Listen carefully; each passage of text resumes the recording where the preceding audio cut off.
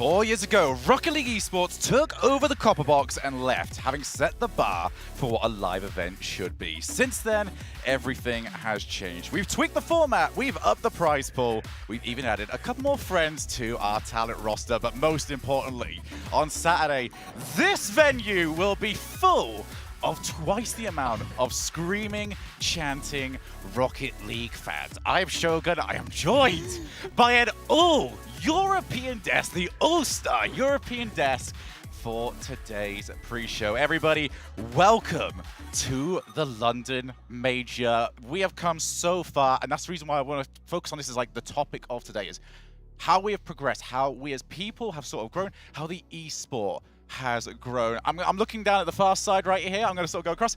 Johnny, Cole, Stumpy, 4 years ago, over there. Yep, it's right behind us right now. The place where we just poured out all of our energy across 3 days at the time, where we learned chants, we made chants, we had the players in front of us joining in with them. It gained a life of its own, didn't it? It was its own thing, and genuinely walking back in here, it felt like when you go back to like your primary school, and you're like, well, this is way smaller than I remember. But I'm like, oh yeah, I'm like 3 foot taller now. It's ridiculous. It's so nice being back, and you know, being up here, sharing a desk with not just all EU, all UK boys. It is the biggest honor, and we get to have a full UK crowd in. So we go from the people in the crowd to one that was coaching at the time. Gregan, happy to have you here, mate. Oh yeah, I'm excited to be back. This was my first ever Worlds as a manager or coach, and it didn't go as well as we'd hoped. We did come last, but it it was the greatest event I've ever experienced, coming that low down, so that just shows how amazing it was. We went into the crowd, I was sat down just below us, in fact, watching the finals, and I think that event showed that not only the teams that were in the event still, but everyone who was a part of it, whether it was in the crowd, whether it was out of the tournament, whether it was the casters who'd finished working, everyone was in that crowd getting involved, and I can't wait to fill this arena at the weekend. Well, we've got our opening few days where we will have more of you joining us over on the Saturday. It is going to be fantastic, and I can't wait to do the game because you are absolutely right. Like Greg, and when people went out, it's very rare we get to see players just go, all right, cool, I'm just going to get a chair. I'm just going to go and sit over and like it was absolutely fantastic. It, like I said, it set the benchmark for what we want out of this esport. And now we get so many players that are going to be joining us with new teams, new faces, but all with the same goal. We have brought over 5 European, 5 NA, 2 OC, 2 SAM, 1 APAC, and 1 MENA team. Guys, the curse is broken. Falcons have made it. Johnny, that's got to be a bit of a dream come true, hasn't it? I mean, I've actually yet to see them in the flesh together, but I've seen plenty of tweets by now. They've done their media. It's great to see them all here. I mean, it's great to have 16 teams at the event. It's so you know, awesome, not just to have a crowd as we did in LA, but now we've got a full lineup as well. So yeah, this is going to be a good one. Well, this is how these teams are going to be playing through this week. It is double elimination because we're back in London. We might as well use the same format for it as well. But we have got 6 more teams on top of what we had last time. G2 all the way up there as our #1 seeds with their matchup over there. But the way this works, for those of you not used to a double elimination bracket, you effectively have 2 lives. You lose the first one, you're not out, but your life is significantly more difficult. Not impossible though, as we have seen through early seasons. You think back to the flip side, the Northern Gamings all managed to make that run. But if you are over in that upper side of the bracket, your life's significantly easier, and you can maybe have a couple of days off as we go through. But not only is the format bigger, the prize pool significantly larger. Take a look at this. 801 points for first place and $90,000, Cole. That, not half bad. It's not too bad at all, and that's on top of what they've already won just for making it here in their online achievements so far. And if they've been to the other majors, and if you're making it far in this, you're more than likely going to make Worlds, depending on how the maths works out. So everything you do well, every win you get, just amplifies in the future as well. So here is how things are looking today. For those of you wondering, who's playing? When's my team playing? When's that happening? Well, over here on the A stream, we are kicking off with Moist Esports against OpTic, KCorp against Furia, Endpoint against V1, and Liquid against Falcons. Still 2 matches yet to be decided. But we're not the only stream happening right now, as over on our B stream, we have got the other half of our matches. Gladiators against G2 Esports, Team Secret BDS, Power against FaZe Clan, and Pioneers up against SSG. It is going to be a magical week. I mean, look at that lineup. It's another A stream. We've It's got two amazing. There's no such thing as a B stream with this bracket. Right, well, you've got to meet us as the analysts. Soon enough, you will get to meet our casters. But no live event would have been complete without Orb and Subi's interview segment. Thank you so much, guys. Yes, we're standing down here amongst the players and the teams, and they're getting set up and ready for the matches to come. Subi, it's great to meet with you. We're going to get to hang out a lot the rest of the week, essentially. And all these seats around, like Shogun said, are going to be filled with screaming people. I'm excited, Subi. I'm excited. It's crazy how many people we're going to jam-pack into this building. And it's already, you can hear the echo just from players being behind us. They're already starting to yell, even though they're just warming up. But the fact that we're going to have so many of you lovely fans here joining us, it's going to be deafening. Yeah, absolutely. And I mean, obviously, we're going to have our interview segment, but I feel like we got to figure out a name. I mean, if we're going to make this a thing, we can't just be like the interview desk. That's going to be boring, right? Too tame. We got to figure out something. Do you have any ideas what we can do? They put it on a silver platter for us. That's easy. Orban Subi interview segment. That's a little lengthy, wouldn't you say? Well, yeah, shorten it down to Oasis. The players are going to want to come here, talk to us afterwards, get to hang out. It's a chill vibe. Just discuss the matches of the day. Oasis, I like it. It doesn't sound like we just came up with it before we went live. I honestly think this could be a full-fledged thing, and I'm excited for it. But yeah, we're going to be able to pick the brains of the players a little bit, see what they have to say. Obviously, it's a long time coming. A lot of important matches and important results. So getting to hear what they have to say is going to be very, very interesting indeed. Well, not only that, interviews are going to be great, but we also want to try and get behind the scenes. So if there's anything you fans out there want to see that we can maybe tweet us right now. Yeah, get the tweets out. Tag both of us, hashtag RLCS. But for the time being, that's all for us. So back to the desk. We not have like the live. What was teammates doing? Why was he hanging out? They just wander about like, oh, you're filming, are you? Sorry, you lie. Subi, are you busy? Yeah, you're busy there. Why are you listening to me? Teammates, what were you doing, mate? He's just there. They're lies. He's going to wander behind us at this point any second. Oh, he looks Right, well, genius. let's move on because we have got a little bit of serious business to take care of here because we are the last stop ahead of going to Dallas. The World Championship still is not fully confirmed as to who is going and who is going where. Let's take a look where people currently stand. Gregan, let's sort of break this down a little bit. What are people really looking for throughout this week?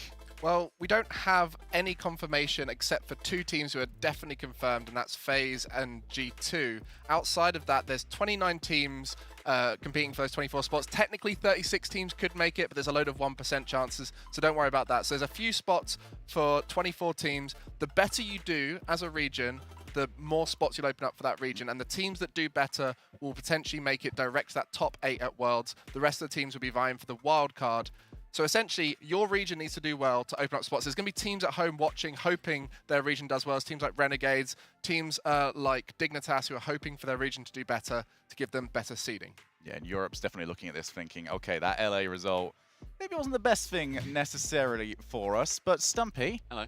I have a bit of a grudge against you, mate. As always. As always. I don't know that all four of you listen, like, yeah. you Do know, any of us not have a grudge against him? Can I just ask? let's just all confirm that one, but you know how special this place is for me, Very. and yet you dared to come over here a day early and not invite me. Thankfully, we have the footage about what you were doing. Let's take a look.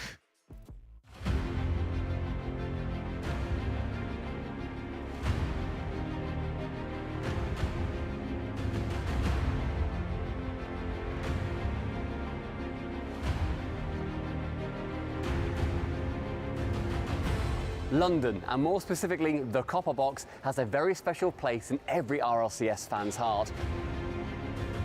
4 years ago, we witnessed the nerve-wracking final to Season 5 in this very arena, and what a show it was.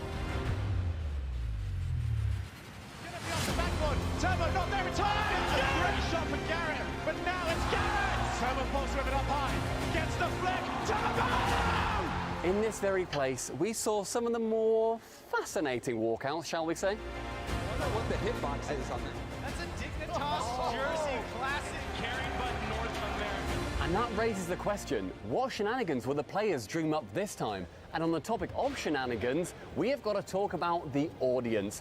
If the North American fans can be loud, the Europeans can sing. They want it. so bad. Let's go. You there.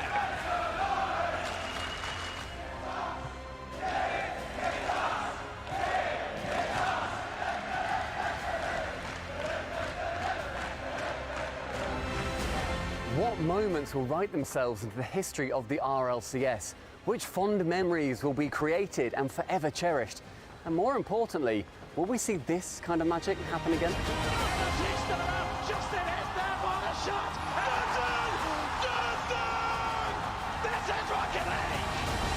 We all know and love this moment, but it does raise one very important question. What exactly is Rocket League? He said it! He said the thing! Oh, look, I had to come round. I came around early, made sure that everything was safe. You know, made sure to check out all the electricals. Cheers, All the boys that. on the floor, they respected me. You know, I was one of them. with that All the chairs working okay? Opening, all the chairs closing? are great. It's just all the blokes here in London. They really look up to me. Yeah. So, no, brilliant place. Made sure it was all safe. And he said the thing. I said, the thing, hey! Nice. Go on, Yeah, no, You you gonna know say what? again? You're absolutely forgiven. Yeah. No, because we are looking to go bigger and better this time, and I have no doubt that whilst the past has been fantastic, we might improve upon it this time around. Now, we've had all of the sort of serious bits out of the way. You know, Stumpy's made sure that we're all safe, and I'm feeling pretty happy here. So I'm willing to introduce a little bit of controversy onto the desk real quick. You might see our next topic. It's Whose Take. We've done this a couple of times, actually, but for those of you that have not seen this before, I have asked one of our fellow talent to give us 3 takes. God. I thought we'd be nice to each other in real life. We're just being even meaner. Is that how this is going? That's pretty much how this is going. Okay. We are going to go through each of these 3 takes, and we are going to decide, well, you guys are going to decide, I know who this is, but you guys are going to decide between yous who the talent is that said these 3 things. You all got it? Yep, got it. Lock it Make up. sure yous at home are also participating. I want to see what you all think. So, can we get our first take onto the screen, please? Right. All right, Beast Mode will lead all players in goals per game. Does this rule anyone out? Not a terrible take at all. I Space can mode see has been anyone saying that. absolutely Yeah, brilliant. that could be anyone. I Yeah. see. Yeah. Yeah. Pretty much He was so anyone. good in LA as well. He's That really could be making anyone. V1 Because a also, I premium don't team. necessarily disagree with that either Exactly. myself. That very much could happen. That's a dangerously I good feel start. like Yummy would It's say Stumpy. that, though. Yeah. You're not You did this No, segment. we're not metagaming already. Do we feel like that rules out a few people like Yummy, maybe? Or Maybe Orb? Yummy. Like, I feel like they wouldn't come out with that as their Yeah, opinion. Orb doesn't know much, so Well, yeah. that's- Orb potentially. Why wouldn't Yummy say Wow. that? Well, I just You feel had a like go he at wouldn't me. bring attention to Beast Mode. All I feel right. like he would go into different directions. All right, Talk about you can OCA. continue That's this what I'm in saying. just Exclusively a to Orb. moment. Yeah. You can continue this just a moment. Let's get take number 2 onto our screens, buddy. It will be an all-EU that rules out some That people. rules out a lot of people. That rules out a lot of Oh, people. wow. I'm now leaning. Are we saying who we're leaning towards potentially? I'm leaning You towards- got to get a bit warmer now. I'm Yeah. leaning towards somebody from America. I think they've Yes. tried to catch us out As with am that. I. I think but they have right to tell now. the truth. I'm They have to say I'm, the I'm truth. Yeah, yeah. immediately. I am ruling out any of the first touch boys. Oh, yeah. Yes, They're yeah. out. Even if Who's they're not surprised, by the way, they are here, It's thanks to also- debates. It's not Jorby. He's got Furia in his grand final. Yeah. I'm pretty sure. Good so job. I it's not- don't not think Jorby. it's. I don't think it's James either. I don't see that being Corelli. Okay. I'm looking at Do you want- Corelli do you want right your now. last one? Sus. Yes. Okay. Yeah, All give right, us the let's last get your last option up here. Let's have a look. Falcons will not make top 8. Who is That's This is one. spicy. I don't know, but they're a clever person. And we'll keep them away from Johnny Boy for the rest of the day after this, so it's okay. I'm feeling as a European-loving North American, I'm feeling Gibbs. It You could actually reckon? be Lee? Gibbs. Actually, do you know what? It could be Gibbs is a Gibbs. shout. Because Gibbs loves Yeah. Europe. He keeps saying, Europe potentially are going to be getting double grand final. I have no idea how he feels about Falcons personally. Yeah, that's a My shot only in the dark. question I is, don't do know these about come that. across Yeah. as guesses? Because if they're guesses, No, and they Gibbs have is to- guessing, This is then their we're opinion. definitely No, I- there. Yeah. I'm Can on we- board for Gibbs. I I'm feel leaning Gibbs. I thought Gibbs. You said Okay. it. I'm like, yep. That we're makes on the sense. same page. It's mainly the Yeah. all-EU grand Just, final. just, one. just, Cole, just are to check you- out other names, just so we can go through them. Achieves? Any thoughts Okay. on Achieves? No. Yeah or nay? No. No Achieves. Straight up No. no. No. Okay. So- This is boring No. if you all agree, but I No. think it's Gibbs. No. All right. Well, you Gibbs. all looking it in? Yeah. Gibbs. All right. Can our mystery person please reveal themselves? Have they got it right? Gibbs. B. Hello, Gibbs. hello. I am beautiful. Hello. You know, I'm a little busy right now. I'm trying to build out this whole arena. We have 3 more days until the crowd. So, what do you want, Shogun? I want to know how these all got it right. We never get this right. This is a Well first done, for us. well done, boys. It was well done. all EU grand final. It was the Look grand at us. final. We're all here. It can't be us. It's not first touch. It's not. Do you want to ask about the Falcons bit? Yeah, what's going on with the Falcons? Yeah, All who's right. beating Falcons? What's So- happening? So Falcons are a coin flip, I think, for top 8, but every single bracket prediction, I know there's a lot of hype around them. Everyone has them going far, so I got to offset that a bit. So I'm going to say they're not going to make top 8. Okay. It's different. So he's trying to be different. He's built Okay. different. He's trying trying to be cool. trendy like the young. All right, hipster, can we hurry this hipster. segment up? Because I got work to do. Well, Come on. also, Okay. yeah, Gibbs, I love your outfit. I love the hard hat. I love the Appreciate it. vest. You stole my style, but that's okay. Appreciate it. I got my hammer. I'm ready to go. I mean, Good Gibbs has man. had a hard hat since like 2015, so I wasn't born then. then. It's true. The worst Most part of is, these you know, that players he brought the here hammer with him. Like, that's what he took with him. That was Sure. in the bag. Yeah. He's Thanks, always Gibbs. ready to Thanks, All right, Yeah, boys, I'm insane. going to go do some more work, all right? All right. Okay. I Have a got good it. pre-show. change. Cheers, Gibbs. They gave him gotta the vested say- hat, but the hammer was his own. He just had that like. I gotta zippering say, down. well nailed done. Like, that is a first Go team. for Go us. team, Go go team. team. Fast. Last time we did this, we had Jorby. We got, do you want to give it to me? Like, I wasn't.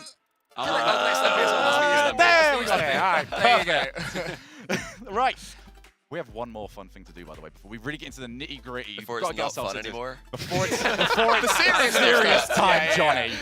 All right. Before it gets dull and we're off the screen. Stumpy, near you. Shogun. You might have noticed that you have got more cue cards than usual. Is It's it not all, because is of it all your- of these blank ones? Cheeky. It's not the black No, ones, the it's other the ones. ones next to it. Do not look, do Don't not look. look, do Don't not look. Okay. look. What we have had is, by the way, shout out to Wavepunk. What a He has hero. been working at this all day. He has drawn Hefty. through every single team logo. What we are going to do is all of us are going to draw one, and that is our team throughout this week. That is the team that we are going to back. The winner gets an RLCS medal. So they essentially Okay. also win the LAN. You We pretty all much get do. So to I will win. be pretty much 25% do. as good as Turbo Pulsar. Exactly. That is my dream. Exactly. Yeah. And as we go through today, Wavepunk he's happy to go with it. Every person that's on the desk is going to get one. We've got 16 people on today, so Amazing. everybody We're all is getting gonna one. get one. Do you want to give one over to Cole? Do you want to? Yeah, Right. I'll fan them for cool. Carl. Okay, Yep. okay. You could do with a fan. Thank you. Fan me. There you It's a go. bit warm. But we'll have to wait till Saturday for them to come in. All there you of them. go. There we go. I'll go with this awkward one Okay. here. Shogun, are we instantly revealing? I want to reveal. No, let's yeah. all Yeah, reveal. let's see what you Should we got. all reveal together? no, No, that's Okay, all ready? now. 3, 2, 1. What's he got? Don't Oh, tell me. yeah! You got endpoint. Look at that. Right. So status quo Let's for screenshot Cole. that. Cole, Wow. do you mind taking it and giving Cole, one over to? fan for me. Oh yeah, of course I can. Oh, I love this. There you go. I'm giving them a shuffle as well. I don't back you not to have cheated. Okay. Okay. Well, they were in an order to They're hide some all good, certain mate. cards, but There fair we go. enough. Yep. I'll go for this one. That switch at the end. Oh, Okay, cheeky. right, Let's have a 3, look. 2, 1. Oh, Okay. wait, let's put them together. Let's put them together. Okay. Who have I You got? got FaZe. FaZe. Okay. Grudge Okay. match. I Can can you go with do it? FaZe. Wait, I can go with Can FaZe. you do the? Can you do the hand- finger? You Go can get on. the finger going? Wow. There you go. That's the one. I'll That's do the the one. endpoint. Oh, fingers. I think Alright. you'd break your hand trying to do Cole. that. Right, sorry. Cole, do you mind helping Right. out Johnny I'm getting with this as well? distracted. Great. If you get Falcons. Okay. Actually, All right. 3, 2, 1. Oh, power. Okay, you got power. I got power. All right, I've lost. It's all right. I'm It's gonna be all right. honest. I don't believe. Who's going to get BDS? Yeah, and just insta-lock BDS. the win? BDS. Okay, he's manifesting. Oh, Okay. You got Og. brand new Og Og, team. yeah, The new got Ogs. got Og. OpTic Gaming. OpTic Oh, I'll be Gaming. cheering for them now. All right. Okay, Shogun. Okay. Who do you want, Shogun? You have to feel the BDS, Shogun. Feel the BDS. This one's calling to me. Go on. Okay. Okay, All right. What you got? 2, 1. Falcons! There we go. Okay. You are now Johnny's best friend. No swaps, right, Johnny. that's right. No You know what? swaps. You know Right. what? Never thought Hey, Gibbs had Shogun. anything Shogun, right. I have a trade. You receive. I I receive receive. power. All right, we have a couple more moments here. We're going to go down the line Okay. real quick. Yeah. I want just not even a statement, just a facial expression at the camera of Okay. what you think about your team. Stumpy, go. Cole. Johnny. I just want like a really far away. Gregan. And I want the wide shot for my one, please. So everybody's gonna get one of these. Oh, Yep, Cats that's are what all you gonna do. get I one love each. that. I love Right. that. I love Shall we get ourselves ready to get going then? Let's take a look at what we expect today. Here is how the bracket looks. Those of you just joining us, we are running double elimination today. If you are beaten once, you are not out just yet, but your life gets significantly more difficult for the rest of the tournament. This is the way today looks, starting off with our B stream schedule. You can catch all of these, especially if you've got multiple monitors. My goodness, am I jealous of you in that case, because that is so much good. Rocket League, Stanford Gaming Gladiators against G2 Esports, Team Secret BDS, Power, Johnny's favorite team, FaZe Clan. Oh, you're playing Okay, we have to... Johnny, how confident are you right now in your Power boys? Honestly, I think OCE, from what I've heard, they're looking better than ever this season. So I believe there's a chance. And here's the rest of your games. Moist Esports, OpTic Gaming, KCorp, Furia, Endpoint, Gold V1, and Liquid against my team. You guys have all dodged each other. Me and Johnny are instantly round one. Loser gets fired from the RLCS. So good luck, lads. But it is now time to get ourselves ready for our first game of the major. OpTic Gaming taking to the field against Moist Esports. They entered LA as Team Queso. They have been picked up by Moist, and they are ready to try and go that little step beyond. But OpTic is a team that maybe didn't necessarily know who they were bringing with them. Just things seem to be chopping and changing, but they now have Drees. Cole, how are you sort of feeling about OpTic's chances? How am I feeling about OpTic's chances? Not particularly optimistic, sorry, Greg, and I'm not too convinced just yet, but they have shown consistency. You know, they've been in the top 6 or so of NA throughout, and that's not an easy thing to do, as we've seen from many teams in North America who haven't done as well as they thought. So yeah, I mean, they're the sort of wild cards that we're not expecting to go too far, but who knows? They've had a really rough time, you know, getting here, make sure all their players are available just throughout the regionals so far, and they've had like all these different permutations of their roster. I hope this is the one that works. They can rep that new org, more like the kind of merged org now, repping the OpTic Gaming brand, which is amazing to see. Well, we now need to take a look at their opponents. When Moist went over to LA, they were almost crowned champions. Now we come over to London, they look to go one step further.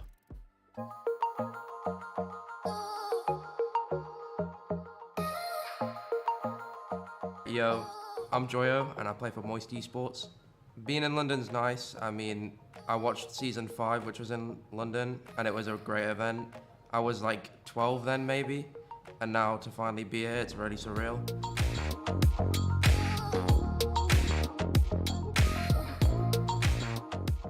The major is very important to me and my team. It really helps us proceed into Worlds. I mean, Worlds is obviously the main goal, but majors are just as important to us, and we want to win just as much as Worlds. To reach our goals, we've just been grinding, you know, playing scrims every day, playing out of the scrims, you know, doing ranked. We're just going to have a good vibe, you know, we play really good off of high energy, you know, being good friends. We're just going to go in there, have fun, and that's how we're going to beat everyone.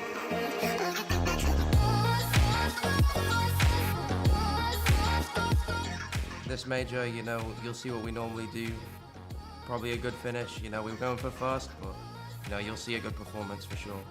The other team should fear us because we proved in our first major that we're not scared of the crowd, we're not scared of the audience. We know how to win and we're going to bring that energy again.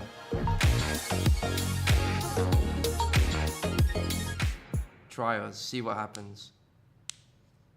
All right, lads, just like you practiced. Yep. Rise, joy over Tira. Rise, joy over Tira. And that's our analysis. Right. Oh, yep. Okay, wow. Well, very rare. I don't think you're going to hit any chance this weekend get cut off after only 2 sort of cycles through. That's so when you get everybody up and going. But you look at this team, Johnny, you are looking at a team full of pure clutch. And this is the guy. So Gibbs is saying Beast Mode is going to be top goals per game. This is the guy who was top goals per game in LA. Rise in a ridiculous number. I believe it was the all-time LAN goals per game record for Rocket League, and that's in the modern era is even more impressive. So yeah, look out for this guy shooting, especially on 0 seconds. They're so calm and relaxed as well. We were chatting to them earlier, and they just have truly zero nerves. Yeah. Sometimes players say it, and you can tell they're actually, you know, their hearts are going at a million miles a minute.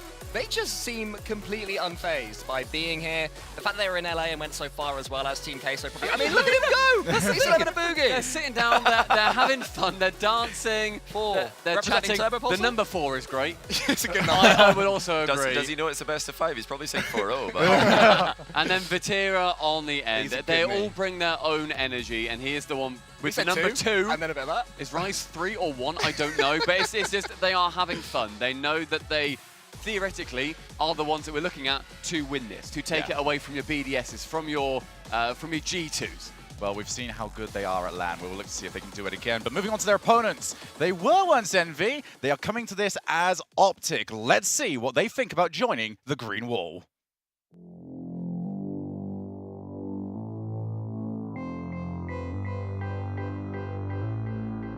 My name is Aleutian, and I play for OpTic Gaming. So for this major, we don't have much expectation at all. Came in as the 5th seed from NA, so most people are writing us off, so we're just here to have some fun and do the best we can. Man, I don't have much to say to the haters. I hope our gameplay will speak for itself, honestly. It feels great to be in London. We didn't necessarily expect it after our rough winter split, but managed to turn things around, and happy to be here now. Past 2 years, because of COVID, even though I was on top 4 teams, I never got to really participate at a real LAN. So for me, this is it's a first. So really excited.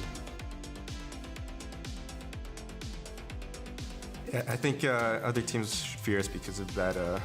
We're kind of a wild card, and in our last LAN, we were all on separate teams, Drees, Mist, and I, but we all performed pretty well. So I think when it comes to be on stage here, we'll perform. Uppy, uppy, uppy! Oi, Tick, oi, tick, tick! Uppy, uppy, uppy! Tick, tick, tick! Tick, not oi, Shogun. Yeah, I might have got that one wrong. Shogun looked down the line after that like, boys, I'm sorry. He looked horrified, so you should be, mate. Well, good thing is that they will be more in sync on the field than IB will be with you guys, and that is the reason why they are down there. But Drees, he's over here. He's probably the one that's had like quite an up and down career, considering how short it's been so far. But he's here. He's ready to start grabbing those victories. Yeah, he is. And being with OpTic Gaming, it's something that we wanted to see in Rocket League for a while. If we're talking about that brand, it's so exciting seeing OpTic on the pitch. And as we go between Drees and the middleman, Turbo is also behind them. Bear in mind, he is there at the moment. Yeah, I mean, Drees played so well at his first major and the full major, and another player who looked really good on LAN was Aleutian. Yeah. We thought we were going to see the end of him when he went to coaching, but we're all asking, when are you going to come back on the pitch? And now is that season, and it's great to see him back playing well. This team has gone through a lot of struggles with illness recently, which has meant they've had to try playing with subs and so on. And obviously traveling all the way from North America to Europe can add a lot of challenges for these teams in terms of performance, but I think they're coming here with no pressure on them, so I think they're really going to step up coming into this stage because of that lack of pressure. Yeah, no expectations at all. I mean, they can't go in, it's Moist, for goodness sake. You can't go into this with any pressure on yourself. It's a best of 5, which I think will favor them. And yeah, of course, there's always the low chance that we're going to get Turbo to grab a controller at some point. That would be pretty exciting. What do we think? Maybe that's what the 4 was about earlier. They were looking at, I want the 4 time. I want the 4. Oh, I see. Take down the 4 time. No, I want him in here. Having Turbo as the coach, what an interesting position. Like, we've never seen him go up there for it. He's moving. He doesn't know where he should stand. The camera person doesn't know either. Is he trying to dodge? I mean, you guys talk a lot about it. Greg and you especially, about the vibes. Is Turbo the one that behind you that's going to give you those vibes? I think the fact that he's in a new dynamic always helps. Turbo's been one of those people, the moment he joins a team, the vibe seems to be great in that team. And when you change things up, it makes a massive difference. These guys change things up by bringing Aleutian, and it seems like Turbo is comfortable with that, is getting involved. And for him, he's back where he won that Worlds, and he's got Mist on his team, who's been that player always in those top 10s, top 20s of North American players. So good defensively as well. I mean, you think the ball is going in 100%, and then suddenly, majestically, Mist appears. It's We're insane. giving, like, real... I'm going to go really specific with, like, an award. Mist has the best double taps, I think, in the world. Yes. He's automatic at that sort of stuff, and he is so deadly to be against there. So expect to see some very deep defending, but this is how the two teams line up. Moist with 2.1 goals per game, 0.8 of those coming at that last moment of every single game. They keep getting these 0-second goals. Ridiculous. It just seems to be a part of their identity at this moment. But now, we've kind of got our thoughts into all of this. We now want to know what you at home think. It is time for our first fan prediction. I'm expecting you all to be perfect, all right? It's simple enough. Hashtag MST for Moist, hashtag OG. Og. Hashtag Og. Og, that one.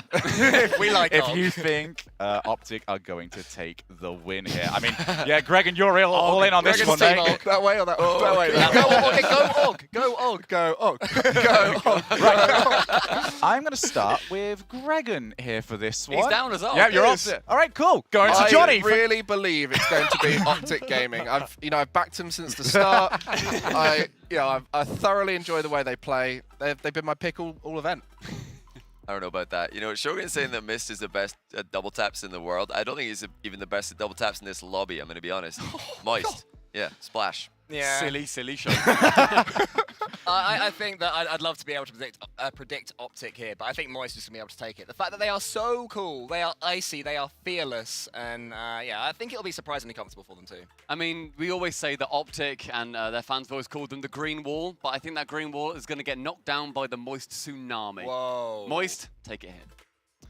I mean, I'm just going to go with the peer pressure here. I'm going to go with Moist Esports. No. You put that down right there. You stay all by yourself. It is 4 over here, 1 for OpTic. But hey, we could have a very, very cocky Gregan if they end up taking the win here. Now let's find out what you at home think. Ooh, wow, okay. Yeah. Moist have so many fans. They're one of the teams that you look at in these votes, much like NRG kind of were. Like, they will be winning them almost every time. You won't see Moist go below 50. Okay, well, I've had a fantastic time here, lads. I'm so happy that we got the chance to do it. But we've got our predictions. We have got your predictions. But it is now time to add a new chapter to the Copper Box. We were here 4 years ago, but it is time to do it yet again. We have Moist Esports, we have OpTic Gaming, and we have a major underway.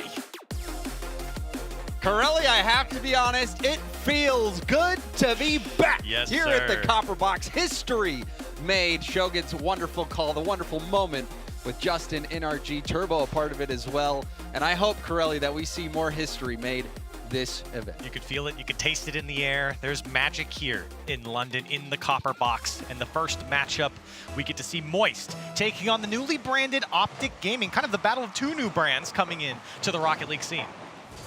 And we'll see if that can perhaps breathe some extra life into them.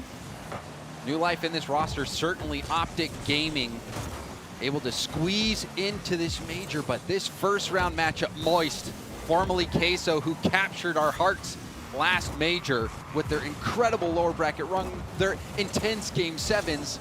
They're going to be a tough matchup for OpTic. So clutch Moist has been. And I don't think a lot of people have big expectations here for OpTic, and maybe that's a good thing for them. They kind of look at their regional runs, and they didn't really beat anyone above them. They only beat teams below them, stopped by G2 in version 1. So we'll see what OpTic can do here. And right now, honestly, this is a great start for them. Moist just not absolutely coming out and crushing them. Maybe an opportunity here for Illusion. Can he get a flip reset? He won't get it, and Joyo there to clear it away. Rise going to take this downfield. There's another demo. Joyo going for the flick. That one blocked. Drees was hanging out on the post. Able to make the stop. Now, on the other end, low boost save from Vitira. And Corelli, this matchup against OpTic Gaming, you heard Illusion say it in his interview. They feel like the wild card, and they're playing that role right now. Oh, that's a tough shot to block. It's just behind both of them, and Vitira can't get there. Drees able to sneak by. OpTic threatened by Moist there, but Moist can't break through. Rise, nice stop at the midfield. A boom over to the sidewall. Joyo keeping it in. Illusion, great speed. We'll hit it out. Another challenge. We'll bounce it up off the ceiling. Rise looking for Vitira. Vitira wide, turn around the ball. It's a nice pass.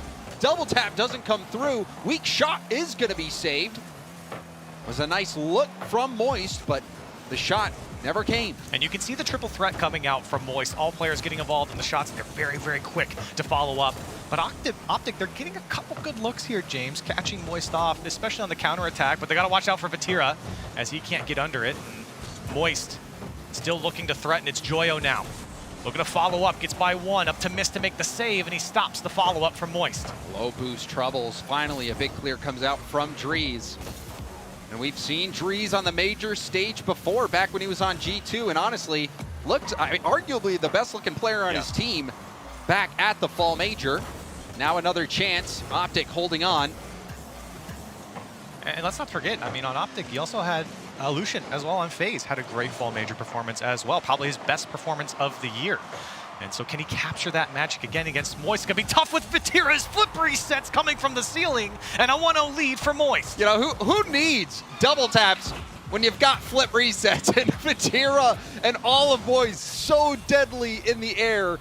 Excellent shot, excellent goal to open up the London Major, and Moist find themselves ahead with less than half of game one to go, correct? I mean, you knew it was gonna happen on the Moist side. It didn't really matter which player you chose.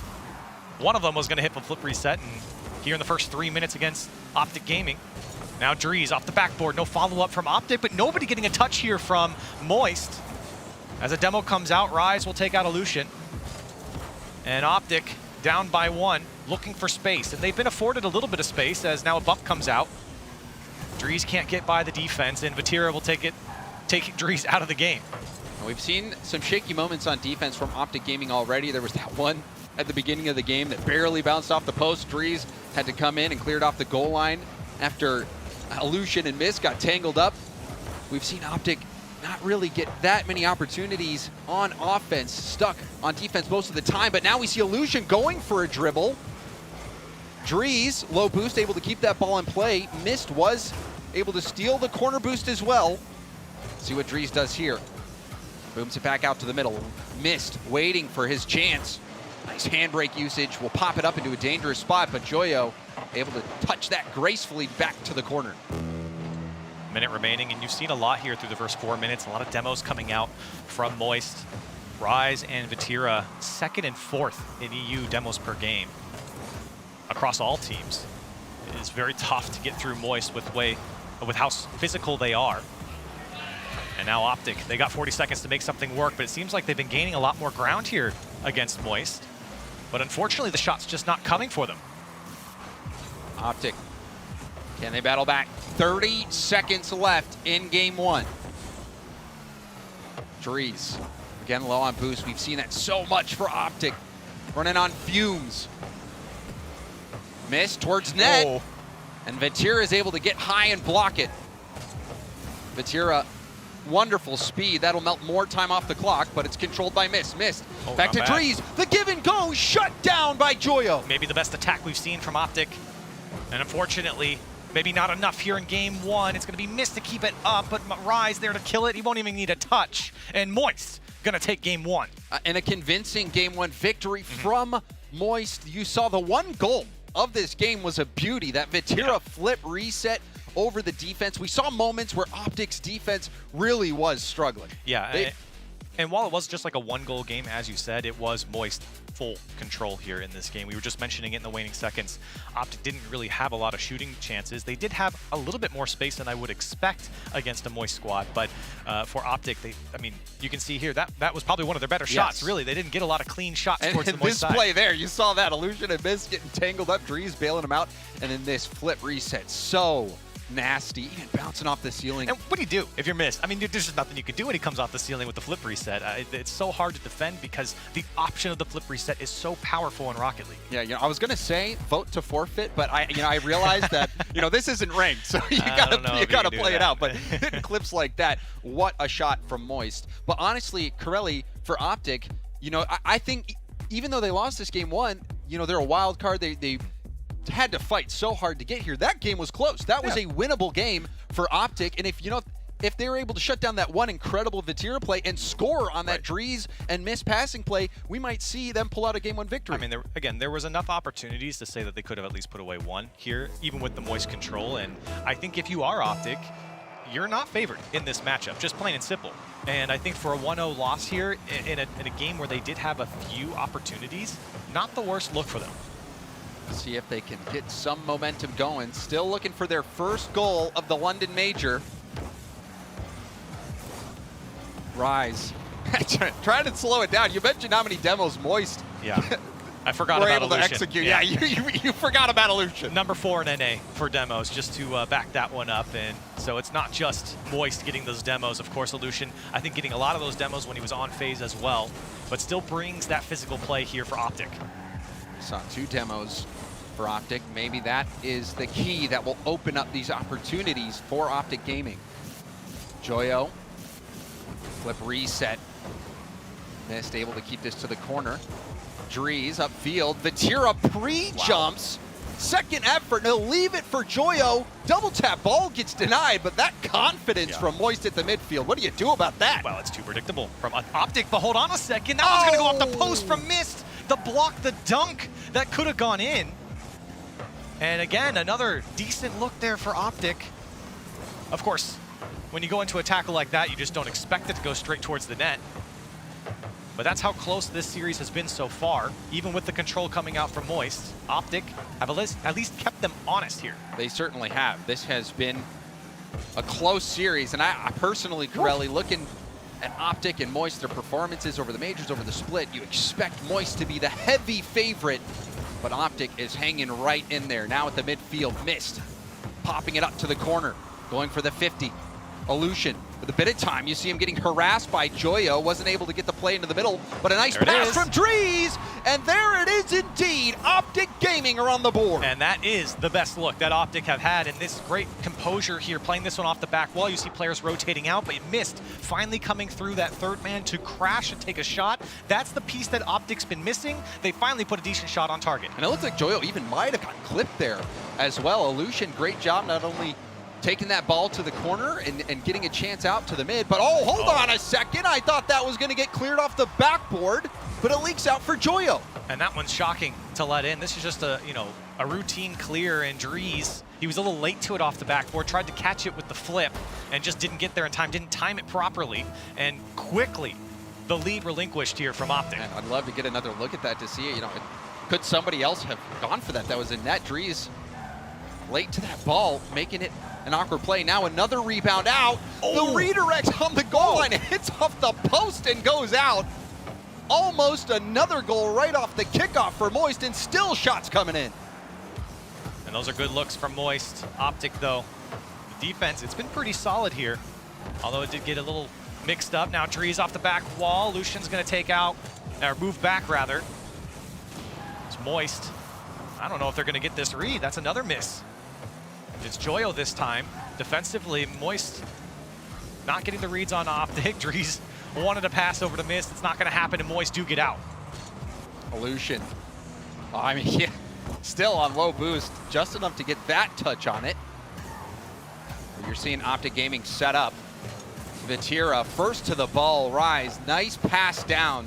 Saw OpTic setting up to block out the midfield ball, but Vatira perfectly positioned. A nice pass coming through. Rise will pummel it in. OpTic just had to watch. What can you do with this ball behind you on the goal line? And this is so tough for Illusion. You have to let it go. There's no way to cut that one back. You risk own goaling, but then you got to get behind it on the far side. And of course, Moist again crashing the net and giving Illusion no choice.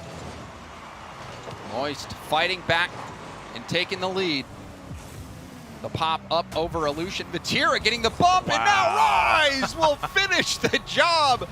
Acrobatics in the air, getting physical. Vatira can do it all. And if you've seen a single series from Moist, you know exactly how this goes every time Vatira takes the sky. And really, it's all three of them, but this time Vatira, just to bump someone out of the way, you just can't give Moist that much space, that much time to decide what they want to do behind the ball. OpTic paying the price on that decision.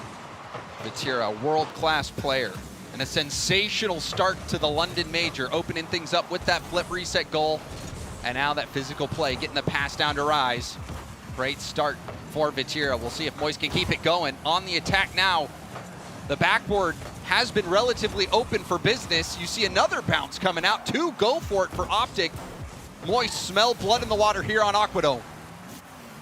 And unfortunately, that demo might open things up. And Vatira just waiting for Drees to give it up, but he pokes it by.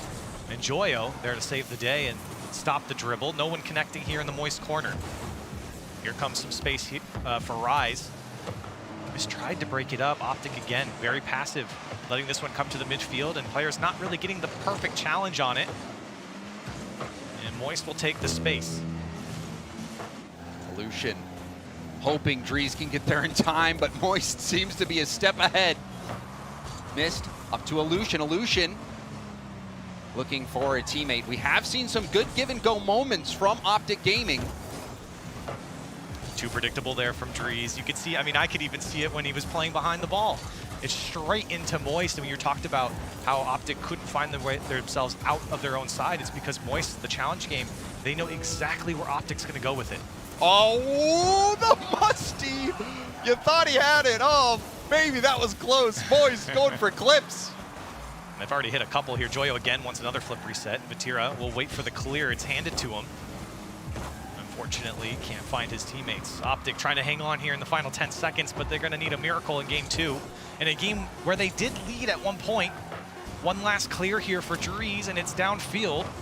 Alushin might have a second touch. Follow-up isn't there, and Rise to kick it down. OpTic going to drop game 2. Yeah, and why not go for a pinch goal? Almost scoring off of it, the backboard pinch pass. But Moist, like you said, Corelli, they gave up that first goal, but then boom, boom, boom, answering back Vatira, another stellar game. That bump setting up Rise, that's really when things started to go bad for OpTic Gaming, who had some good moments. That we saw the give and go attempt game 1, it didn't work out. This time it did. We saw the passing plays from OpTic in the final third start to show promise, but really we're seeing Moist lock down the midfield so well. And you had mentioned it, the predictable passing plays, not only on offense, but also defensively trying to go for those clears. Yep. Moist has them right at the moment. And that was the best look you just saw in the replay there from OpTic. And it actually felt like they were getting into this series and getting into game 2. And then it just started to fall apart. Of course, Moist mechanics really took over as well. The bump air dribble there from Vatira and the pass down. Moist there. You can see Rise, 7 shots, and he's averaging 3.39 per game in Europe. Getting 7 here, over double of what he gets, and that's exactly what you would expect from a guy like Rise. And some people will tell you, quality over quantity, Corelli, but no matter what, it seems like those players on Moist, if they're taking the shots, it's almost always going to be quality. Well, the quality they bring is spectacular, so you give them 7 shots. Right. You're going to have a bad time. And that's what Joyo and Vatira really do well, is they enable Rise to take high-quality shots. Let's see if more of those high-quality shots can come to fruition. That backboard shut down by Dries. We've seen a lot of backboard bounces come back.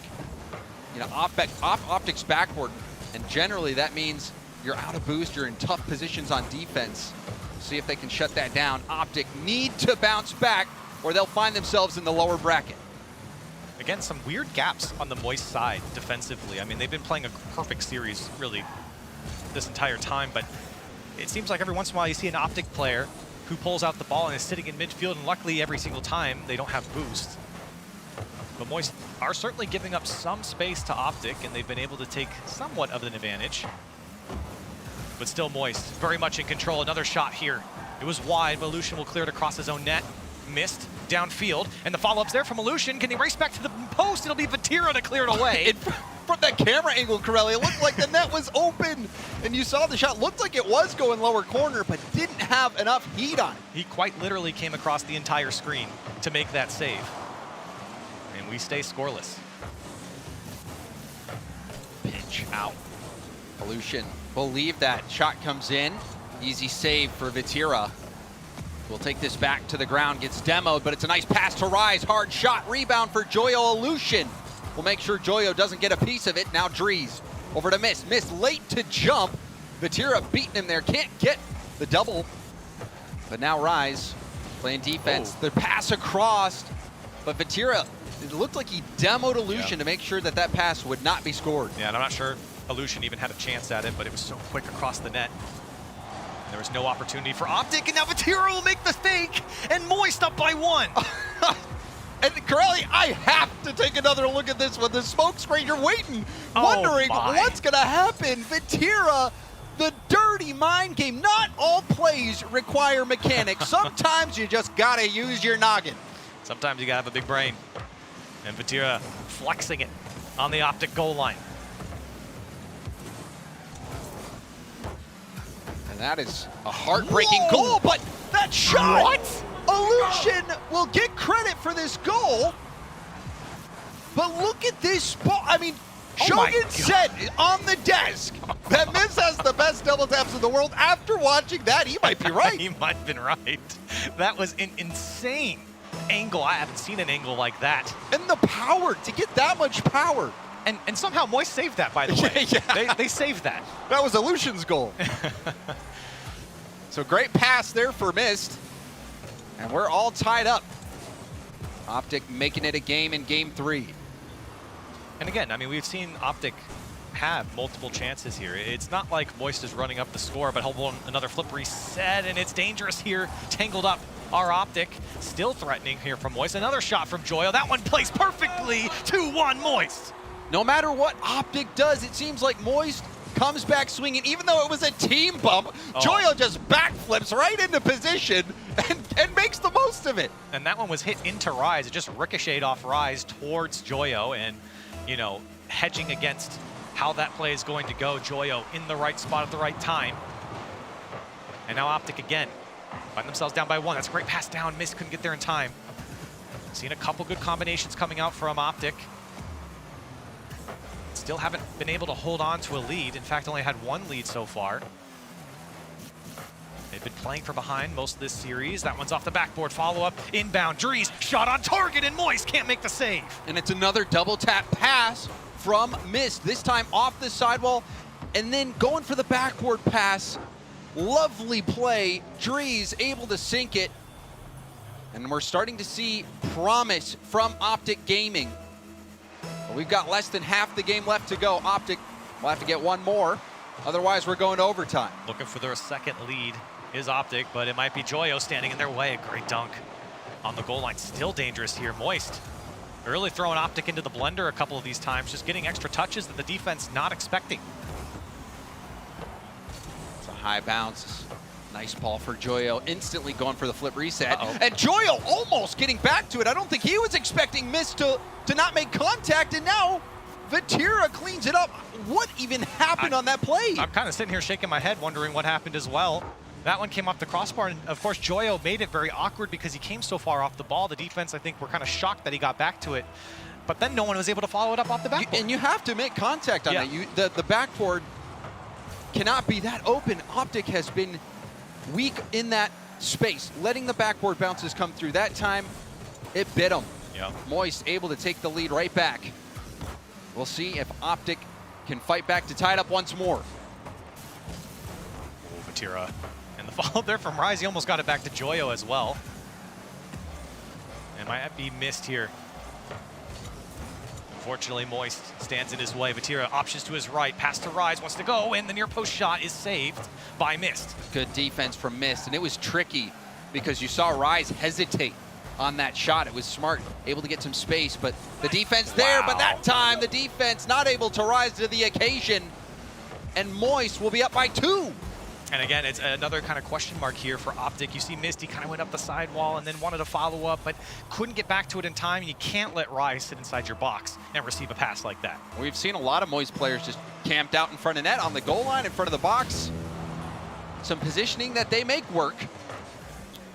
Okay, I like the kickoff there from OpTic. Got the demo behind the ball, and then the follow-up was there, but unfortunately, no quality shot came of it. Flip reset here from Alushin. Still fighting, and it could be Mist. He fakes it, follow-up's there, but the save again from Joyo. Somehow Moist, clutch on their own goal line, still trying to win tackles as Alushin, but push back to his own side. And you feel like for OpTic to have a chance, that had to go in. And now, forced to play defense, less than 30 seconds left to go. Will we see OpTic get 1 more and put this within the realm of possibility? And Corelli, that play, we'll have to take another look at that on the replays, but that looked like it was very scoreable. At that one, you had to score. If you're OpTic, if you wanted to make the comeback. Feels like Moist are just going to shut them down, close them out. And with 5 seconds left, OpTic have to score some time left in the clock. It's not going to happen. Maybe 1 more for the road. Nope. Another save. It's cleared down, and Moist will 3-0 OpTic in our opening match. Moist, what a way to start out the London Major. The beautiful flip reset from Vatira. Moist, a strong showing, and I think this is the scoreline that many expected. As you saw the shades. Joyo putting on the shades, Corelli. Easy, he's saying. Easy, easy. And for him, I mean, this is the expectation. This is the expectation for Moist overall. Casters and analysts have Moist going very deep in this tournament. I just want to say, I don't think that was the worst series from OpTic. I think they actually played Moist pretty well.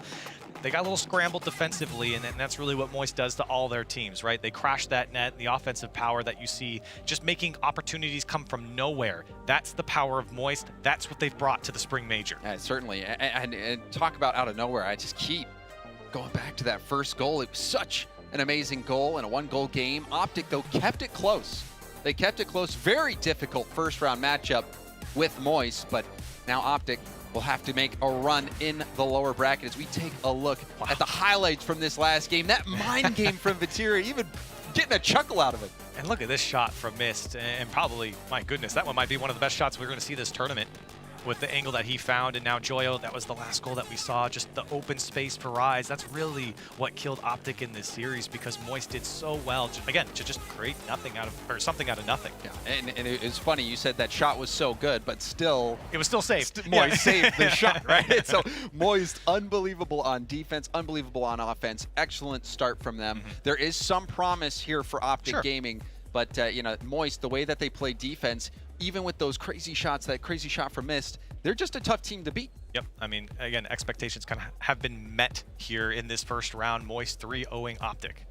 And Corelli, I love the player interviews, and you know, I'm so glad that we have the Oasis run by Subi and Orb. Let's go hear from them. Hey, thank you guys so much. Appreciate that. And we've got Moist Esports here. Yes, sir. In the Oasis. And boys, you made that look easy, and this is going to be a tough one. This is a first where we get all of you up here. So I'm just going to throw a mic in your face, and you guys just start talking. Tell me about that. How did that feel going up against OpTic Gaming, NA, EU? It's always fun to see the rivalry, but how'd that one feel? Free win. I mean, EU's better, so, you know, it was free. EU's better off the cuff just like that. I mean, did you guys, was it a easy time throughout the whole thing? Were you guys confident throughout the whole match? Once the teams NA send in, then they're finished. NA's finished. We are one game. We are one series in. Sorry, one game. We're one series in, people. I mean, come on now. You love the confidence to see it, but it's expected after you guys took that third regional. You took down BDS. All it took was 6 games for you. They didn't even bracket reset you. So coming into this major, do you feel like, okay, after you guys went through the winter, everyone seemed to doubt you. You guys are rookies, never played live before. Now you guys are seasoned vets. Is this one yours? Yeah, I think we win this one easily. Win. Easily. You hear the confidence? Love it. All right. I mean, looking at your prep leading up to the event, any changes? Is it business as usual for the prep? Yeah, it seems like it. We just scrim a lot, play a lot, put in hours, and we've actually put in hours this time, not like the first 2 regionals, so I think we win it. Okay, so in regards to hours, right? How many hours are we talking? How many hours are you clocking in a week? Do you know?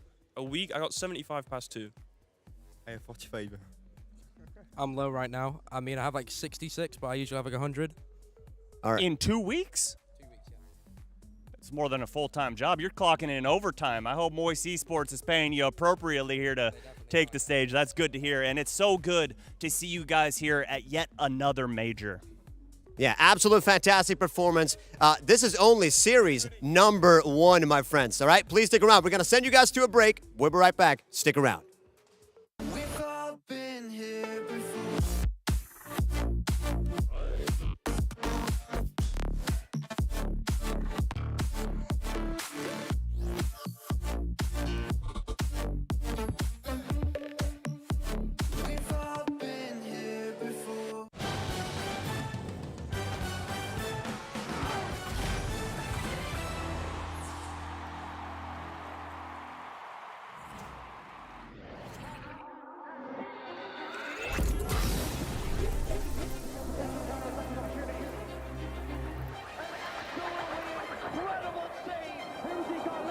The World Championship is where the greats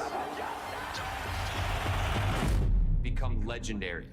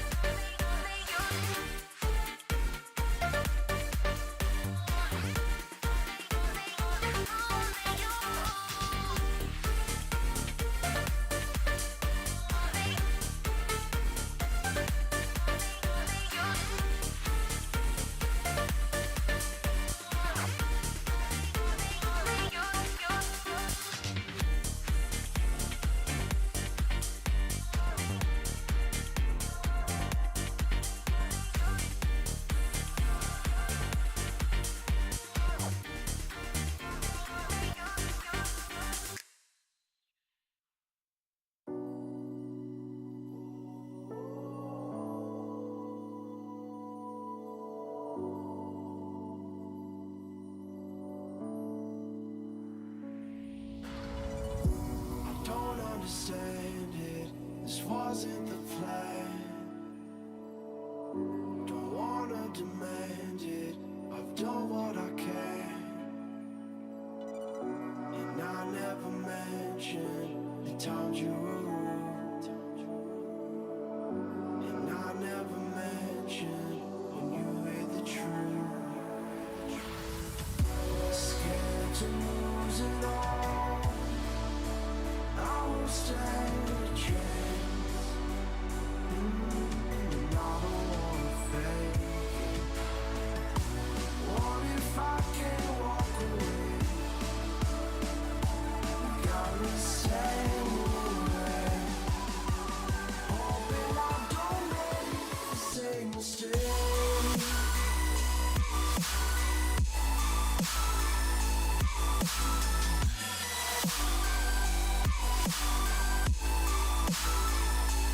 Same mistake.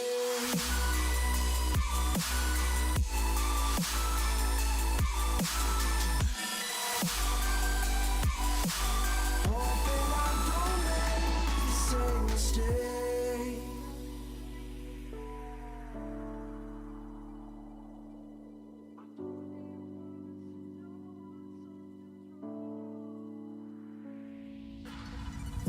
I don't like to leave things unresolved. Maybe it's madness. I'm begging you, please pick up the call. You're causing me damage. I should've known wasn't your fault. Don't even matter. I wasn't thinking clear, trying to take it there.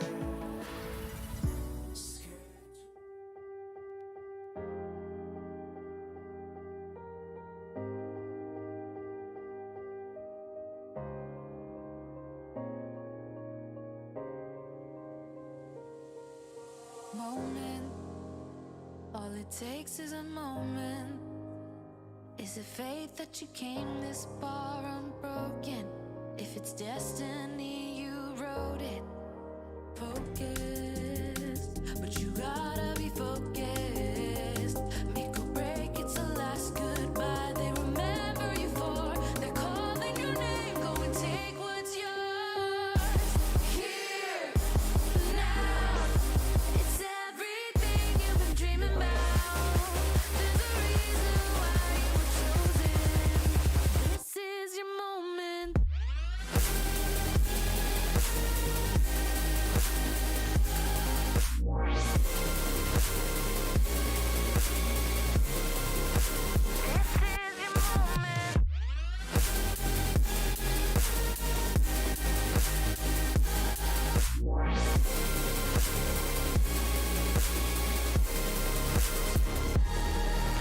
Rise up, you give it all that you got, and you rise up. All the stories that tell about the champ.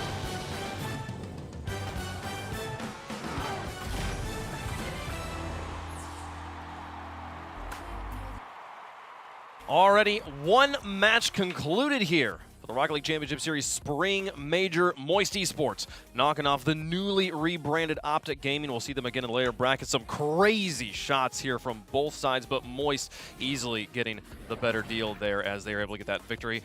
Welcome back here. We have kicked all the Europeans off.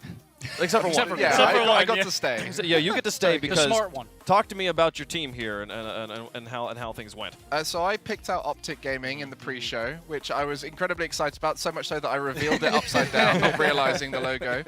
But I had to back them. I didn't want to back them, but I had to back them. You want to now.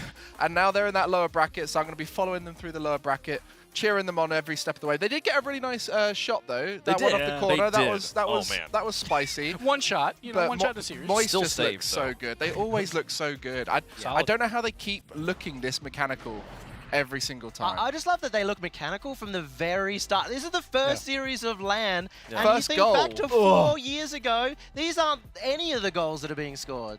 But they did say they finally started putting in the hours. Quote, not like the first 2 regionals. Hey, So- you know, they did so well at the major. They're like, we can take a little vacation here, and then they show up and they win Regional 3. I was looking at Joyo as well, because he was the one who started Winterland really rough.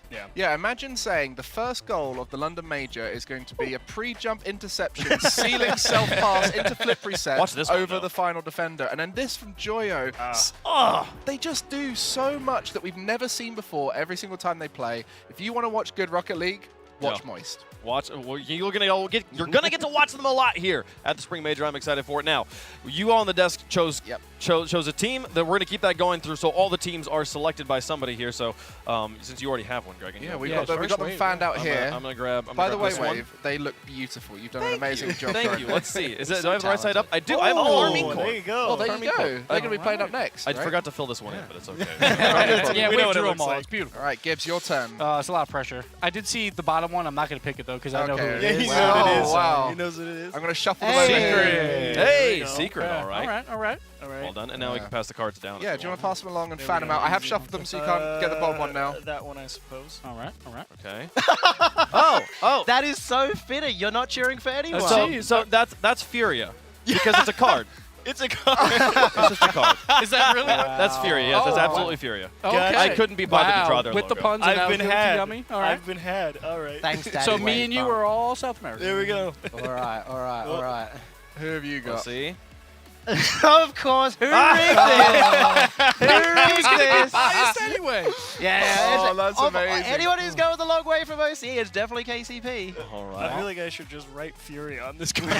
You'll forget. We could just so we don't forget what it is. Because we'll lose but it. Yeah, we'll lose it. It genuinely, theirs was the most difficult to draw, and I looked at it, I was like, I can't do this. That's So an amazing logo. we have them all. It's a wonderful logo. Not complaining at all. And a great pun, too. Thank you. I appreciate that so much. But first match already done. I mean, we got a lot of thoughts from the others about being here in London. It's been so much fun. Let's take a look at the bracket so far. One match done. Well, two. Two matches done. Excuse me. There is a B-Stream match going on. We didn't even talk about it yet. G2 Esports quickly taking care of the Gladiators here in the upper bracket, so they will advance to the quarterfinals. Moist also moving forward, waiting the results of V1 versus Endpoint here, Gibbs.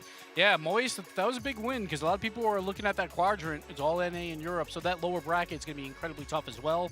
So OpTic will face either V1 or Endpoint later, but Moist made it look easy. Last time around Winter Major, they started off a little slow in their group stage, and then they had to make that miracle lower bracket run. They don't want to do that again, Yummy. That's also such a tough quarterfinals. Up in that other side, you got G2 and Moist, the two previous grand finalists. So I'm not looking forward to being anyone on that side. You did say that those quarterfinals are probably the two series today that have a lot of impact potentially going forward, where Fury, KCorp, and V1 Endpoint. So it's a very good point because they have a lot of upset potential, and they're kind of right there in the middle of the pack, and they can really divide a lot of teams. And some questions to the start of those ones, so that'll be interesting. Well, we're going to stay on the top side of the bracket here as we move forward. Furia going to be taking on KCorp next. These will give us a match for who is going to be facing off against G2 in the quarterfinals. A lot of fans here. KCorp, we know, we've seen those ratios on Twitter. There's a lot of KCorp fans out there, but Furia, South America's hope. They did it last time Winter Major. They broke through that top 8 finally. They made a top 6 finish, and they're expected to do even more now, it seems. I actually like Fury. I'm glad I pulled the Fury card because I was very impressed with how they played out in LA, and I was totally on board with them taking this one over KCorp. I know a lot of people may be thinking, I don't know, but I really do think Fury has a very strong chance here because I think they have just enough to really go out there and fight through Astral and all that speed on the defensive half. And really you've got pressure. Yanks. Yanks is a top 10 player in the world. No, none of you can argue that. I'm not arguing it. Good. Well, I'm happy that I drew the KCorp card because this team is fiery. This team is ready to be here. They're excited to have finally made it to lane.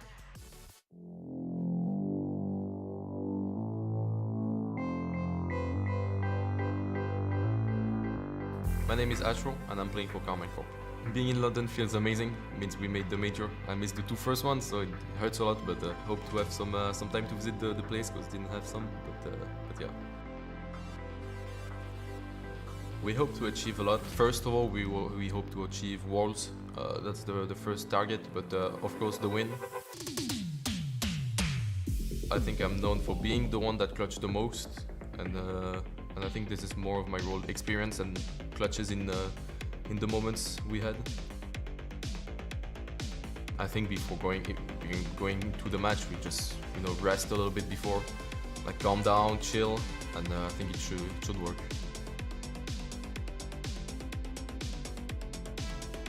Also the confidence and not being nervous if we go on stage is gonna be a big part of the team, and yeah, that's for me the main reasons to achieve the goals. A little message for my haters: I'm here, you're not, and yeah, that's pretty much it. Yeah.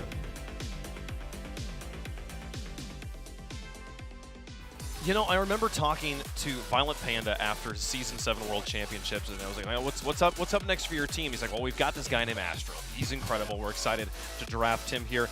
Now, Gregan, he's here as a veteran who's been around the block many times. Yeah, he's here and you're not. That's right. He was one of those players I remember back playing six-mans way before he became a pro, and everything about his gameplay screamed he's a future star. He was one of those early mechanical superstars that just needed to learn how to play in threes, play under pressure, gain all that experience, and now he's one of the most experienced players here and remains one of the more mechanical ones. I'm so happy he gets this chance, but I'm also so happy for Nolly. I feel like he's always been such an underrated player on his come up. And Itachi, in the online era, Giants should have been at LAN. Unfortunately, it didn't happen. He finally gets that chance. There he is, Itachi, the first African player to play at a LAN, representing from Morocco. French-speaking player, always part of that French-speaking community, took that plunge by moving over to the European region so he could compete on the biggest stage, and here he is at the biggest stage. So there's no lies. It's been a tough season for them. You know, they were expected to be a top 5 European team that they won We Play like right before the whole year began, and everyone's like, all right, top 3 Europe team, easy. Didn't make it to fall. Struggled. Then didn't make it to winter. Nolly's here now, and like they're here in spring, and they're practically just one win away from a world championship spot. Very likely, if they win, they could get into the top of EU, and as long as EU gets 3 teams in that main event, they will clinch worlds, which is very, very likely to happen. So they need 1 match win. Very between likely 2. that they win 1 match. They just need 1.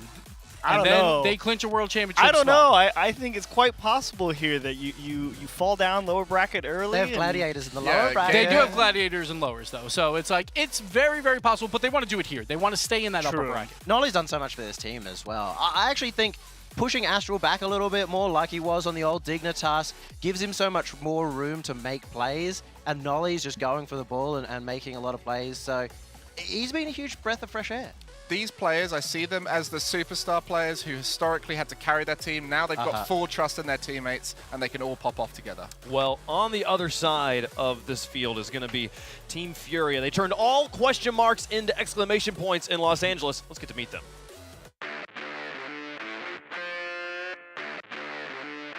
Meu nome é Gabriel, mais conhecido como Card, e eu jogo pela Furia. Um país que eu sempre quis tanto conhecer, que é a Inglaterra, e a gente veio aqui pra fazer acontecer. Tentar melhor que o último Major. Nossa meta.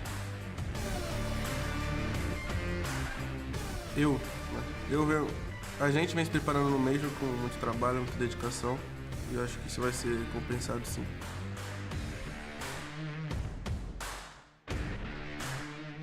Com certeza, eu não saí do meu país para perder não, vim aqui para amassar. No último mês todo mundo viu, a gente surpreendeu muita gente, nosso resultado. E pode ter certeza que nesse a gente vê o trabalho em dobro, voltar muito mais forte. O pessoal pode esperar muita mecânica, muitos gols bonitos. A gente vai fazer bem isso mesmo. Vamos pra cima, Brasil! Viemos aqui fazer acontecer, hein? Bora! Yeah, I'm never going to forget the energy of this team, the thrown headsets as they established their dominance in Los Angeles. And had they not run into Team Queso, I think they might have gone the whole way. Yanks broke his controller in the middle of regionals, or just on their win in a Game 7. He's excited not just at the majors, but also throughout. And not only that, but they had a group with Energy and Endpoint, and they had to beat Endpoint twice as well. So Furia really deserved that top 5 finish, and now we're going to see him here again. They want to do more. They finally eclipsed that top 8 run, but now it's about going further and getting one extra spot for Sam to go to the World Championship. And no Renegades to stop them. They've got the free run. No OC in their way, right? But that's kind of the part of it, right? Because like you said with the video and card, he's like, we're going to have a lot of mechanics, a lot of goals, and that's kind of the thing. I know there's a decent amount of capability over on that KCorp thing, and I'm worried about the stability over there because it doesn't take too much to break them sometimes. Yeah, going into the LA Major, the European teams were less mechanical, North America mechanical, Fury are coming mechanical. Now you've got KCorp, Liquid, and Moist representing Europe, as well as BDS, who don't seem mechanical, but they've got all those fundamentals down. So being mechanical is no longer that standout factor that can win you series. You now have to be consistent, you have to be patient, you have to be able to perform under pressure. And they've had to work at this so hard. They've been going here all the way since RLCS Season 8, and it's taken all the way to the last major for them to settle in those land nerves, whether for KarmingCorp, they don't have that same advantage. And they just have a legacy. We see Yanks, top 10 player in the world, according to Yummy over there, and I can't disagree. Then you got King Card, and then you got the great one, Kaio. So it's like all three players, everyone knows how good they are. They always show up in scrims before every single major or world championship, but they didn't show it on stage until that winter major. And now I feel like all that pressure's off, and now they can play their game. Well, I wonder, Gregan, for a team like this who has struggled with respect in general from the rest of the scene in LA, absolutely earned it. Now as they come in here to London, we know that every team is going to be respecting them. Does that make their job more difficult? I think so. I think against many opponents here, they would find that be a challenge. But I think against KarmingCorp are only thinking about themselves right now. They've got all of their own demons to face. They need to get that match win to be able to move up in the seedings for Europe. They're going to be thinking about playing on LAN. They're thinking about all sorts of other things. Fury right now just have to go out there and play their game plan. And I think that might be enough to beat KCorp. Otherwise, they've just got to hope that KCorp don't pop off, because we know they've got such a variation in their performing ability. But then absolutely, I think we talk about respect. I think that's more to the casual fan, because every pro is always like, watch out for Furia. They don't show up in the tournament, but they all know that they can be so dangerous. So I think KCorp knows that going into this match. There's no easy games here. So it's gonna it's gonna be brutal. It's gonna come down to a game 5, bro. It's the best part about LAN. You win, you get to play against more difficult teams. Let's get into predictions. Let's talk about who we think is going to take this one down. Chat, make sure you're getting your votes in as well. Hashtag KC, hashtag FUR for which team you think is going to be taking the win here. I'll start on the end with Yummy. KCorp, Furia, who you got? Oh, you know the boys. The boys have to do it. Furia are going to go and win it, and they're going to do it comfortably. They're also, at this LAN, they're also going to secure Sam a 3rd spot and an invite. All right. Okay. All right. I pulled the blank Furia card. There you go. I was going to pick him anyway, so that works out great for me, so I'm happy with it. But yeah, I don't know if it's going to be comfortable, but I like the confidence. Yeah. And since they're my team, I probably should say it's going to be comfortable too. Yeah, big ups. So I think it's a coin flip here. But I talked to Ashel. He won't say a lot of words, but he came over to me for one specific thing. He's like, make sure you pick Furia here. So, Ashel, for you, Furia is going to win it. Which tells you who he thinks actually going to win no, here. But I'm not going to say anything. Just saying 50-50, but he told me Furia, so I'm going Furia. Hey, look, this is the first time I get to see my boy Nolly competing on LAN, and I think this is a chance for KarmingCorp to hit that momentum of enjoying playing together, playing on LAN together. I think this is a coin flip, like you said, a 50-50 I think it's probably leaning more towards Furia due to the experience. But if they're going to lose to KarmingCorp, I think now is the best chance for KarmingCorp to catch them off guard, because they're KarmingCorp are at home. You know, they're in Europe. So I think it's really important that KarmingCorp play well off the start, come out strong, and if that is the case, Furia might get thrown off. Well, you know where we're at. So you're predicting. I'm predicting KarmingCorp more to balance out the desk. Don't curse the desk. Yes, don't curse the desk. Well, I mean, I drew the KarmingCorp card, so obviously I am supporting KarmingCorp in this one. But I will say this is, I think, the most nervous I am going to be all weekend about them. As long as they get the win here against Furia, I'm confident KarmingCorp can make a run through the entire bracket. This is as good of a test as any gets. It's going to be tough, because I think both these teams, if they catch anyone off guard, they can take them down. So we talk about this bracket being, you really just have to win 3 in a row, and you're in a great spot for a top 3 finish. So either of these teams, that could absolutely happen here, Greg. I think also we should do a little shout out now, because there's going to be a lot of viewers at home who might not realize there's also a French broadcast. I think it's really important to highlight that KarmingCorp fan base, a lot of them French speaking. And I was looking earlier, Rocket Baguettes, they've got Cassio, Fairy Peak, and Ferra as special guests on their broadcast. Why are you watching us? Yeah, so like the French speakers, there's so much for you to enjoy today. And Look, here's the other thing. I was talking with Noli in one of the lounges here yesterday. I think he was just talking with us, and I I, as a American who doesn't live outside of his bubble very much, did not realize how huge the KCorp fan base is. He was talking about going to events where you got to meet the fans and stuff like that. He says also they're genuine fans of their team. In that, if KCorp fans show up here and KCorp gets knocked out, they're just going to leave. They're not here to watch the rest of Europe. They're here for KCorp. So I'm very much rooting for KCorp to make a deep run and bring their fan base. This is very much France versus Brazil as well. Furia have a huge Brazilian fan base, and we all know that's a massive region in terms of population of viewers. So, take that. I'm happy about it. Unfortunately, I don't think we're going to have anywhere near as many Brazilians coming to watch. But yeah, it's a far trek.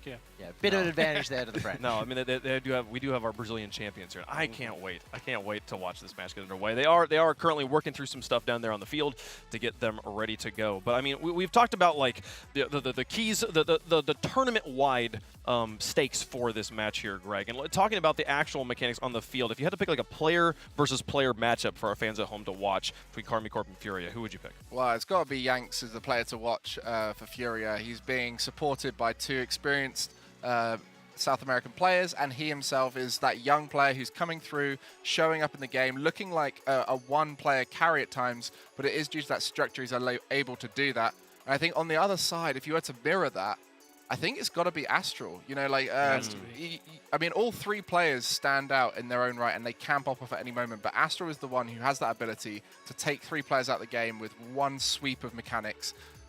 Big opportunity to lead, too. He's got to lead. Because, like you were talking about, it's first time on land for a couple of them, and there's Astral with all the experience. And he's a quiet dude. He's a quiet dude normally, but he's got to lead here. He's got to lead his team to a victory. Then they go up against G2. Like, whoever wins this, that's not a bad result here. Like, G2 obviously 1 seed, but they played APAC, who they're supposed to comfortably beat. So, like, if these guys get tested here, they bring that momentum into that G2 series. I could easily see whoever wins this taking down G2. It's his chance to silence the haters that he talked about. Exactly. This is his chance. He gets a lot of flack for his, I don't know, past. I think he's a great guy, but his chance here, take a leadership role and be able to lead the team to victory. Man, I'm just excited for us to get to the matchup here. I'm really excited. They're figuring something out. We'll get into the gameplay here in just a moment. But Furia and KCorp, what a battle! And two different represented regions here. Facing off against G2 though, like, I mean, how does this help you for G2? Because obviously this does feel like the matchup who gets to lose to G2. Well, they'll have to watch the series and see how both teams are playing. But for G2 again, they had a comfortable victory earlier, which I think actually hurts them going deeper into a bracket. True. Because if KCorp and Furia, they go to 5 games and really battle test each other, then they have a high pressure match. That's a big deal because you can bring that into a G2 series. When that goes to Game 5, if it does, who's going to have an advantage? Like a G2 who's been comfortable, like, or a KCorp or a Furia that has really been tested. But this one's huge for the World Championship as well, because we talk about EU 3. Spots, yeah. I think it was EU 4, sorry. And then, of course, with Furia, with Sam, they're tied right now for the very last spot. So this could matter a lot for that extra team for Europe or Sam, Yummy. And there was also a new meta coming out in winter. It was the yell at each other meta happened before the crowd came in. And I think there's a massive advantage to Furia to that. They are very loud, they are very energetic, and might be able to take advantage of that. Well, we told you what our predictions were. Chat, what did you predict? How is chat feeling about this one? We said it was pretty 50-50. KCorp, though, we were talking about that French fan base here. They will showing ratio up in anyone. chat. They will, we saw it on Twitter earlier today, folks. The game is ready. Let's get over to the field, down into... We don't have a name for this place yet. We're going to figure it out during this matchup here. We got KCorp and Furia battling it out. A best of 5 to face off against G2. What a prize waiting on the end of this one. How about it? Let's play some Rocket League. KCorp making their LAN debut here at the Copper Box, going against the international veterans in Furia Turtle. Yeah, absolutely, and it's going to be a tough one for sure if you don't have the experience under your belt in this international setting, this environment. You're up against Furia.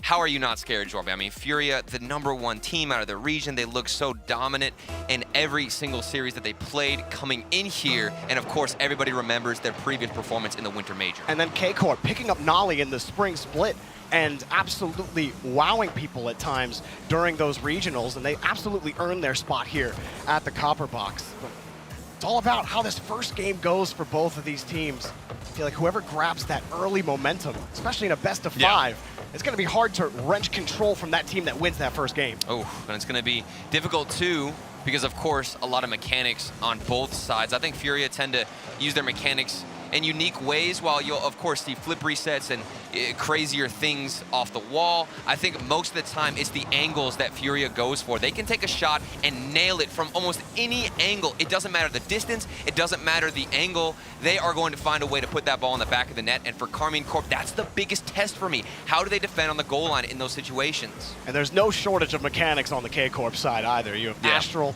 Itachi, Nolly even looking pretty mechanical out there during the spring split.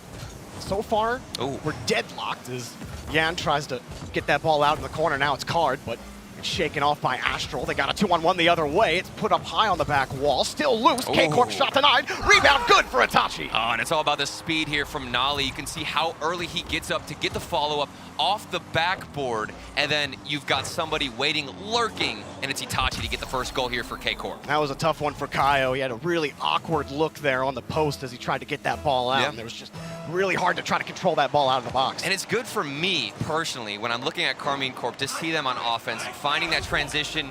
And as I'm saying that, this one just rolls in from the kickoff. They get it right back. A perfect kickoff as Yan got the cheat up and then completely beat the second defender, getting Furia the goal. And it's such an awkward rotation. You don't expect to lose the kickoff that early and to have the possession that fast in the hands of Furia.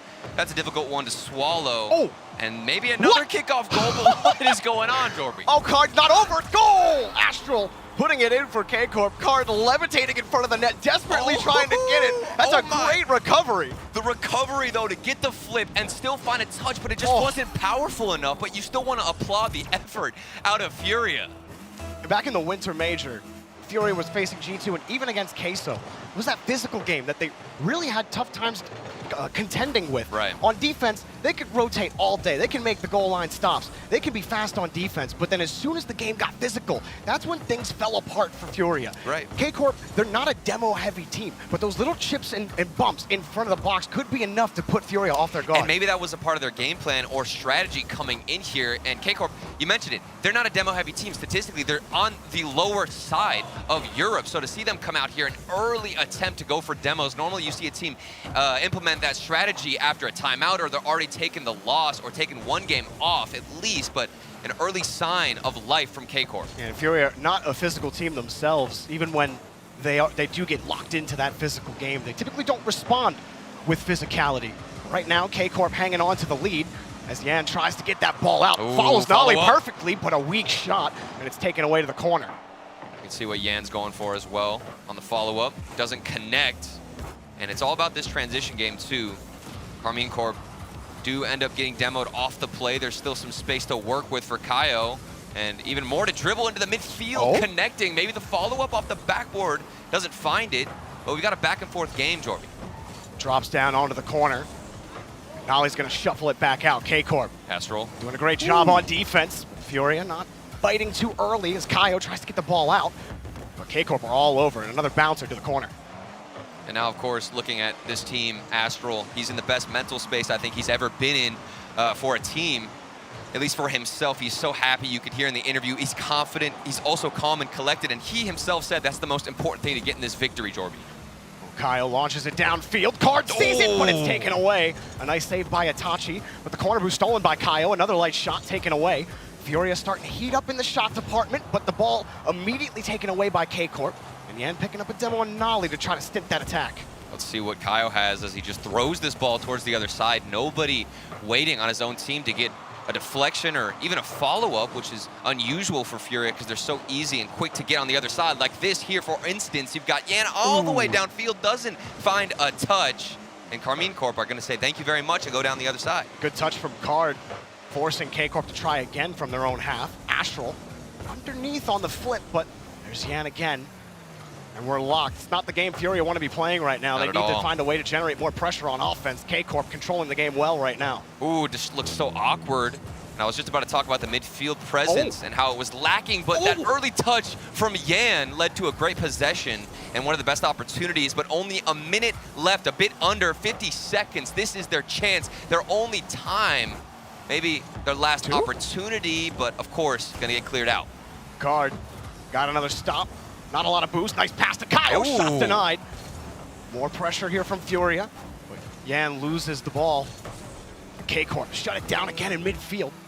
as we approach the end of regulation. Here we Furia go. have controlled the ball for the last, well, it feels like the last minute, but KCorp have just slapped away every opportunity. Here's Yan again, just stuffed in the corner. Can they even get to the box? Can they get a quality opportunity?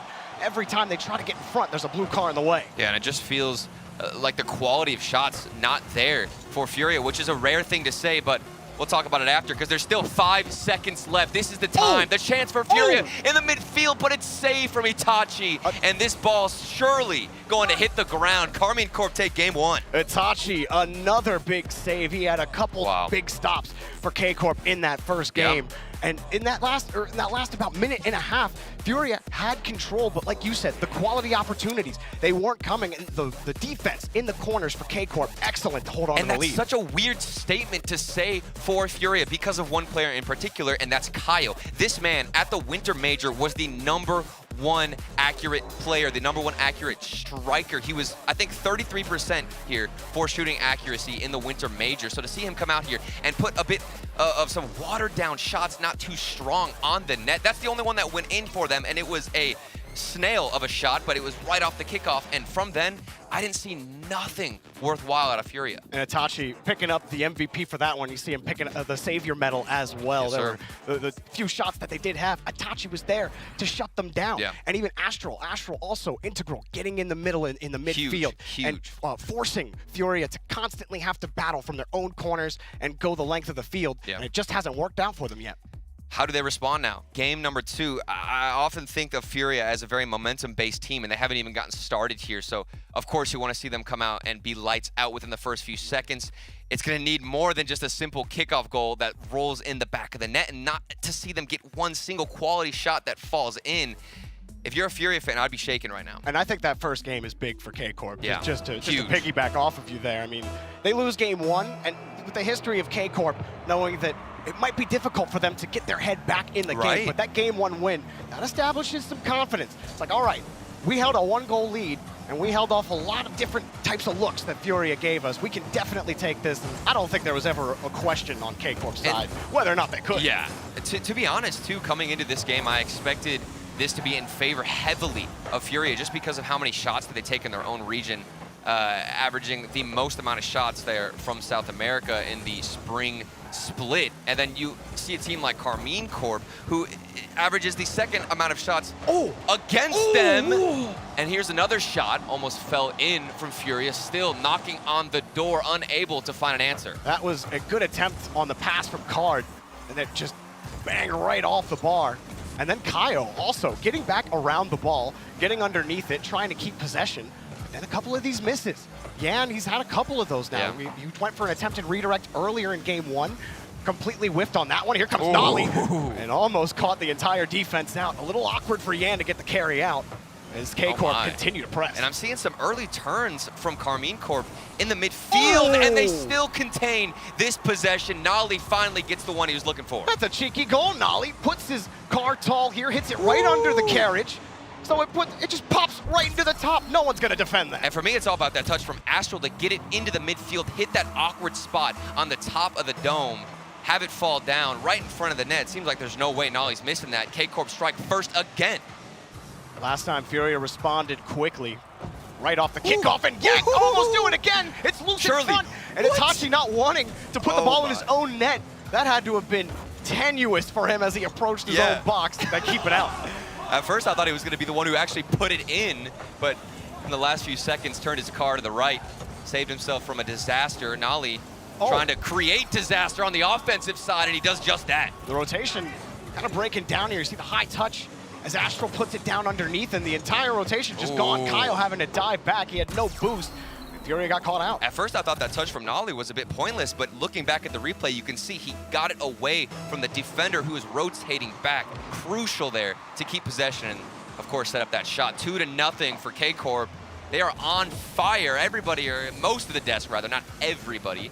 I don't know if we count Wave's prediction, given that he drew their card, predicted for Furia, and to see them come out here, they're not answering to this pressure. KCorp have looked real solid at the start of the series. They may put it on match point early. Astral Flipping this one up, he's got Yan beat. Another shot, another goal. KCorp rolling in game 2. You're outpacing them, and you're outshooting them. Furia, they're known for those two things, and yet KCorp are still so dominant in those two aspects of this game. 3-0, 2:52 to go. We're just getting started. KCorp feeling confident on Aquadome. Ball kicks out on the kickoff, and Yan will try again. Almost got challenged, but he got the pass out to Card, taken away. Wow. And that's been the problem for Furia. It doesn't really matter how creative they get. KCorp have always found a way to get a car in the way, whether it's to block off the challenge, defend the shot. They've always been in the right spot. They've always made the correct touch. And it's all about the early turns in the midfield that allows them to do that, just to get an interference, something to throw off Furia, and it's not letting them get comfortable. Furia, when they have possession, it's very shaky, it's very awkward, it's usually off a deflection, and here comes KCorp with some more shots, barraging the net. This is just deadly stuff out of these three players. I mean, they're typically speedier on defense, but they just can't. Right, They can't really get out of their own half. They're getting their boost stolen. They're saving a lot of these, but they can't get downfield. Here we go. Even yet And again. he's met with a challenge. But he hasn't been as clean mechanically as we've seen him in the past. I feel like Yan's just a little off in the series earlier on with those whiffs, and then a couple of his attempted carries out. KCorp have completely stuffed this Furia mechanical, the mechanics of Yan. And we frequently will see somebody from Furia at least beat one defender on the offensive side, which is normal for them, but they can't even get past that first defender or force a better 50-50. They are stuck in their own half. Here comes Nolly again, taking the possession right off the car. He beats 2 players, and this is wasting so much time off the clock. Furia look a gear slower right now. Oh my goodness, he's still going Astral. He's not done, he's got the boost, and well, the 50 worked out. Card trying to punch it out. Yan also trying to get the ball out, but Nolly's there again. Drops it straight down, and it bounces off the bar. Nolly, he almost forced the own goal. Itachi trying to get in there, and another demo. But does it matter? Kaio trying to get the ball out. Another demo. Goodness. Card can't get there in time. He was slow. Nolly. Here's another shot. That's another goal. KCorp dominant on Aquadome. Absolutely destroying Furia on the offensive side, figuratively and literally taking out a player, then getting the follow-up shot. Nolly, he's doing work in game number 2, but it's a team effort. Everybody getting involved, Jorby. Nolly definitely doing a lot of work in the third. Yes, sir. Yes, sir. It has been brutal. Every time you think Furia are going to get a clear, Nolly's just jumping in front because he's got the boost. The boost control has been excellent on Aquadome, and KCorp have just kept Furia pinched in their own half, and eventually Furia have just cracked each time. Yeah. But no goal here. That's got to be demoralizing if you're on Furia. And with 42 seconds left, you're down by 4 goals. You just try to get something, one for the road to start momentum early on.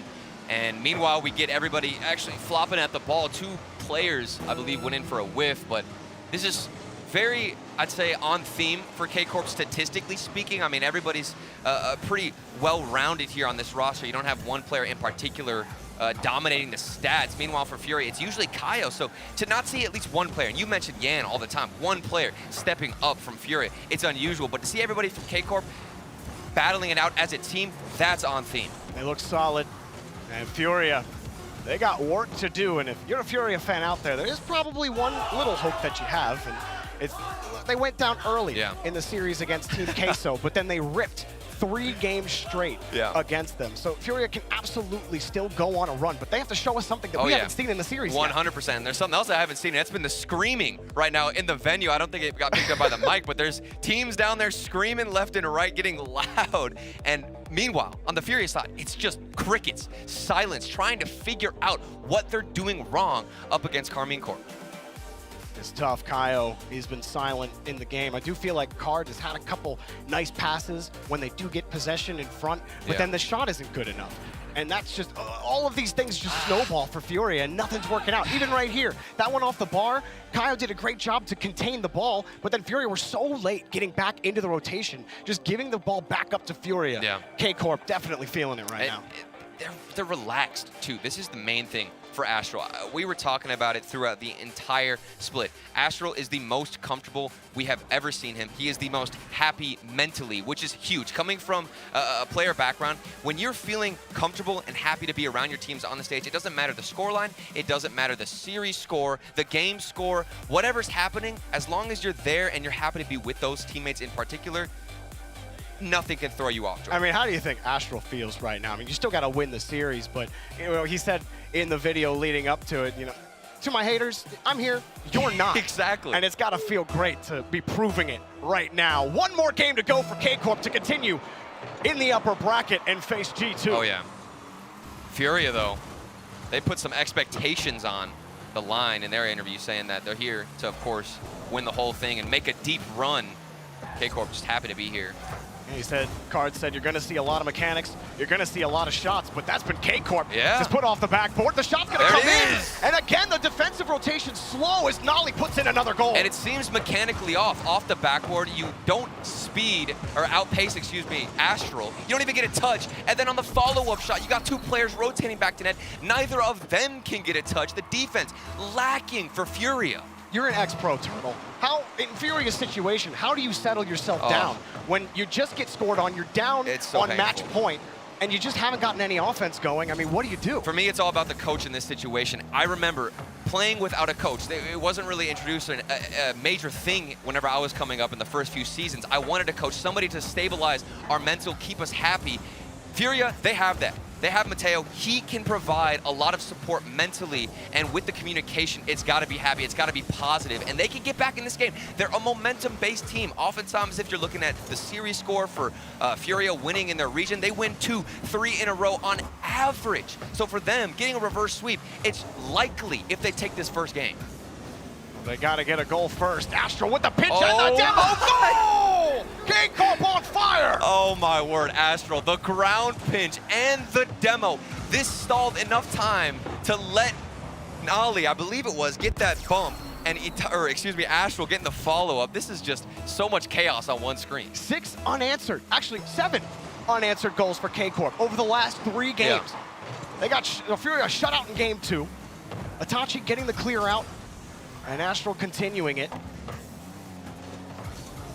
Not the start Furia have wanted in the copper box. That's been literally every game for us, Jorby, for Furia. Not the start that they wanted. They were able to get a quick response, but it was off the kickoff, which just rolled in. How do you even feel like you truly earned that goal? I don't even think Furia themselves have gotten a goal that is substantial and really worth taking a note of. So they just need something, Jorby. Any kind of momentum, because they're letting in goals like this from Itachi. I mean, this was a little shaded from KCorp as well. You see Nolly approach only Yan, who has to watch where it's going, and Itachi was, I don't even think Yan saw Itachi behind the ball, because he stayed right behind it through the whole play.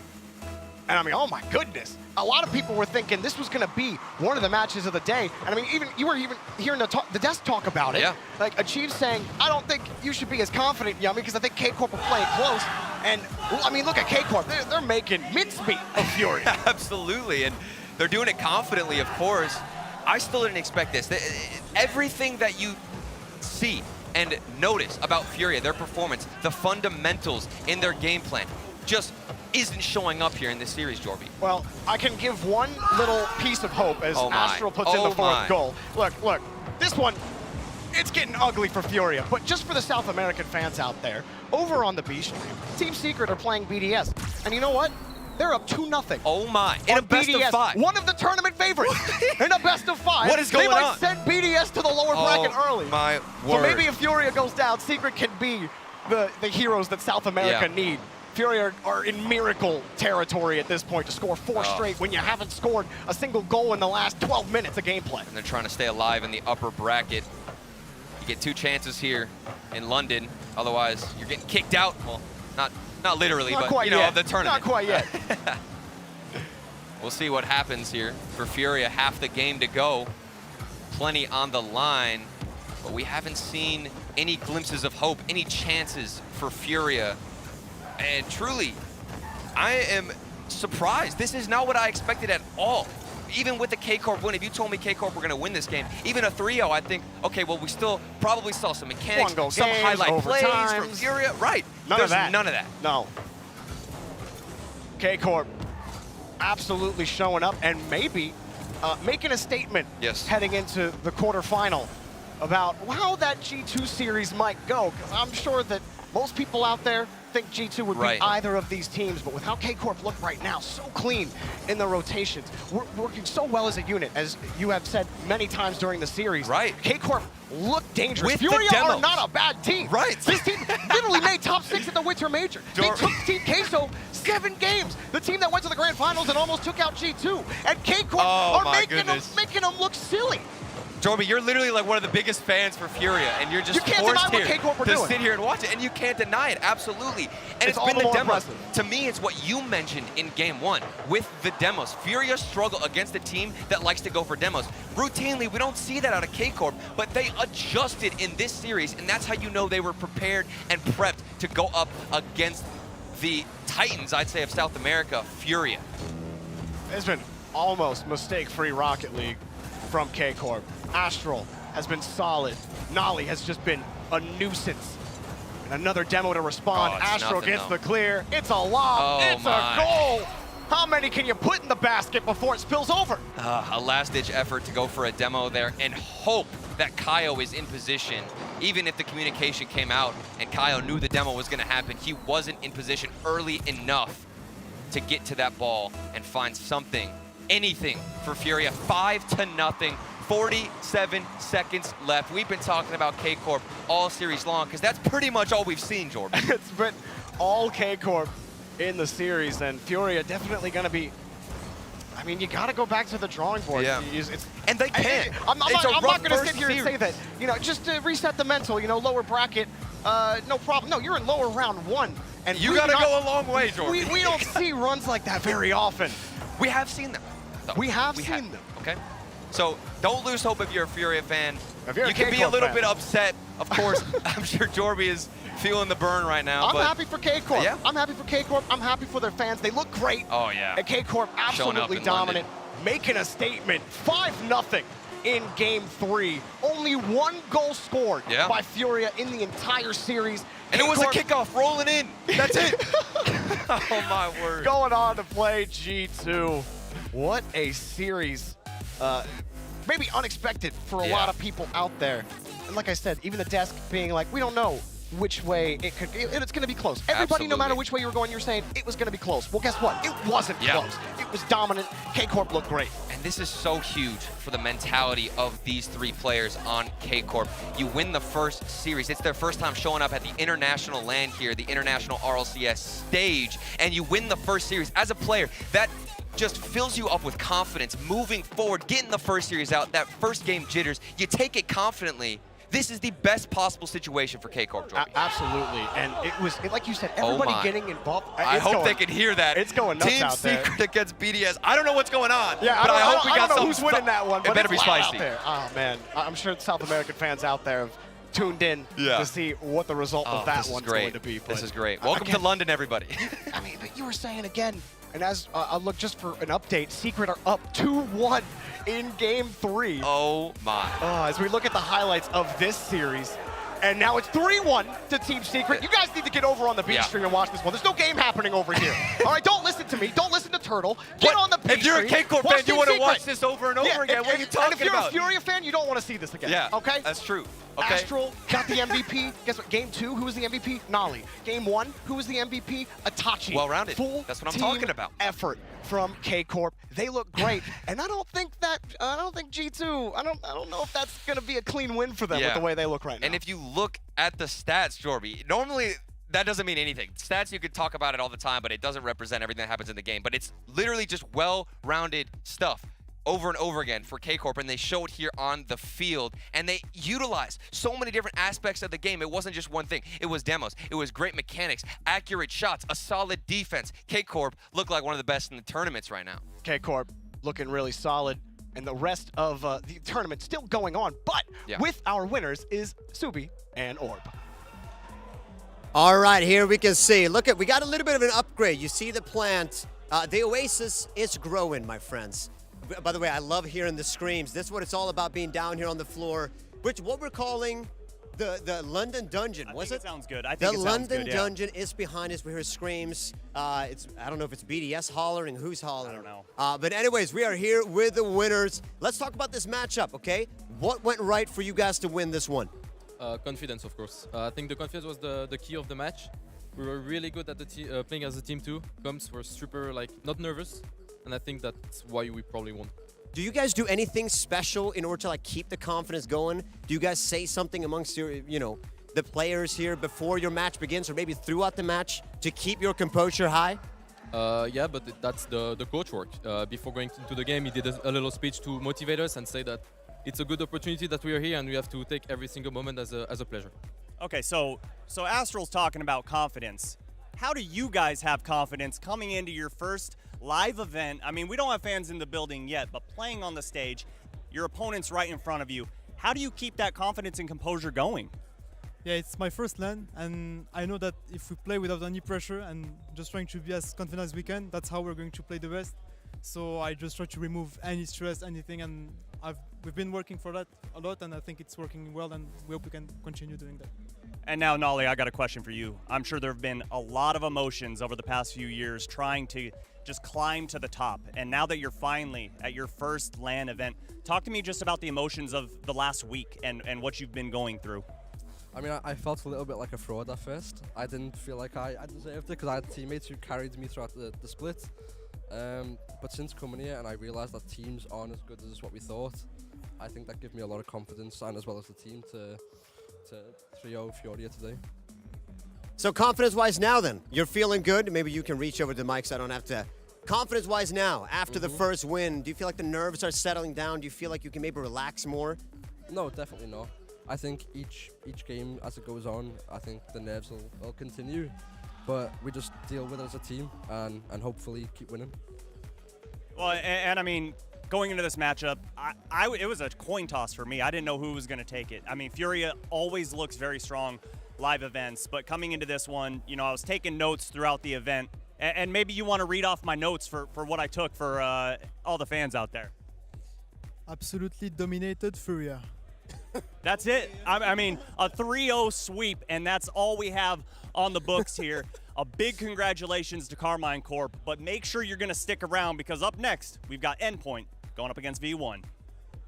We've all been here before.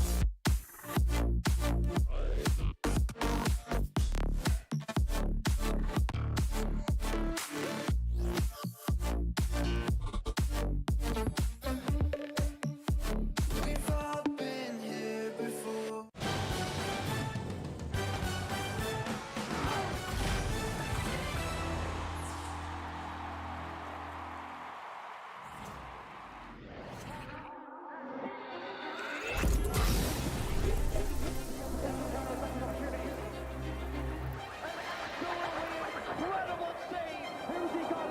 The World Championship is where the greats become legendary.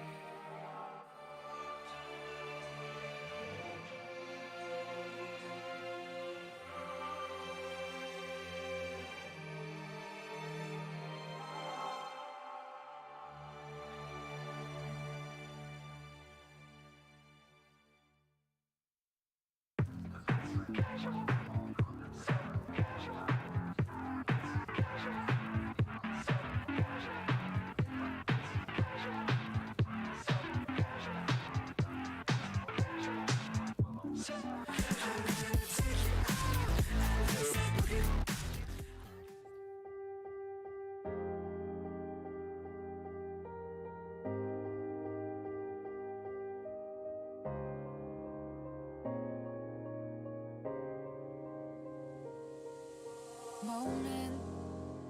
All it takes is a moment. Is it fate that you came this far unbroken?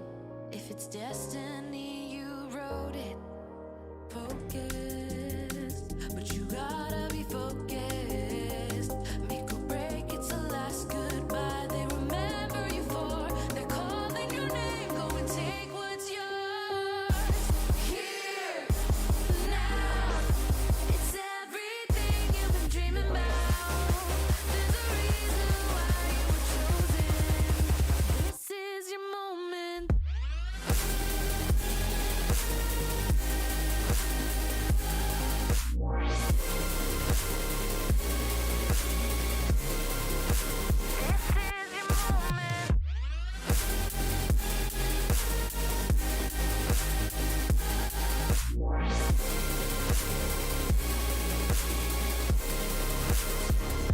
Rise up, you give it all that you got and you rise up.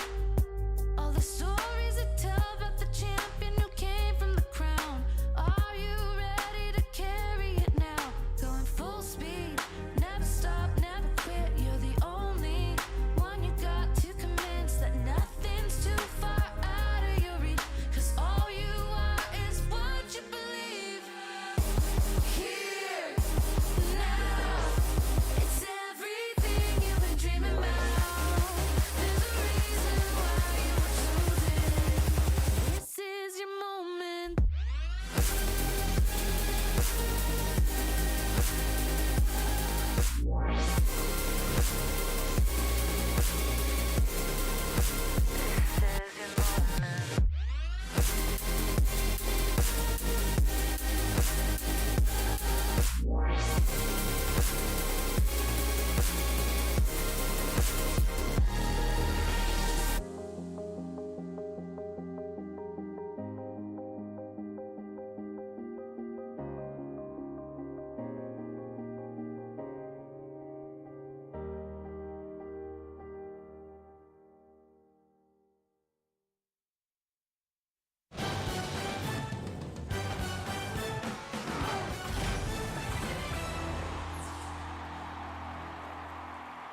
Furia versus KCorp was a quick matter. KCorp coming out of the gates hot and staying hot the entire way, Gibbs. They absolutely dominated, but at the same time, on that B stream, we saw Team Secret, who, by the way, is my pick. Oh, no. Versus BDS. He's going to take so full one credit. yeah, of course. I'm taking all To the the credit here. grave. One of the South American teams absolutely destroyed BDS. The favorites here, I would say, like, overall, Team Secret moving on. We predicted the wrong Sam team. We had the wrong, How wrong are we match. to know? We had the wrong match on the front of us. If you're not watching the B stream, you're doing it wrong. Make sure you got 2 monitors up. That was an incredible performance from them. Cannot wait to watch Secret moving forward here. But Yummy, I mean, I just love that we're back here. Yeah. Like, regardless of the results, I'm glad to be back here in the Copper. Well, it's the magic. It's the magic of Team Secret 3-0ing the EU favorites. It's the magic we had last time, you know, the chance, the corrupted G moment, and of course, my favorite moment, CJ coming out on the car. It's just a shame that he choked. No. So he wasn't able to come here today. Well. Oh, no. That's never good. If you seriously thought that I'd be coming back to the home, the spiritual home of the fans of Rocket League without me and this beauty, you're all wrong, baby, because we're back and we're running it back. Well, I need a bit. I've got a heavy car bug. Can I get a little bit? A bit of assistance, please. Can you Why just bump is me Cole over just- here? why is Cole Let me just- check it. Cole- I'm coming for you, all right? So give me a little. That looks like Give it's me a big Come on, effort. come on, give me a little. I think Cole It actually If looks you like thought he's Yummy, I'm struggling. not going to be here, we're back, baby. We're running it back, and we're live. So let's do it. I'm Did he lose coming a up, wheel? and I'm going to take your place on that desk. What is he doing? Eventually. Well, it sounds like he's coming to the desk, Yummy. And I'm here. He'll be Is a it while. this segment? Is it this segment? Because I think it's going to take a bit. I better get off because we can only have one Aussie. I've Only been one talking Aussie about how we can't win a Game 7 for the last 3 months, so I'm not safe. Okay. Well, Yummy's you're out. off. Bye, Yummy. See you, mate. Good to see you. Yeah, Appreciate see you ya. being here. It's a one in, one out system. Yeah. Run and hide, run and hide. Yeah. Well, What? While we wait for a while, because that car is pretty slow. I mean, maybe go to the bracket. I don't know. Yeah, let's look at the bracket while we're here. Show you guys kind of how things have evolved so far, because some craziness is happening. If you're just joining us, your eyes are not deceiving you. Yes, BDS is in the lower bracket after dropping 3 games straight, nearly getting Braziled in the final game, Gibbs, by Secret. Every other team here is so happy, outside of maybe the Space Station Pioneers match, because whoever loses there will have to play BDS first in the lower bracket. But we saw the Moist Boys. They were very, very happy that BDS fell down. Oh, my. I mean, you have to be, you know? We need a Oh, mate, what are you doing? How did you fit in that? How did you fit here? Let's move it this way so I can see my face. My beautiful honestly, face. I think it's better this way. We don't need your face. Oh, my gosh. Hello, good Oh, sir. there you go, Crowley. Yeah, perfect. Oh, it's my face. Thank you. Brilliant. You put that in the best place.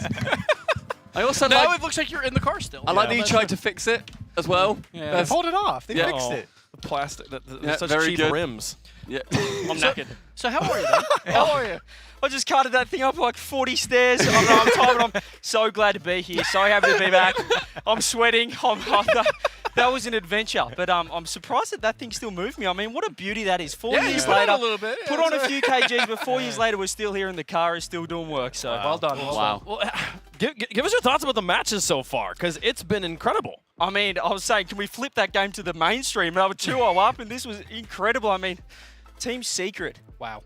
Ridiculous. The second Sam Seed coming out and doing that to BDS. I mean, that was crazy. Everybody down there as well, all the players, everybody who wasn't like in that series, we just stood around the TVs. We were watching, everyone was chatting. The atmosphere, and there's no crowd yet. It was and like a it's little already round. Electric. It's funny how it evolved from non-believers to like, oh, no, they're gonna win. No. They're gonna win. Actually, yeah. I remember walking by at first. And it was game 1, and Secret was up by 1. And I was like, oh, interesting. Right. You know, completely didn't think anything of it. And then we're in game 3, and they've scored 5. So it was an insane situation. We'll see how that story evolves as we move forward. But for now, let's talk about the next match we're gonna have on the stream. Endpoint taking on Version 1, a battle of EU versus NA. Oof. And Gibbs, these are 2 strong teams. This can be brutal. Like, Version 1 obviously did great at the Winter Major. We're going to talk a lot about Beast Mode and the MVP-like performances he's had throughout the Winter Split and now in the Spring Split as well. But on the other side, Endpoint, they lose their best player, Stumpy, and they're still here. That's the thing, mate. And they're in the uppers, unlike their old teammate. I was gonna say they should be happy about it. For now. But now, no. But that we were all saying, who is the one player that we think would be a good replacement for Seiko? The only person was going to be Archie. And that team, they are fitting in so well together. They are chatting loads. They're having so much fun. Their vibes are absolutely immaculate right now. It's just brilliant to watch. What you got?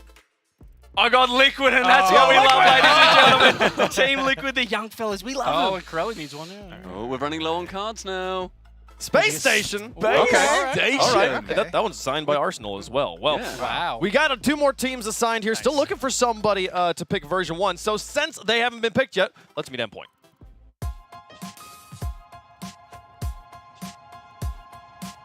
Playing in London feels like a dream again. This is definitely the most nostalgic place for any Rocket League Esports event.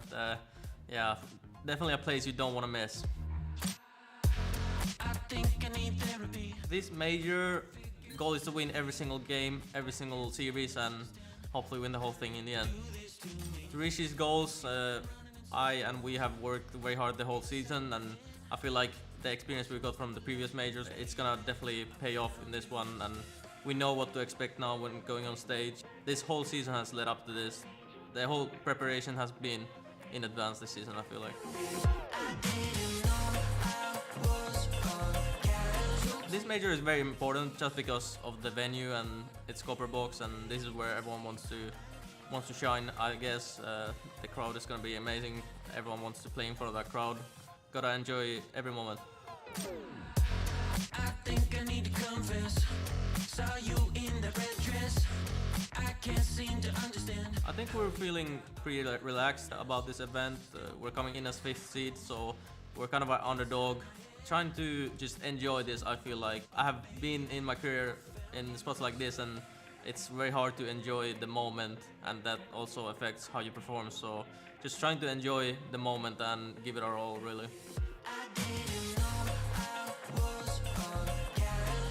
Other teams should fear us because this time around we're the underdog and we're hungry for the win.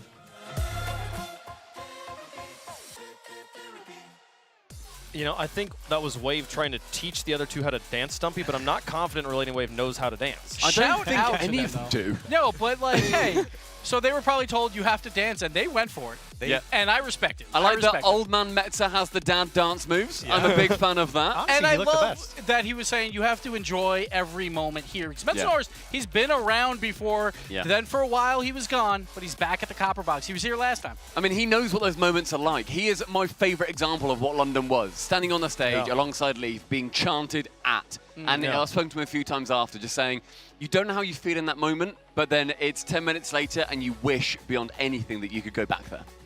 I mean, it is kind of crazy to point out that he was a competitor here last time we were here. One of like 4, I think, like people. A long-standing legend, you know, here in RLCS. A long-standing legend, CJ. Yeah, so, well, thanks for that. I really wish I was here. But, well, you are. You are. Yeah, well, Yummy was very quick to point out how I didn't qualify, so thanks for that. No, Metz has been popping off. I want to point out Archie as well coming in. I mean, he's got a presence about him. I look at him here. I don't know.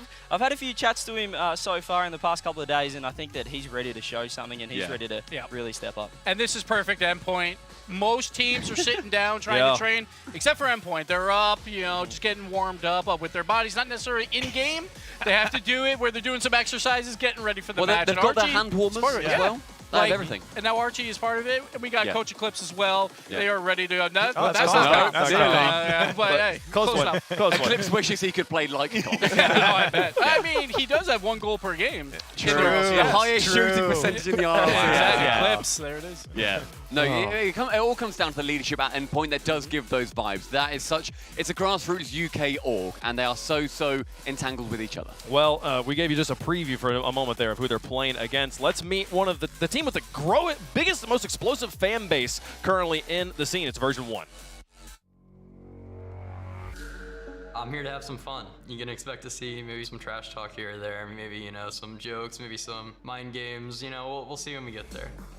This major is pretty important. We can make worlds with this major, which is a pretty big deal, not having to go through wildcard. So, of course, we're here to win. Vibe right now is pretty immaculate. We have such a good time whenever we're just like together. It's always nice, you know, being able to hang out, being able to play together. We're definitely one of those teams that has a pretty big boot camp buff. We are always, you know, we have a very good mentality usually whenever we're together in person. For preparation for the major, we've just been playing a lot. I've been playing a lot more ranked than I usually do. We've been having scrims going on. We're going to be scrimming pretty regularly for the few days that we're here before the event. And then we're probably going to grind out some replay review sessions as well. The goal for this major, honestly, is I'm just kind of like taking it one match at a time. You know, I want to perform well, but I don't know if we have a set goal in mind. For me, it's just to take it one match at a time and win each match as it comes. I mean, I love the haters. It's so much fun. Even when we lose, it's nice to see, you know, people are like, yeah, you finally lost or whatever. You know, they're all like super hyped, and it's like kind of funny to see how invested they are. And then when we win, we beat their teams, and it's kind of funny to see how mad they are. So it's pretty fun. Keep hating. I mean, I think they should be scared of us because we have a pretty good play style on LAN. I think our play style suits us really well in this environment.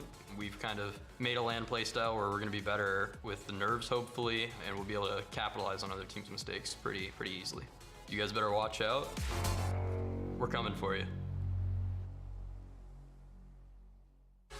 You know, Crowley, I don't think there was tea in those cups. I don't think they drank anything. I think it wasn't real.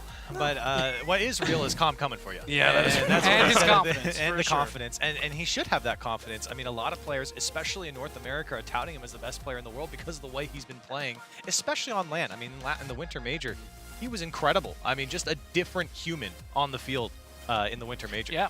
And then V1 is going to play their game.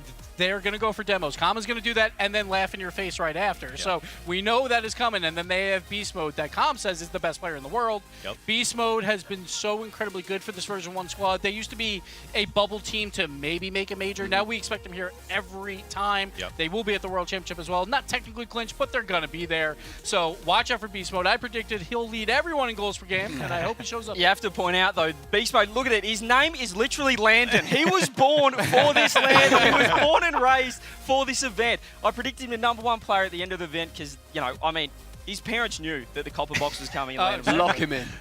Some Easy. foresight. There's definitely an X factor that comes with being named Landon here. I mean, they also pointed out, we talked about Mets on one side, Torment also was here with Cloud9 back in Season 5. So not as solid of a result as we saw Complexity put up there, but still one of the top players on the team. Let's take a look here at the stats between them. Gibbs, I feel like I always look at these looking like how they're pretty even, but then you look at demos and demos is yeah. usually the one. We'll see if Com can get that going against Endpoint's back line, and if he can, then watch out, because I know Archie is that man to make so many saves on Endpoint, but if he's not on the field, he can't make those saves, Stumpy. And it really is like an insult to injury with Com, because he is demoing you and then laughing at you. Exactly, which you don't on want. LAN, literally, he will stand up, point over. Like before when they played KCorp at the previous LAN, he stood up and just went, ha ha! Yeah. It's like, how do you play against that? It's amazing. It's amazing. It's one of my favorite things. I also love making predictions. It was a horrible transition. I'm never going to do it again. Let's get your votes at home of how you feel like this is going to go. Hashtag END, hashtag V1, depending on which side you fall on. We'll just go down the line Yeah, here. we already know what his is, probably. Well, I'm locked in. What's that? I've just said Landon, he's going to be the #1 player, but I've had an unpredictable start to the day, so I'm going to go with Endpoint. They're going to upset V1, but the V1's run's not over, but Endpoint for this one. That's a really good point. Yeah? Okay. It's a good point. Oh, okay. What is he doing? Really good. I mean, I changed. Yeah? What?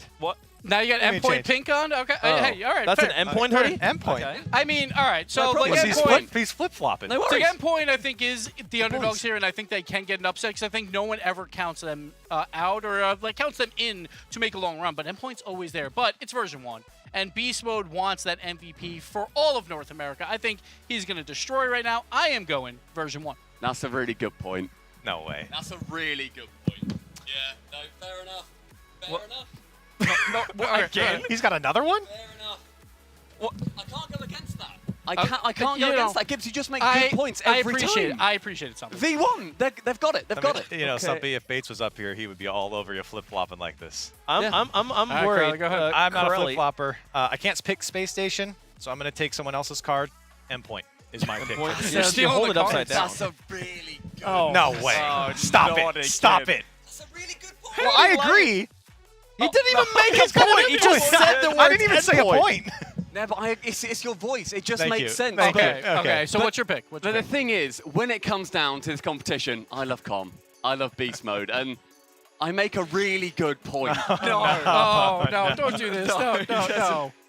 No, wait. Surely the last one. It's Endpoint. Because Endpoint, no matter what V1 do, it's my boys. It is the boys in blue on home turf. It is Endpoint. You will not catch you flip-flopping today. How hot are you? I'm boiling. I don't think Stumpy has another piece of clothing under that, so I'm not going to predict anything here just to be safe. That's a really good Let's see what chat has to say here, because man, they're going very much to the side of V1. They said one of the most explosive fan bases in the scene right now. So they're ready to go. The players are ready to go, and I know you guys are ready to watch at home as well. Version 1 taking on Endpoint.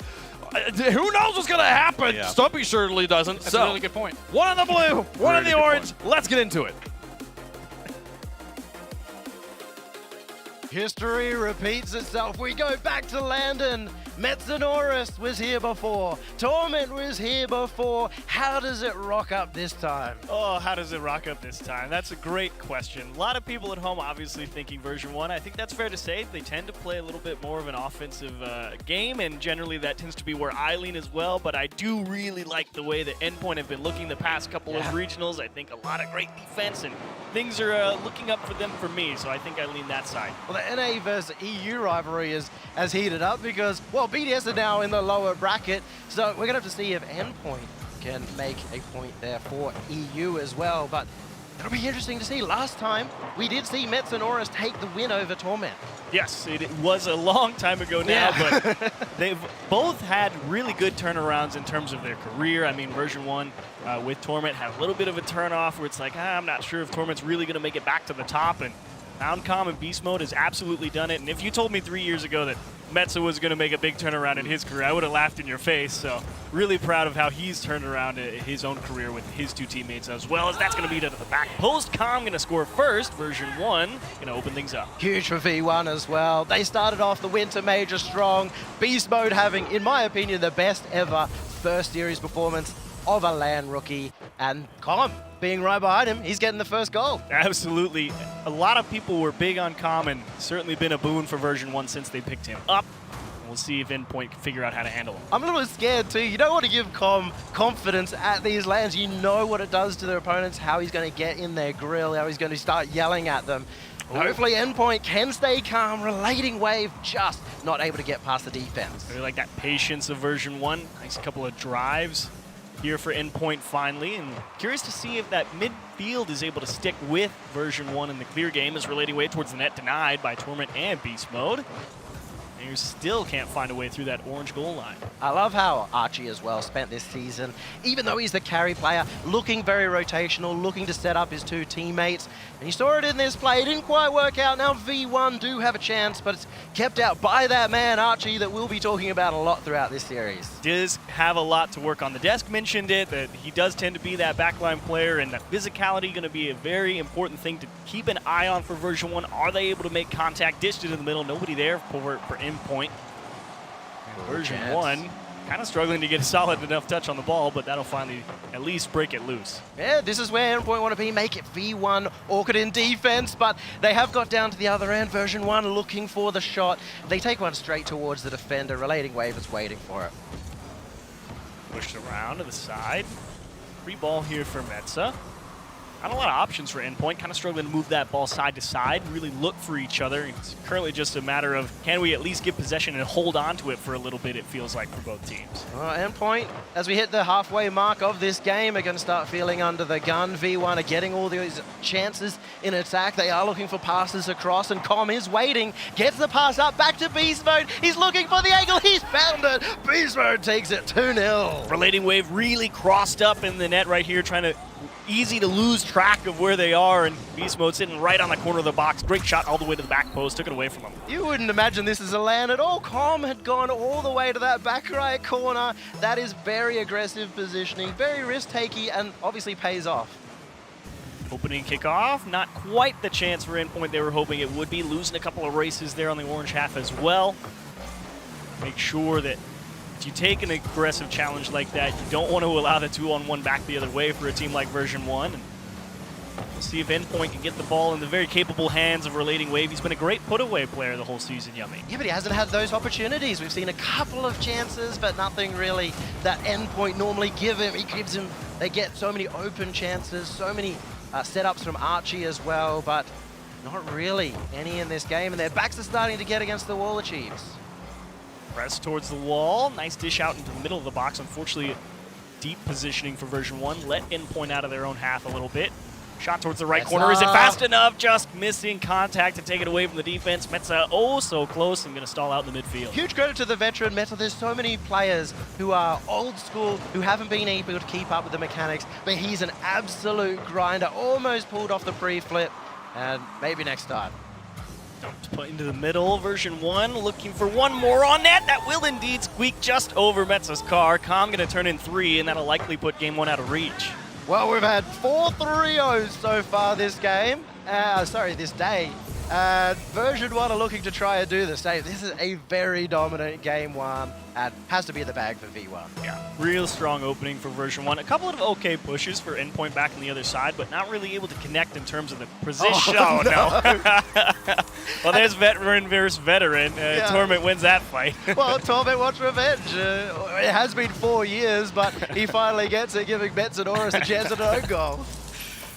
Tough break for Metza, but that one's not going to sting too deep. You already knew you were down 3. A minute 20 on the clock. Oh, well. You give up one more. You kind of sit here and figure out, okay, it's not too much to fix moving into game 2. You know you just want to try and move the ball a little bit better. Past that midfield line, you thought you at least had some okay pushes and weren't really struggling too much to clear the ball, so you're not too worried about version 1 pushing you that much. It's really just, okay, how do we hold on to possession, try and have a few more chances over on that orange side, because version 1, yeah, they scored a few goals.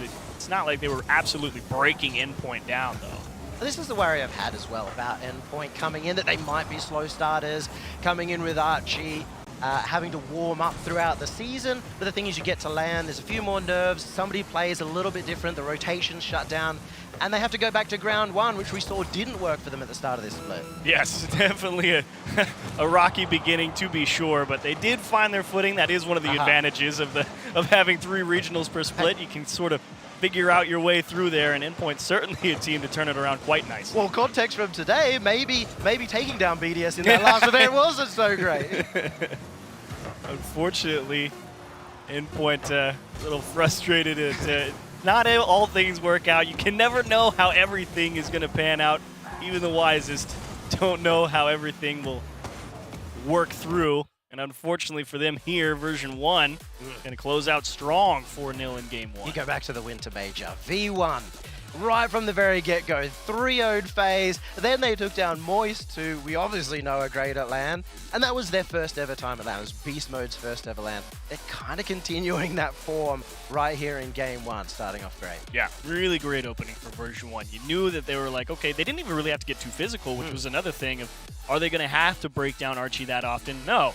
Turns out they just kind of squeezed through the midfield a little bit and put Endpoint in some awkward scenarios that they can't quite handle. So you don't really have to fix too much or do anything different if you're version 1. You have to say, look, we came here and we're ready to go. And Endpoint's sitting here thinking, it's a couple ugly looks on defense. Yeah, they get to keep Com in their back pocket. You know, he's got those demos. He can do a lot. They don't need it right now. You said it. You said it. He's going to get in their grill. He certainly has. But Endpoint, they're very good at adapting here. They're great at spending that time, even if it's just 1 minute, getting back into the series, figuring it out. Eclipse are always getting them moving too. So I would say a 4-0 is going to be too telling to how the next game will go. Yeah, I would agree. Endpoint has generally tended to turn around quite nicely throughout the season. A couple of big series throughout in all of those different regionals that they had to play, of course. So I would agree with you that adaptability is certainly likely to come through against version 1, because I think you make a great point about first series is always difficult, even for teams who have been here tons of times like Torment and Metza. There's no guarantee you get out there your first game on stage and you look lights out. It's a very rare thing. And so I think Endpoint definitely has it in him to, and you can see Eclipse, he's like, okay, let's go ahead, turn this one around. We know we didn't give up too much in terms of poor play. It's just like, okay, we know we can play better than that. And it's not like one person's dragging anybody down or anything like that. They're like, all right, just settle down a little bit. We'll be all right. Now, we've seen a lot of fluctuation for motivation as well throughout the teams, throughout such a very long season. In Archie's case, I think the second split, he'd kind of got down on Senpai. That's a large reason why he came over to Endpoint. His hours immediately jumping up. I think that's been a large reason why they've got these extra results. Are they able to back it up? Are they able to bring it in game 2 and take that extra step? Archie should be that player making a huge difference here. An opportunity to show it for sure. As Endpoint indeed going to set up a nice transition here with Archie to be the rock in the midfield and maybe have an opportunity to put one away. And there's the bit of physicality. Com making sure that Endpoint doesn't have as much stability in the midfield with the demo. Well, it didn't take very long there. The demo comes out and you just saw him completely turn around to go for it. That is quick decision making on that demo. It has led to a chance though at the other end. Endpoint looking for these shots. They have to get the pass in, but good save out from Torment, who is always solid on that back line. Absolutely. One of the best defenders North America has ever had, to be sure. But also a much better look for Endpoint here in Game 2. Haven't let version 1 out of their own half yet. Struggling to put things on target, but they'll take this over how Game 1 looked. And Endpoint, how good are they when they are holding that pressure forward? How long can they keep it for? The answer is currently about a minute. They finally let version 1 out of their own half. But Endpoint, I believe, has tended to be more of a counter-attacking team, so they're definitely comfortable to sit on their own half more often than press. Yeah, I haven't seen them really get some opportunities to open the net. That solo play, the pass is getting shut down very quickly from V1. And so it feels like V1 are going to be comfortable holding this backboard defense. Oh, and they just let him through back the other way. Metza gets cooked with a long shot from the version 1 half. I want to see what broke down. They both went for the same boost, and Relating is trying to give a little space so they don't hit each other. Ends up being a really awkward miscommunication of the midfield line. And Metza kind of wanted to eke forward. They had all that pressure. They had these sniffs at the net, and you end up getting a little too aggressive, especially when the nerves are high. Tough start for Game 2, considering how well that first minute was going for Endpoint. Find yourself in the hole again. As that's a great pinch. Is that going to go back the other way? Not quite in time. Torment, as As you said, such a tough guy to get the ball through. Haven't seen the big play coming out from Beast Mode. Man of many montages, but he's just trying to hit the ball forward. He's playing much more of a team game so far in this series.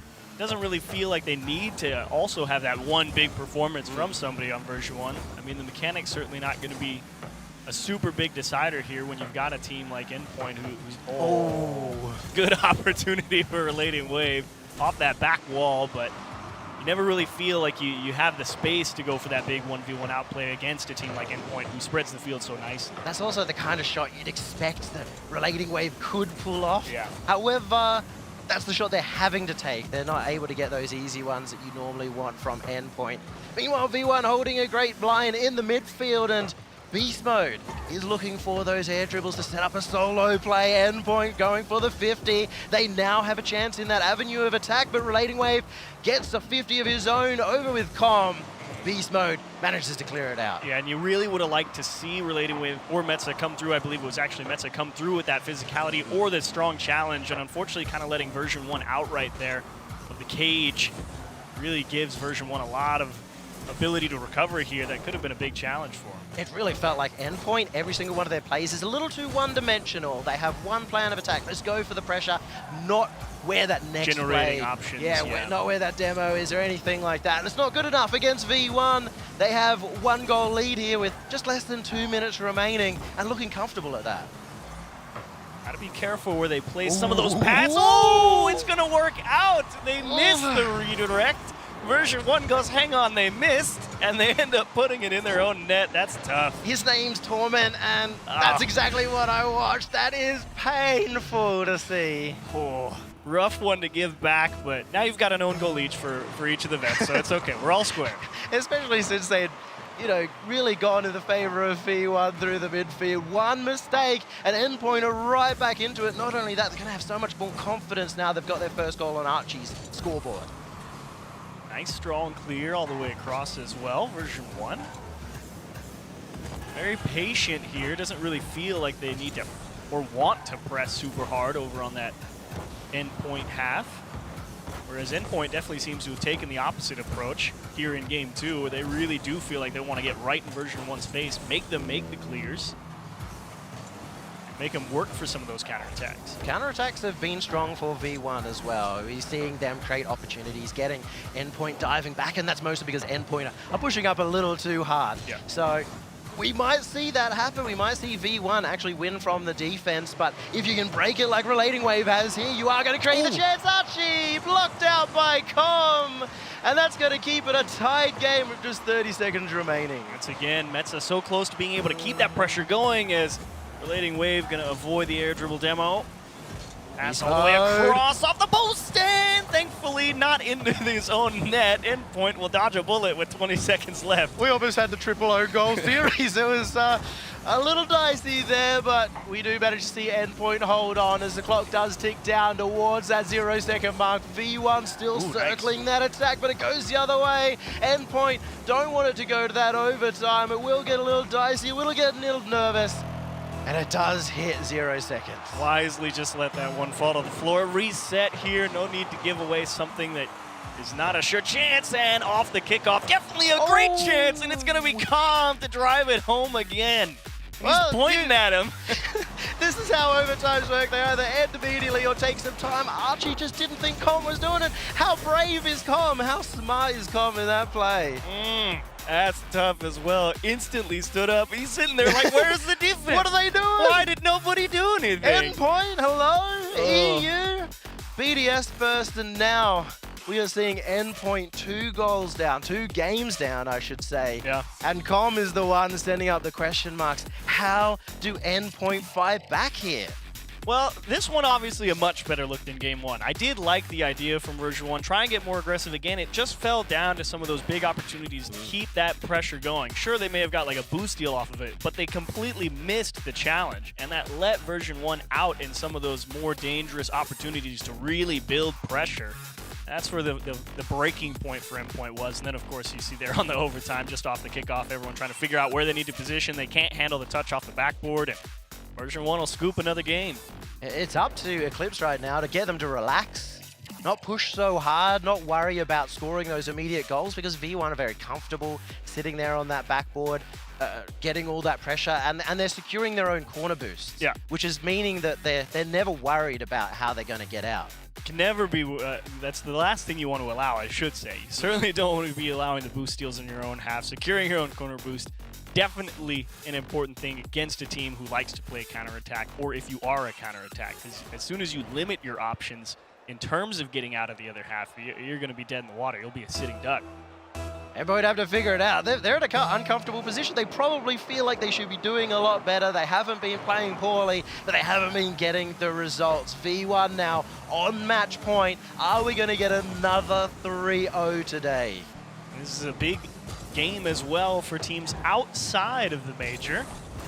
If Endpoint managed to win this series, it will eliminate Europe #5 seed from Worlds. So a lot of work to go for Endpoint if they want to have a better chance in this series, obviously. But as we will have a pause here, it's actually an interesting talking point that I just brought up, because a win here from Endpoint eliminates Vitality and Liquid from going to Dallas. So we've got a few people cheering specifically against Endpoint from Europe. Usually if you are in that region, if you're a European, you'd want to cheer for Endpoint to try and get more spots for your region, but in this case, the loss from BDS especially hurts.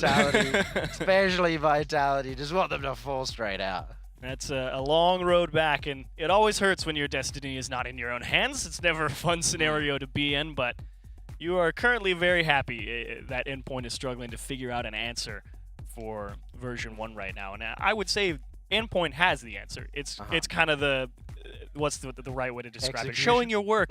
Show your work that you have the answer. Can you prove that that is indeed correct? And I think they have the right idea. It's just that matter of tighten up a little bit. Keep that pressure going. And I know they can do it, but I don't think if you miss that challenge and all you get is the boost steal out of it, I think that gives way too much back to version 1 the other way as we restart at 4:36 on the clock here in Game 3.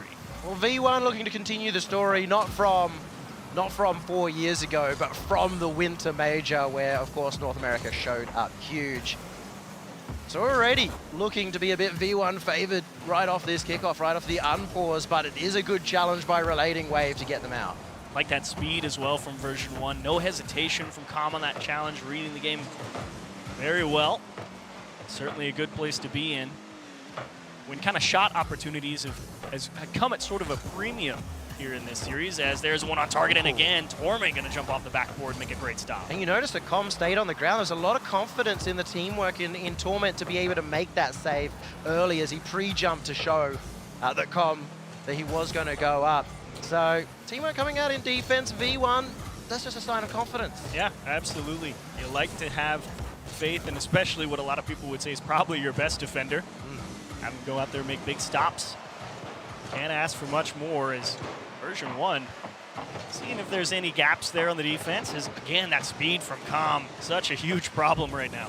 And V1 at the same time, they've been getting these attacking chances, and they're not looking like the V1 we expect. Not many solo players, it's very team-based. Com this time making the save. The V1 have held out. Can they get the counter? Torment goes flying past. They caught him too. Metza take a little detour to grab some boost as a pinch back the other way will make sure version 1 stays here on the blue half, but score will stay 0-0, and Endpoint trying to find a way out.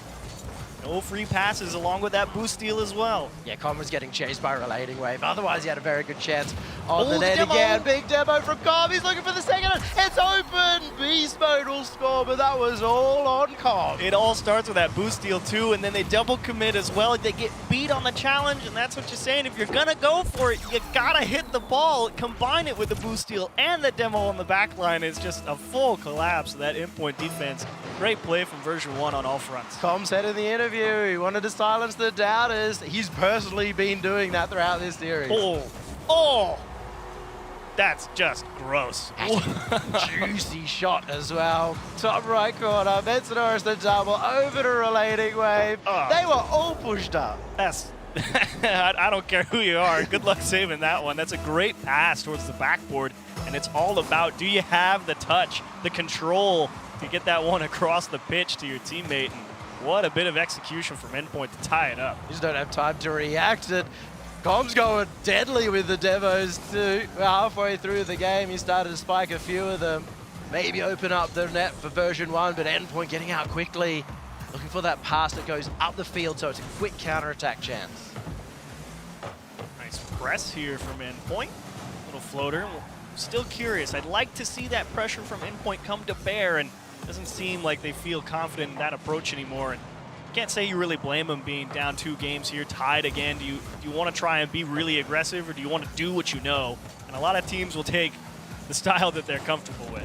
Lots of balls are being hit high up in the midfield right now too, and that's actually favoring Endpoint, which is a little bit surprising to me, but it seems to be version 1 happy to stay more grounded, look for the demos, wait for the opportunities to come. So Endpoint now a bit more in the driver's seat, getting to create the chances rather than waiting for them themselves.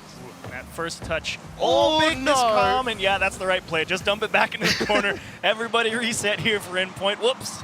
Yeah, if this was a grand final, I'm sure that would have happened right in front of the net, but thankfully for Endpoint, they keep their chance alive here. They keep Stumpy's hopes alive here as they look for a shot over the top. No, Beast Mode does get a touch, and Endpoint just have to get out of dodge with version 1 having a chance to go the other end. They don't manage to do it. It's still going to circle around the V1 net. Archie looking for the touch as well. Over to Metza. There's no follow-up. Relating and Wave, and Archie were off course. This is Endpoint really just trying to keep the ball here in the orange half and see what version 1 gives them. It's definitely not about trying to find your teammate or anything. It's just, okay, yeah, I can go, and I'm not sure where it needs to go at the moment, but maybe it's that way. That especially hurts for a player like Archie, who wants to have that option across. You see him go up for multiple of these balls where he doesn't have any option to pass, and he's just circled into that one play. Very obvious for V1 to be able to defend, but maybe it's enough to send quantity over quality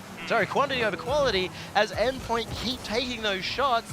The V1 still seem fine. A lot of good boost steals as well, but finally it's Beast Mode going to work his way through 2 challenges in the midfield, give version 1 a little bit of breathing room, but does it last? It's dumped to Metza, and that should be a touch. Great clear opportunity for version 1. You just got to control the ball, and Com making sure to bring it down on the dribble. Oh, it's great work from Com to stay behind that one. It really shut down the chance for Endpoint as we head towards the 0 seconds again. V1 looking to get it before the overtime. And it does get held up by Endpoint. It will hit the ground. OT in game number 3. Now don't collapse here on your kickoff, Endpoint. You can't afford to have Com stand up again and point at you and say, I don't know what you guys are doing, but we're going to win the game. It was a much safer kickoff. They went to win the kickoff into the other half. It does reduce the chance that you get scored on, but it also reduces the chance that you gain possession of the ball, which Torment has now. He's gone high, faked low, faked the flip reset, and it has managed to give V1 an extra chance. Com into Beast Mode. It just does a near miss. Com is seeing the space that Endpoint's given him. He's trying to utilize it to the best of his ability. If no one's coming to challenge him, I totally believe he brings the ball down on a dribble, tries to make something happen. And version 1, here in this overtime, the big thing is don't get all your boost stolen, because that was really making it tough for them in regulation to stay out in front of the play. They just broke through everybody. It's one-on-one with Com. Archie gets faked, and thankfully he has enough of the car behind it. Shot towards the net. Metz is there in the corner. And Endpoint going to survive the one-on-one, but dumped into the middle. A nice cut from Archie. We've been talking about the battle of these 2 veterans, but it's been Com, one of the youngest players here, one of the newest players to the LAN scene, who has been having such a huge impact, getting these opportunities. And if V1 can keep that up, they may be able to score, but Endpoint holding on to this midfield as long as they can, get the clear out from Relating Wave, but he won't be able to get the follow-up. Really good boost steal is, yeah, actually I'm surprised he got back all the way to that one. Big double commit from Endpoint, though. They're definitely going to have to give this ball up. Well, it's starting to see a little bit of panic come into the play, the subconscious feeling that we're in a long overtime, that the nerves come through because everybody is getting on top of those rotations, on top of each other and getting in each other's way. V1 may be able to take advantage of that as they are just taking shots on net. There's been a lot of empty space in this midfield. Over to Torment. It's going to go down. Torment, he can't find it. Beast Mode gets blocked out. Such a tough ball to handle if you're Endpoint. You gave up the ball. That's actually going to get driven home. Beast Mode's going to close it out in 3. Endpoint can't even muster 1 against version 1. Landon in Landon. He comes through in game number 3. Right in that overtime and secures it. The 5th 3-0 in our first day of this LAN. What a show. from version 1. They had to work pretty hard in that game 3. I would say game 3 was probably Endpoint's best game in the whole series, and unfortunately still just not enough. The miscommunication every now and then again, costing them missing out on some challenges every now and again. It was the little tiny moments that really cost Endpoint a lot there in that whole series. We do have to reiterate too how important this series was as a tester, as a feeler for both of these teams. Not just the fact that it's a double EM so you can get out straight away, but also for the fact that we had a little bit of doubts about the quality of maybe Endpoint, particularly at their first LAN with Archie. If he could have won this series, if Endpoint could have gone through, maybe they make the long run. I think all doubts are now gone for version 1, and if you are one of their fans, you can expect a lot. Yeah, it was an excellent opening for version 1. It's a good test against a team like Endpoint, where you know they can put you through your paces defensively and make sure that you're executing offensively for the most part. And I really do think version 1 played a pretty solid, well-rounded game. It didn't have to be anything special, but it was executed well. It was really well controlled. Yeah. And in the defense, they never felt worried. It was. That's difficult when you've got those. Under LAN, usually it's the defense that falls apart first. Well, that's what we saw on Endpoint for a couple of plays there. They just couldn't figure out where they needed to be or how they were going to handle some of that pressure. And version 1's like, cool, we can jump all over that. And they performed admirably. Endpoint, unfortunately, though, down in the lower bracket. Long road back. Well, a great day here for version 1. And we're going to hear from both Subi and we're going to hear from Orb down in the Oasis. Thank you so much, guys. Yes, things are heating up here down at the Oasis. I mean, we're getting more and more screams, more and more shouting going on. Let's start with that. Was that the game plan from the very beginning to try to rile up your opponents? Oh, of course. I mean, that was a game plan in LA, and I know I can get in people's heads, so I'm gonna try to. I'm gonna use every advantage that I can. Did you know it was gonna work beforehand? Were you confident? I was pretty certain it would work. And I mean, the end result speaks for itself. Well done. I mean, was it a sweep that you guys were looking to do?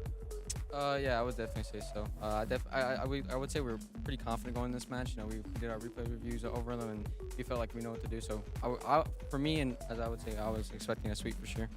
Sweep for sure, Subi. I mean, the confidence is just oozing out, and you can see it in the sunglasses, just drippy all over. And you guys can't see it, but those shoes are kicking beast mode. I mean, come on you can't. Wait, hold on. Can we move them out here? We got to show off the shoe game. Can we just do that real quick? Look at those, man. I mean, when I saw you walking in, I just said to myself, if you're wearing those, I mean, you guys are fully confident in your gameplay.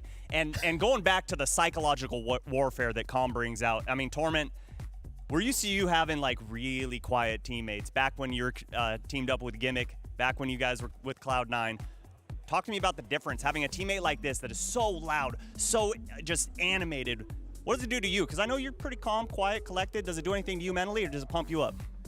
Personally, I definitely like it because I'm not someone that really gets loud and gets I guess like in the other team's head like that and stuff. And I think it's definitely a good like dynamic, and me and Beast really feed off of it. So definitely like a plus. No, you can definitely tell. It seems like, obviously home crowd not here for you guys, so why not take the role of the heel and just let those boos rein in? But, down here in the Oasis, it's growing. We're getting this desk really filled out. I've been watering it in between games, but we asked Twitter to come out, tag us, use the hashtag RLCS for any questions, get behind the scenes, and people wanted to see you guys back to back and see who's really tallest in real life. So, I mean, I think I can see an edge over there, but I don't know. So what are you guys, like 6'3", right? We're all 6'3"? We're both 6'3", yeah.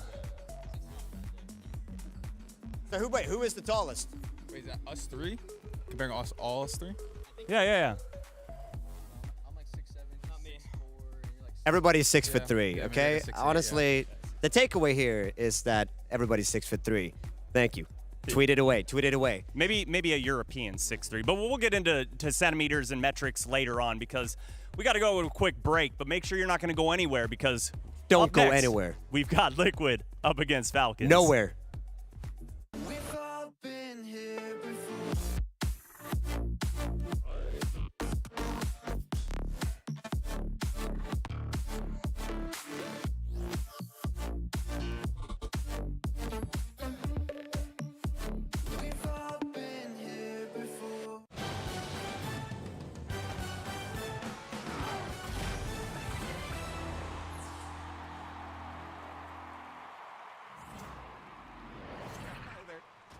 I think FaZe Clan is definitely looking to secure this series up. 3 minutes left.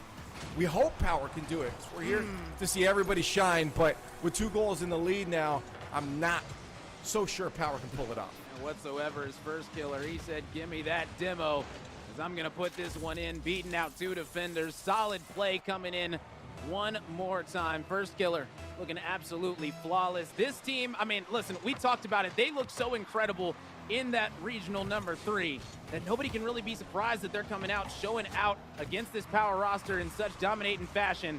And I wouldn't be surprised if they put up another 5 goals here in this game number 3. We also got to update you across the board. The 3-0s continue. No way. V1 over Endpoint 3-0. 3-0. 3-0. What? Yeah, I don't know what's going on today. And the Something- fact that even BDS was a 3-0, it just... Something is in the water over there. I don't know what's in the tea everyone's drinking this morning, but oh my goodness. 3-0s, 30s all day long. Put them to sleep. Night, night. Send them to the lower bracket quick and easy. I mean, if that's how we're going to do it, that's just how it's going to be.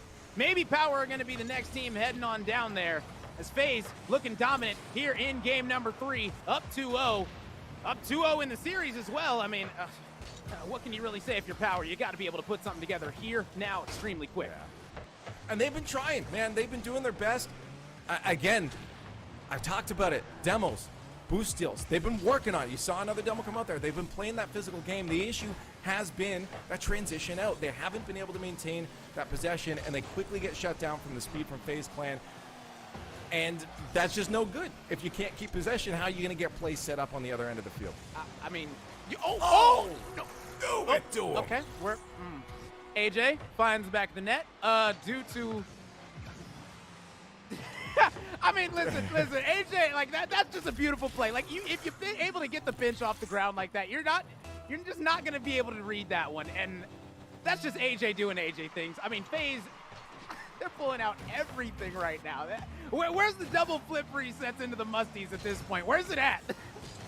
Well, I won't be surprised if they come out in the next minute 30 here, because the freedom that FaZe Clan has on the field is definitely going to be making Power rethink how they approach their future series, because that's going to be a lower bracket run for them now, and that's their last life left. So they definitely have to rethink what's going to be coming for them in the future. Oh, precisely. And I mean, the thing is that if you go down to that lower bracket early, you're not playing until tomorrow, so you got time to really sit back, study up on your opponent yet again, and really trying to figure out exactly what mistakes were made, because I mean, LAN is a whole different animal than online. Simple as that. You got to come to LAN, you got to show up. Online, people could say that it matters up till LAN, but guess what? This is the LAN major. Nothing else matters before right now. You got to win right here and now. You showed you could do it before. You showed you could put up good performances, Power. You're just not able to do it right here against FaZe Clan. They are looking like an absolute juggernaut. Absolutely momentous is what it is for FaZe Clan. Hey, they came in looking good. They were on the up and up coming into this major, and I really don't think that gameplay like this is unexpected from a lot of people. We saw how fantastic they were looking in the weeks leading up to this, and it really doesn't surprise me this is the result.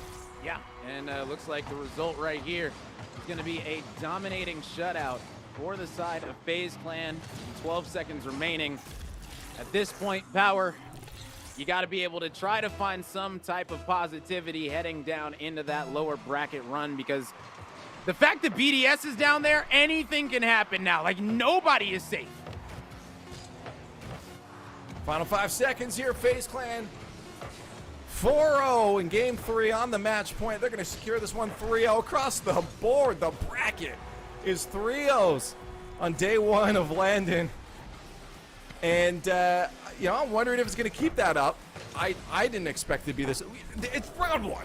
We know it's going to be lopsided, but I did not expect it to be that across every single.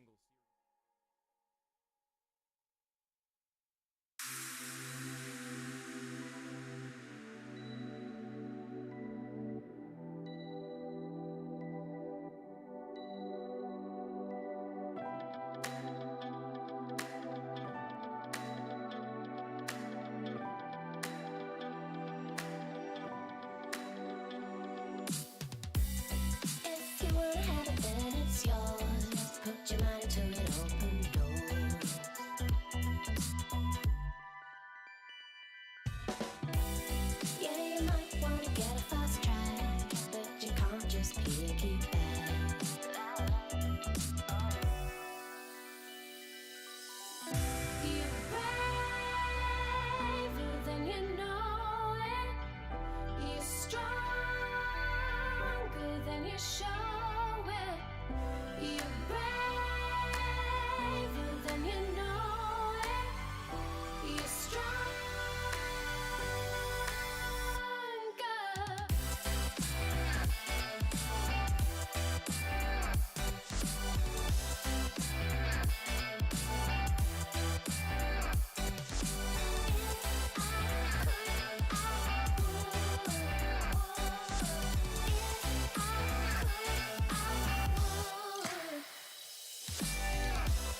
Before it's good, it's gotta get worse, and sometimes it's gonna hurt.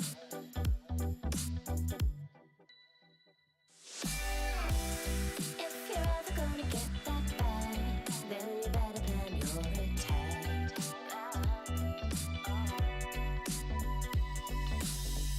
You're braver than you know it. You're stronger than you show it.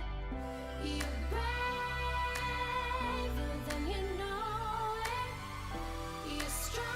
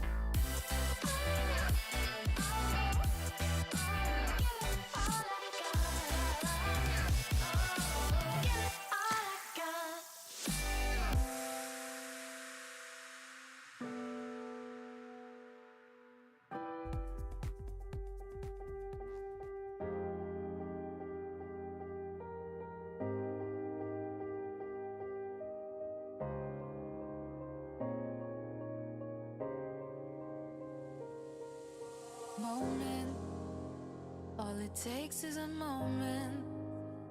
Is it fate that you came this far unbroken? If it's destiny, you wrote it. Focused, but you gotta be focused. Make or break, it's the last goodbye they remember you for. They're calling your name, go and take what's yours. Here, now, it's everything you've been dreaming about. There's a reason why you were chosen. This is your moment.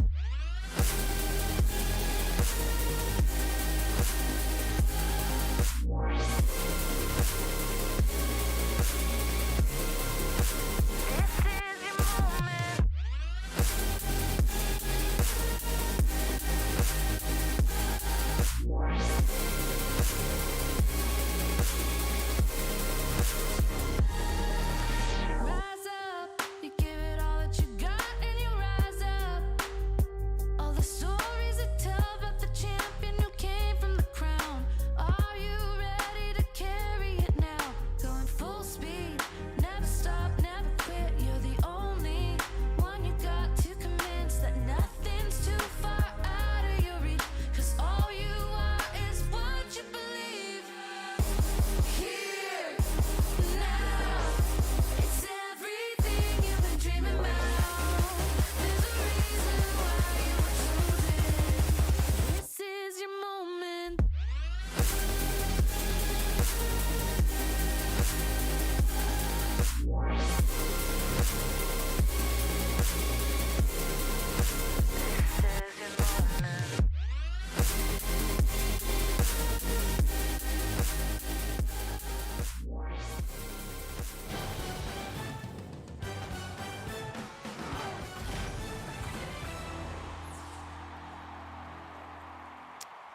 We are back. Endpoint versus version 1. The sweeps continue here, and the energy was high in the copper box. Thanks to Com. Version 1 taking care of Endpoint very cleanly there. I'm Wavepunk. I got so much energy, so many people here on the disc. First touch, Look who's CJ. arrived right on time. Oh, you look good. You look great. Yeah, I feel My great. gosh.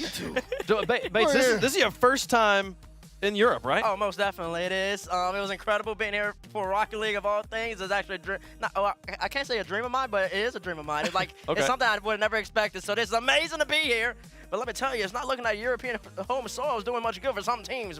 But we might have to get in that a little later. Yeah, that's right. I mean, we're looking at some of these matchups. I mean, Team Secret came out of nowhere, sent BDS of all teams into the lower bracket. And I don't know if the rest of Europe keep. I think they got like 2 teams in the upper bracket right now. Something is happening. Yeah. And I think this is just what comes with the major. I want thoughts from both of our former players here. We got Calm just shouting all sorts of nonsense across the pitch here, Roll Diz. How does that get in your head as a player? I can't believe after every single goal, this man is just shouting at that. Look at him, pointing, laughing. It didn't matter how the goal went in, and even Endpoint, after they scored, they tried. They tried their absolute hardest to match his energy, but you can't match Calm's energy. He's too much, I mean, they definitely got in their heads. We saw it. Even when Endpoint tried to sort of mount that comeback, they tried to give it back to them, but it just didn't have that feeling. You know, it's like they didn't believe in themselves to mount that potential reverse sweep. So, you know, V1, what a sweep. I mean, it's been a day of sweeps so far. It has been. We have yet to go to Game 4 in the Copper Box on either Stream A or Stream B. Wow. Now, we got a bunch of new people here on the desk. We only got 5 teams left here, so I'm going to keep on shuffling these up. I know, Bates, you want a specific card. I do. Listen. One team that he wants. There's only one. Listen, G2 hasn't been pulled yet. No takebacks. No And takebacks. listen, since they're finishing first at this major, I might as well grab the first card on the deck. Okay. What you got? What you got? What you got there? Am I displaying? This is Show, just, show, Have a look at show You gotta show. You gotta show. You can't give it back, Bates. Bates!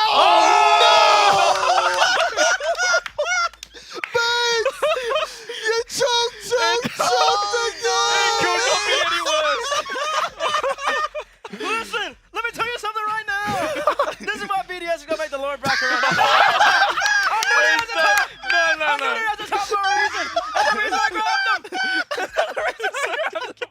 There we go. I'm happy. I'm content with this pick. I respect that so much. All right, let's get to the other 3. Roll, here we go. Don't show. How he did that? We picking together? Oh, no, I've already got. He's already got one. Oh, you got Yeah, he's I'm Team Liquid. Oh, he's liquid. Oh, boy. Oh, All boy. right. Let me see. It could, yeah. Can you feel G2 in there? Is that what you want? Come on. I'm going to go with this one. Oh, Look, you pick Okay. first. Last one. I pick last. What you got? What Let's you have a got? Let me look. see. I got Oh! I got All them right. boys. One of the only EU teams. Now, that is- wait, mix those up. He definitely Mix saw those what up. was Oh, on yeah, the mix table. Oh, I saw what was at the bottom. Come on. Mix it up. Let me get a look under that. No, don't show him, don't show him. All right. This is unlucky. Unlucky. Pick your favorite, Daz. I don't know. You got NRG's not here. a 1 in 3 for G2. Pick your favorite. That's true. I'm gonna go with this one.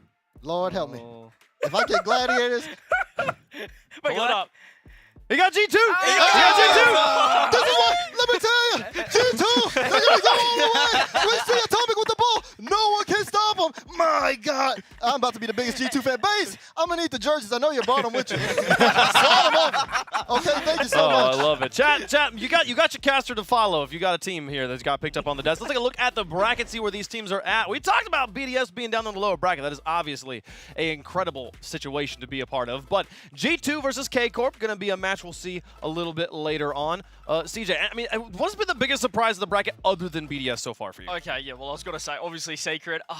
Biggest surprise, probably, I don't know, V1 sweeping Endpoint. And obviously V1 are coming in hot, but that was a crazy game to, I mean, it's been a day of sweep, so it just seems like we're just not going to get Game 4 or a Game 5. But now I'm looking at the lower bracket, and particularly SSG Pioneers, the loser of that has BDS. I mean, first round, that could be the worst way to go out against BDS in the lowers. I can't believe that. Like, BDS in the lowers just seems unfathomable to me. Yeah. That's a big word for me. So I'm kind of proud of myself for that one. You know what I'm saying? Pat myself on the back. Anyway, but like if I'm looking towards the top, I also thought Furia was going to have a bigger battle against KCorp. But as soon as KCorp gets rolling, they're so dangerous. No, 3-0s across the board. Do we get a Game 4 in our next match? Liquid going to be taking on Falcons coming from Mina here. Boy. So 2 strong teams here.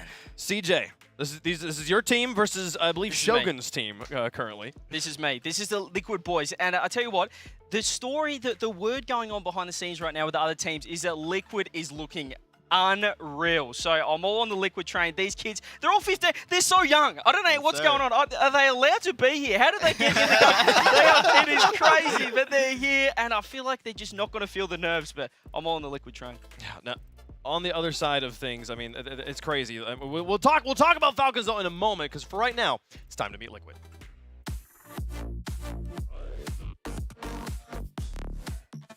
Being in London feels like it's a new experience because I've never been here. It's actually cool meeting like all the players, especially like my teammates, because it's our first time being together, and I think it feels really nice.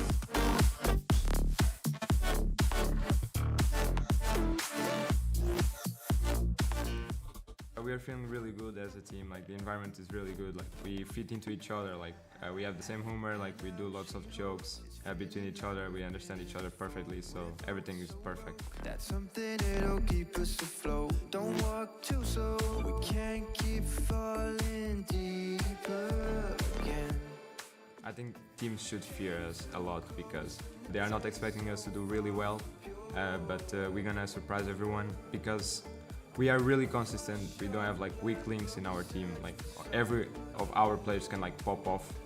Even if one is playing like not the best, the other can just cover that. So I think teams should fear us for that. Playing in front of the audience feels like really great. Like we're gonna meet all the fans we have. And I think it's a really good experience, like see everyone who supports us and stuff. So I think it's gonna be really cool. So London, you can hype us up because we're gonna bring it home. We've all been here before. Rolled, as we heard Chronic there say, this is the first time he's meeting his teammates in person. What is it like to play with people online for forever, then finally meet IRL? Well, you know exactly what their personality is like and how you guys mesh well together. But then you meet up with somebody and you realize how much, well, at least for me, because I'm a midget, you realize how much taller they are than you. And I'm over here looking up to Hoxer. I'm like, yo, he's like, you're short, bro. You're really short. And I'm like, yeah, thanks, man. Like, can we win some games or something? Talk about height. Hey, listen. Yeah, and it's how. I mean, look, we're looking at these guys right now, Liquid. We spoke about it before. These guys are so young. I cannot comprehend. I was 17 when I made my first World Championships, and I felt like a baby. But these kids have just turned 15. They're coming out. They're taking the world by storm. Well, we hope they can take the world by storm. And all reports from scrims, as I said before, is that these kids are they just don't care. They're playing with such freedom. And if they can bring that here on an international stage, they can really go make a really deep run in this event. What do you think that 4 is? I don't know. He had 4 fingers. I was about to try to see if I could ask somebody else that. But I mean, looking at Liquid though, you can see the confidence. Uh-oh. Oh. You see, look at a Chronic. Chronic dangerous, boy. They just have fun. He's going to be, I think, like we've been talking to him all over the event. He's been, very active, very chatty. He's been watching all the games for today. Look at, he's got the beautiful personality, and, I think he has the gameplay and confidence to do so. For this team to be so young, they are really, I mean, it feels like they were kind of built for this type of environment, the way that they act on and off the field. CJ dated himself earlier. He said he was 17 when he made his first world championship. That means they weren't even born yet, CJ. That's crazy. Something like that, yeah. Man, Rocket League's been around a while. I mean, CJ, I love seeing how much the players are embracing the broadcast, embracing the cameras here. Oftentimes, I feel like first-time rookies here showing up, the cameras are something that they don't know how to deal with. They seem right at home. Yeah, we saw it with Queso in the last event. We're thinking, how are these guys going to, obviously there's a lot of media and things like that, but they're just taking in their stride. And, talking to a Chronic before, I actually put him out of my top 24 players. And he just looked at me and he shook his head and he said, honorable mention. Is that all you've got for me? So they're feeling it. They're confident and they're happy to get around everyone and have some fun. So I've got full belief in the boys. Well, we've seen Liquid here, and now we've seen Falcons compete in an event before under a different name, but this time they're at full strength. اسمي أحمد وألعب من فريق فالكونز. صراحة شعور رهيب جدا. احنا متحمسين للبطولة مرة وإن شاء الله نحقق مركز كويس. بنسوي اللي علينا وإن شاء الله نجيب مركز كويس.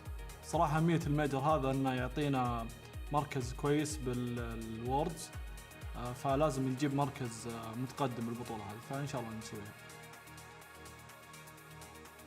صراحة نحمس بعضنا إن نفوز وقاعدين نتدرب بكل جدية، وزي ما قلت إن شاء الله بنبدأ.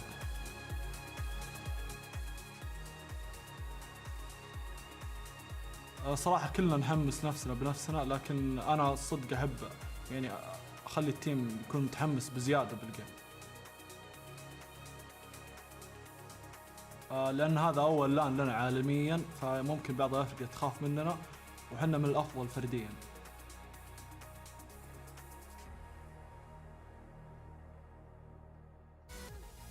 Team Falcons here getting ready to go. For the first time, they've got Khaled here on the roster with them, Daz. We saw this team play at the Winter Major with Senzo, but this time Khaled showing up. Yeah, now we get to see what this team looks like with the full roster, and I think that's something that people have been asking about ever since they failed to show up at the Winter Major. How does this squad look when they're at full force? You saw what Ahmad said in the interview. He thinks that these three are the best players in the world individually, which is a bold take, Bates, but that's how he feels. It's bold, all right, but listen, they're really talented players in and of themselves. You really got to give it to them. And the boys have finally arrived, specifically that young man right there, Khaled. Out here finally. I know OpTic isn't here to play him in a 1v1 everybody wants to see, but we finally get to see Khaled on a 3v3 stage at RLCS, and good ping against the best teams in the world right now. A lot of people have Falcons, formerly SRG, really making a long run. Yeah, I mean, Khaled is the only question mark with this lineup. We saw TRK and Ahmed back in Sweden absolutely dominate. TRK was a fantastic fit for this lineup. He was awesome on his first LAN, but now we have Khaled. He hasn't played in an RLCS international LAN before. Here he is now on stage. It's all about, can you back him in, and can they be that team that we've seen regionally just dominate MENA? Exactly, 100%. We saw this roster with Senzo, and they looked incredible at the fall major that they performed at. But the biggest question mark, I feel like, for fans and for this tournament and myself included, is how they are synergy-wise as a complete roster. We know their individual talents, but can they mesh it together? Senzo was a great piece for them, and we need to see Khaled fit that role. Yeah, I mean, CJ, when it comes to playing Atlanta, obviously it's its own beast compared to playing online. When one of your players, or two of the players on the team have played previously, but one hasn't, is there an advantage there? Is it different than coming together? Is it every time you bring a different set of three players, you got to like re-experience that newness? I think it depends on who it is and sort of their role in the team. Particularly, say, if you look at SSG, you had Daniel going to his first LAN, and he was that star player, the impact player. So he really felt the nerves last event. But with Khaled and Falcons, they don't really have that. You know, obviously TRK is the sort of guy with the go-to man, but Khaled coming in, he just has to play his role. He doesn't have to be anything outside of what they've done regionally. And if they can do that and bring it all together and just play his role, they're going to have a deep run in this event. Yeah, just be himself. That's all he has to do. And as you see, the stats are absolutely 81%? Phenomenal. And some people would say that win percentage is too low. MENA's too easy. MENA's not for MENA's a really tough region for those y'all who do not know. And Falcons have had to go through some adversity, even in MENA already. They've already dropped out a couple times in the lower bracket, had to make the run. And listen, pressure-wise, I know, Raul, you're talking about Kyle a little bit. 1v1, that's probably the most pressure. Like the stakes are the highest. Like, it's all on you. Everything falls on you. You got to be icy mechanically. You got to be icy mentally and everything else in between. So when you're playing on the stage right here, especially back with those two mechanical monsters, then I mean, like, I have no question about them really balling out right now. I mean, they're hungry as well. Even watching Ahmad before, they were watching the Moist series first up. Vatira, he's hitting that flip reset off the ceiling for the first goal of this LAN. He watched it, no expression at all. He's up. He does that. He does that. It's automatic. I mean, I think in my mind, Daz, Ahmad hit the goal of the Winter Major, or the Fall Major back there. When it was the most insane. I mean, Johnny called. It was like, Ahmad! It was like, that was the goal of the event. That was a lot of emotion for. I mean, we know Johnny's gonna do that. right. I mean, and that type of environment, that type of shot as well was almost like a callback to one of his earlier ones. I mean, I think like a lot of people are not necessarily sleeping on the individual part of each member of the Falcons. We all know what they can bring to the table, but the question is, when you have them here in a major setting, not online, in front of a team, this Team Liquid squad that has come out and just shaken up Europe, I mean, you have to understand that, you know, there's a lot of pressure here. It's only a double elimination bracket, and we've seen what that's done to teams today. You drop the first game, it's almost like you lost the series. It's been really tough for a lot of teams here initially. I mean, Team BDS, like I said, they end up losing out to Secret. I mean, while we're looking over the other side here, you know, with Team Liquid, I mean, there's not many teams in the field today, CJ. I think I have more question marks about in a LAN environment. Yeah, but we saw with KCorp last event, as we said, these young guys coming in. How are they going to step up to the crowd? Just not even obviously right now, just the pressure of playing at an international event. I think it's just that age. These 15-year-old kids, they They seem don't to just not care. They Like, don't care. when I came in, I was 17, and I was thinking, oh my goodness, like, what happens if I do this? What happens if I miss? But these guys coming in, they're just having fun, they're vibing, and I think that's perfect for this dynamic where they're all just so young, youthful, and they're just energetic, and they're ready to And go. you know what adds on to that? Is there's no pressure on them boys at all. They're not really. They're playing for pride at this point. There's nothing here. They can't make worlds at all, but they're just playing to showcase their skill, and that's exactly what they brought into Regional 3, and exactly what you're gonna see here. I mean, they're here, and the prize base is $90,000, which is bigger than like the entire season 1 prize pool. So it's a lot of money. I mean, when I was 15, I couldn't even comprehend that much. I thought $10 was a lot. So I'm assuming they know that they're playing for a lot of money, and they are playing for Houseman a little bit. But I want to go back a little bit to why I don't think that the nerves are even going to rattle them. I think it's all about demeanor and persona. When you see these players outside, they're just sitting behind the screen and playing the game. When they're walking around, when they're doing all the antics, they have confidence on the camera. When they're looking at the camera saying, doing this, like Acronic was doing, everything else in between, that really shows that they're comfortable in the setting. They've been playing the game. Like CJ was, like I said, CJ was a grandpa by now. These boys were just being born coming out the womb, and now they're playing Rocket League. They've been doing this their whole life. But the problem with Falcons is with Liquid is that on the other side they have Falcons. These guys missed out at the last major. Can you imagine how hungry these guys are going to be coming back here, back on land, back to represent their region internationally, seeing what they did in Sweden, and now bringing in their full lineup with Khaled as well. There are question marks around here, but if they put that together, I mean, for me, this is the matchup of the day. You know, Liquid, like this is going to be an absolute mechanical, I don't know, wizardry going on the pitch, and I cannot wait for it. And it's crazy too because winner of this gets FaZe. Wow. You know, like, and FaZe, look, I mean, you saw that if you watched the power match, you know, FaZe are pretty on today so far. I mean, they were really hyped at the beginning, but as we could hear all the shouts, but even then, as they got locked in, they were back, quiet, controlled, and just kind of cleaning up that series. So for me, like, yeah, this is, for both of these teams, this is kind of tough. This is a really tough way to start the tournament. They're going to be tested in the first couple rounds. It really there's no easy matches here, but this one for some reason just feels a little bit extra difficult for both sides here. I feel like, CJ, this is going to be, in my mind, the best opportunity Liquid have to take the world by surprise. I think that there's so many teams. If I'm looking at the list of teams that get invited to London, and I look for one team to sleep on, maybe I'm like, I don't know. I'm gonna do all my research on the other teams. We'll figure out Liquid if we have to face off against them. They could really come out of the gates and surprise some teams. They've been the team that everyone, not just the Europe region, but everyone has said if they could put it together and work out some sort of structure amongst that, all that mechanical skill that they have, they can easily be the best team in the world. They could easily take out this event if they put it all together. And there's just one person here that I think is more torn than anyone on this matchup, and that is Johnny Boy. He's got the meaner love. Falcons, he cannot go against him, but Liquid is eager. They're the next generation. He's not torn. He's not torn? He's not torn. He's going Falcons all the way. You reckon? Yeah. He might not say it out loud, but I know he's going Falcons. He's shrugging over there. Listen, he picked Liquid. He's very big on Liquid, but it's not their time yet. He's been hyping the Falcons for too long, and he's definitely rolling with Falcons. And it's just going off of pure pedigree and resume. Falcons, they have that experience. Looking for them, they're young bucks, they're young pups. It's gonna be really tight, especially, and I'm really thinking about. I'm trying to figure out in my mind where it's gonna come down because there's little nuances in the game. It's gonna be a really high-flying game. It's going to be high scoring. That's the real you question. talk about experience, though, but we've seen in the last few events that experience hasn't really Doesn't been matter. that deciding factor. It's just been the new guys coming in. It's been all about the mechanics. It's been a real shift lately in terms of what teams are coming up representing their regions in these majors, and it's been those mechanical teams. And they've been able to do it as well with KCorp. We saw that last major. They're able to step up and show their mechanics. Those mechanics have been, I mean, obviously the highlight, right? Like, anytime you have a team, you expect to be at the top. You expect a star player that has that level of mechanical ability to be there somewhere. I think the biggest thing about that comes with all these teams that we're looking at right now is that they almost have that with everybody involved. Yep. Like, they have, almost everyone has the ability to be that highlight player to make those star moments. So this is why it's going to come down to, like Bates said, like those nuances, because when you think about it, like, everybody has the ability to make an impact here. Yeah, I think it's a complete package of the team that needs to have the team synergy. Whatever team has the most synergy, and I honestly think the most energy, because that has been Energy just won series. Yeah, that's been a consistent thing at these majors, is that whoever brings the most energy comes out on top. But one thing is true. They're going to have a good warm-up for FaZe.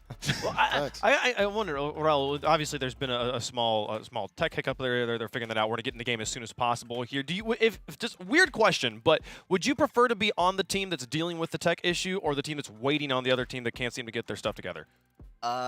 Honestly, neither. nah. I would rather be on the team that is. I mean, as long as I can get in free play, I think it like kind of doesn't matter for me. Yeah, if the other team has tech issue, this happened actually in Sweden back when we played Endpoint. They were having PC issues, they were swapping it out, and I was sitting there slow-mo in free play. And by the time that 3-2-1 kickoff came, I was feeling so far. So we ended up winning that series. So yeah, I don't think you want to be. You don't want to have that in the back of your mind that whether that's what sort of issue it is. You don't want to really have that thinking, is that going to reoccur whilst the series is happening? So I think whoever doesn't have the tech issue, you're chilling and you can just free play. If you had to pick a matchup here, Bates, between both sides, a player from each side that's going to be the most important line, the most important 1v1, most important challenge that happens in these next 5 games, is there an obvious 2 names that jump to the front for you? Not a chance. Not a chance. When they work with Liquid, they all take turns to decide who's actually going to pop off in an event. I want to say a Chronic. Okay. I want to say Chronic just because he's oldest. He's got the experience. He is the oldest.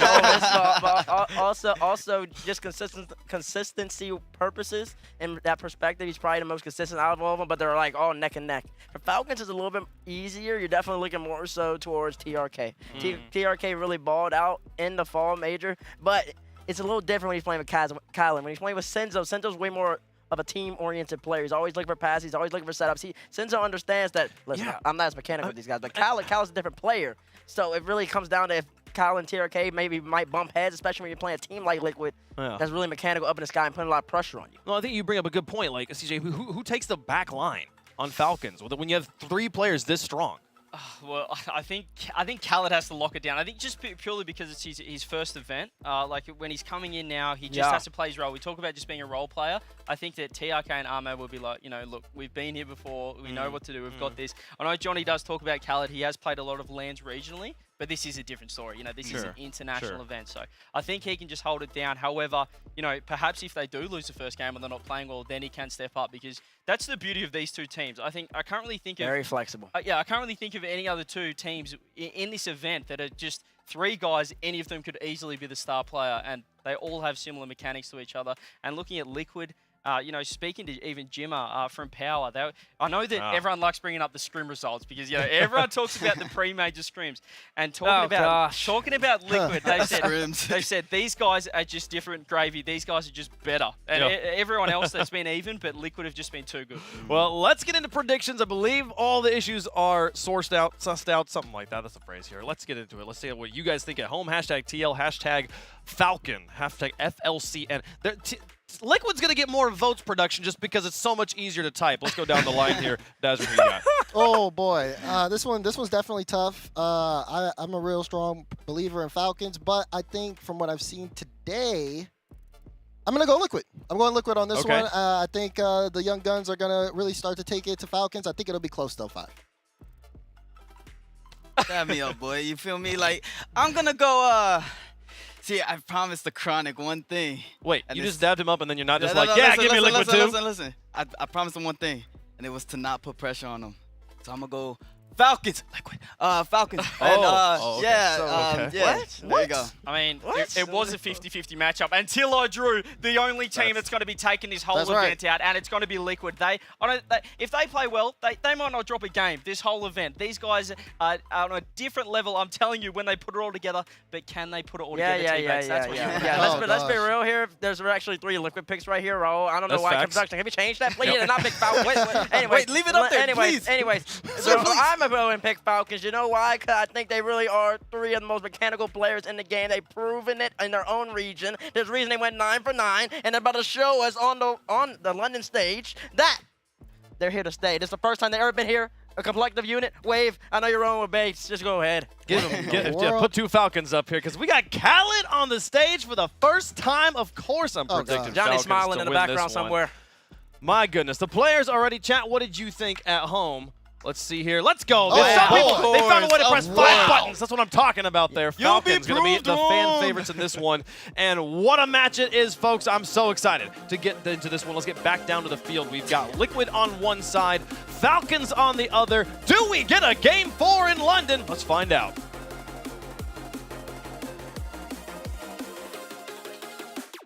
When the bracket was announced, everybody was looking towards this game and thinking, you know what, I need to make sure I am around for that one. And now the waiting is done, we are ready to get into it. Team Liquid have put together a run of form out of nowhere since finally being eligible to compete in the RLCS, Johnny, but they're against the ultimate test. Yeah, before we arrived in London, like you said, everybody's calling this match of the day. Now, we've seen 6 sweeps, so that's a low bar. If we get game 4, I guess you can call it match of the day, but it's become even harder to predict. Everybody at the event, everybody, all the players in practice I've talked to are saying Liquid are going crazy right now. These guys are looking at like a ridiculous level. I know we knew these guys were crazy to begin with, so how well have they been playing in practice? How well they've been playing in scrims that everybody's talking about them? Well, for Liquid, this is their season here. This is everything that they had the chance to build up to. They have qualified, they are here, and now it's all about the London Major. But for Team Falcons, they've been the question of what if all season long. We keep waiting to see what this roster can do. They've got one shot at it before we get to Worlds, and we get to see what they're capable of as we do get the infield pass. Oski pretty comfortable trying to deal with that one as Atal just smashes it to the opposite side of the field. Kind of leaves his teammate all alone, but that's not what you want to see if you're Oski. And he is covered by a Chronic. Yeah, a bit far forward there with no boost, Oski. Similar to what we saw from Daniel in game 1 of his debut in the Winter Major, this is something Team Liquid have got to try and avoid. Consistency is key in situations like this. These kids are so mechanical and they're just so talented. As long as they can avoid mistakes, they're going to be so dangerous. Possibly the most mechanical lobby we could have put together for this first round. It might be. Expect to see things that you're not entirely sure is actually possible, as there is the target man downfield. Was covered pretty well there by Oski, who's doing a very good job of just sweeping around, making sure that nothing builds up for the Falcons. Chronic by himself. Gets the ball to drop down. Oski's going to have a go at it. He's beat too. A Chronic leaves it. Surely. Goes for the shot, and TRK keeps it out. Phenomenal defense, but TRK's been faked out though. A Chronic's not done. That was the best chance of the game so far. Ato's got a better one and he puts it in. Team Liquid lead. Been very back and forth to get ourselves started, but Team Liquid just look calm. Like, we were wondering what it was going to be. It's very easy for us to turn around, Johnny, and say, yeah, there's nothing on the line here, but they're 15. You're coming here, you've watched Rocket League, you've seen everything build up, and they're just playing their way. I love that. Well, after the goal, you can just see a Chronic just casually turning there, having a conversation. The countdown for the kickoff's already started. They're just chatting away, like, oh yeah, what are you having for lunch? Or what are you having for lunch? What are you having for dinner later? These guys, crazy confidence, as we see from so many of the young teams these days. They're going to continue with the pressure as well. 2 minutes already down here. 1 goal to the better is Team Liquid. Might be able to try and add some more to it. Done good at not overplaying these situations. Just shorter challenges. Don't let the ball get moving for Falcons. They do finally get their way out. Break down again. Falcons have just been a little bit slower so far. Team Liquid getting there beforehand. Off the backboard. Ahmad's missed it. And nobody available to follow up. Yeah, I'm pretty sure the double was intended there, and it wasn't far off. Again, boost just not quite enough for Oski when he's going for these big plays. A Team Liquid look like the better team out of the gate. This is huge, because Falcons, many times regionally and in lands in Saudi Arabia, they start off the stronger of the two teams. It's not unusual to see them get a big win in game 1, so this is perfect for Team Liquid. Not only are they winning, but they're keeping Falcons to no goals. Pop up there by Oski. Makes it very awkward for TRK, who has to leave it for Ahmad. Oski misses it. Ahmad can keep going. They're looking for some bumps. Chronic has to try and avoid everything, and he was in an awkward spot, but still made himself big enough to keep that ball out. That was the best chance for Falcons. They had the pressure off the ball. They're getting the whole team involved, and they're going to do that more and more as the game continues. Oh, there you go. If they're still losing later on, you can guarantee they're attacking with all 3. Khaled's left alone in the back here against 2. It's going to be the flip reset, and it's going to be a goal for a Chronic. Stunning stuff from Team Liquid. Well, we just saw a little bit of a callback. We had Ahmad down the opposite side of the field looking for that reset, or looking for the redirect, and instead it's the counter-attack, the flip reset, and the 2-goal lead for Team Liquid. Yeah, Chronic is playing out of his mind right now. And, you know, you got to just give props to Atto as well, who is everywhere he needs to be. The Chronic's going to get the double here. It's automatic. It's 3-0. Team Liquid with the back left kickoff strat make it a 3-0 advantage. Look at them, they're just smiling at each other. They are loving every single moment of this. The desk brought up about how other teams were going to react to sort of delayed start to this game. Liquid were just joking with each other. They were more than happy just to sit around, wait for it, and get their opportunity. we are going to see the comeback happen in this game. Team Falcons have to get this going soon, but it's incredibly hard because Team Liquid are so capable of individually stalling for time. They're not going to get much of it here, though, as Oski has to shut down Khaled as quickly as he possibly can. Might still get back in time as well. It's a Chronic. He's having the game of his life. Yeah, Chronic has been so insane this game. I'm also just more impressed with his demeanor on stage and his composure on stage. You know, he's the team leader of a young team here. Both his teammates are the two youngest players at this event. Chronic's not a whole lot older. He's still a young player, even for Rocket League. But he looks like he has got all the experience in the world. Oh, hold on a second, though. Bit of a gap in the backboard. Khaled, in his debut game in an international LAN, gets one. Take a look at that. Chronic thought he was going to go direct, and Khaled had other ideas. 45 seconds for 2. See what Team Falcons have got, and it's going to start from the kickoff. Looking forward to seeing what they've got in the bag. That's TRK. That's a good win, actually, for Falcons. They can work with this. Khaled will have options on the far side, try to go by himself, still playable. But Chronic, just a little bit too quick for everybody at the moment. So, over to a teammate. Top bins! Look at Oski. Silences. He's asking for a silence. Heard a lot of noise over there in the players' area during games. Oski just puts his finger out, says, no, shh, just let this one sit for a bit. 4-1, let's get our 3-goal lead back.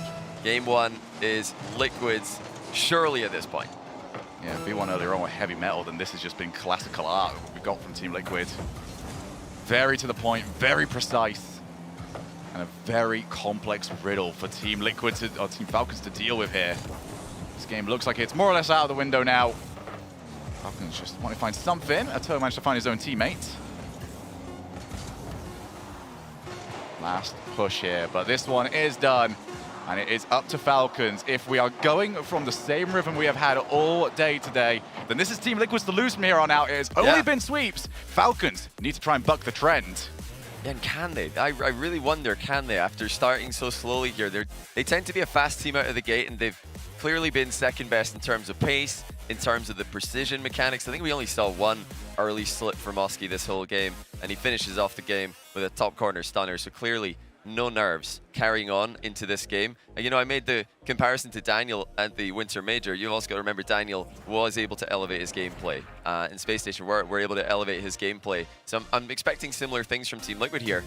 You know, just if you're nitpicking, you can spot a couple of mistakes, but you know, they could make no mistakes here. They are so consistent right now. Everybody, like I said, calling them, you know, the best team in practice, best team in scrims. So this is not even a surprise, you know, for lots of the players at the venue. And this is sort of the thing for me, really, Johnny, is that so often we come to these events and we hear, oh, this team's one of the best teams in scrims, and we go, all right, cool, but then they go onto the stage and we get absolutely none of it. Team Liquid, though, that looked like a base level for them. That was like, all right, our fundamentals are good. We're quick. We're fast. Pretty much what we want to do, and then we'll start working from there. With Team Falcons, they need to match that pace before they can do anything else. Yeah, it's a tough thing to do as well. You know, playing faster, it creates more mistakes when you're trying to be precise with your touches on the ball, when you're trying to be as consistent with your landings and consistent with your recoveries. So let's find out if Falcons can elevate the pace. Can they match Team Liquid in that regard without making their own mistakes? Khaled starts off with a great ball chase challenge there. Surprising Team Liquid, who did have possession off the kickoff. It doesn't amount to much. Yeah, Falcons have had very strong kickoffs from what we've seen so far. Haven't managed to really create much from it yet. Off the backboard, TRK can't go any further, but Khaled's got a little bit of a chance here. Just didn't have the boost to do anything with it. And I'm loving this midfield battle that we're getting from both of these teams. Happy to just accept the 2 players back. Is a bit awkward there. We're just leaving somebody in the midfield as we go for the double tap. It's off the crossbar, followed by Oski. Oski, no fear on this field. Yeah, that's Oski chipping in middle, Atto with the double, and look at who comes in again. Oski, just straight away, no boost, but he stays around in the play. Instead of rotating out, he knows there might be something to play with here. It's great awareness by the young man. You know, it's very easy to just autopilot flip out of the play there, worry about rotating, and worry about keeping your boost at 100. No, he makes a play with 0, gets the opening goal. Oh, well played here. Chronic. I feel like I'm saying this one an awful lot, is in the way of Falcons' attempted passing play. Nothing getting by him for so far, as he does go back midfield. No real support for him yet. This is where Liquid have done their best work. Power clear from TRK does force Oski back. Ahmad, where's his support? There it is. It's Khaled. He already knows that he can hit the double taps. Ahmad delayed. Ran out of boost again. We're talking about senses. I'm saying a lot here, Johnny. Falcons and low boost when they need it in the offense is happening more often than they like. Oh, demo. That's open. Follow up. Oh, Sent too high. They might have another shot at this, but Krog's in the way. Yeah, it was briefly open there, but not the entire net. And Ahmad misses the target. He was definitely trying to put that one inside the top shelf. There was no way that he was trying to pass that middle by hitting the post, as you know, many players would in that position if they think there's going to be a save. Nobody waiting in the middle. I think that was just a shot and a miss for Ahmad. So only one goal is the difference. Oski gonna keep following up. Only beats it by Ahmad, who has got TRK. Falcons sending the house a little bit more willingly here. Want some demos, want some bumps, want some boost steals, just anything to get a foothold in this game. Off the backboard, they need this, they've got it! And for the first time this series, Falcons have consistent pressure. That we've not really seen this in game one. We've not really seen this up until now in game two. They kept the ball in Team Liquid's end. They started to starve the boost, and they were able to grind out a goal against a team who have put up ridiculous defensive stands in this spring split online. Liquid, known for their goal line saves, their pre-jumps, their interceptions. So great play by Falcons, but there's a long, long way to go. All starts with being the first series of the day not to be a sweep. Let's find out. So against Khaled up in the air. It's TRK. Bumped, but he can continue, and he did try to. Again, Team Falcons are sending everybody, and they're getting more bumps. Ooh. They've got a second goal. Falcons have decided to go aggressive, and it is working. What a touch by Ahmad to set himself up for the perfect finish. Now we're going to see how Team Liquid do from behind. They had it all going their way from the start of this series. Now it's all Falcons. Let's see how the youngsters deal with extra pressure. Oski looking for the solo plays. This is what Team Liquid want the most. They want to send one player for your two. And they can deal with the player advantage later on. Chronic misreads it. First time in the entire series, and Ahmad was almost straight on through. Team Liquid will be very happy with just the level of goal line defense that they have, so they might be able to deal with those one-on-one situations a little bit better than most teams in this tournament will. And I see yet another one. TRK, he's got past one, almost got past two. Oski palms it. He's into safety temporarily, but this is Falcons, and this is them setting up shop. It's the opposite now of what we had in game one. Now Falcons dictating the pace off the backboard. Chronic has to get some contact. Oski was sent as well. Team Liquid need to get this back in order just to get rid of the ball. Falcons attack after attack after attack. They're just delaying it for now. Reset the boost. And it's time for a Chronic cross field. Reset second touch as well. Nobody else around. Yeah, both teams a bit trigger shy with the third man commits right now. Not wanting to concede on counterattacks. As Falcons, like you mentioned, continue to be the team with more territory to play with. Still just a one-goal lead. This is dangerous to sit on. You know, you definitely want to get two against a team like Liquid, who have solo plays coming from every angle. They've got team plays coming from every angle. They've got mechanics just as good as anyone else in the world. And that's a double commit from Falcons. Ahmad's going to take his time, though. Great composure by Ahmad, forcing a 50-50, buying time for his teammates to recover. Plenty of time here for Team Liquid to set up, and Atoe didn't take a single second of it. Put his team right back into the danger zone. And Falcons will just look at this and say, thank you very much. We'll have a little bit more time in your side of the field, more time that you need to get this goal back. Zeros on Liquid, you know, they're really playing with low boost right now, so Falcons just have to try and survive. They're going to need to block these shots that Ahmad pre-jumps. That was definitely a surprising outcome. You see, all boost totals hit 0 on Team Liquid, but they're able to make something happen. On the counter-attack still, tough backboard read, but it's made well by TRK as all of Falcons now on 0 boost. Team Liquid apply pressure late in the game.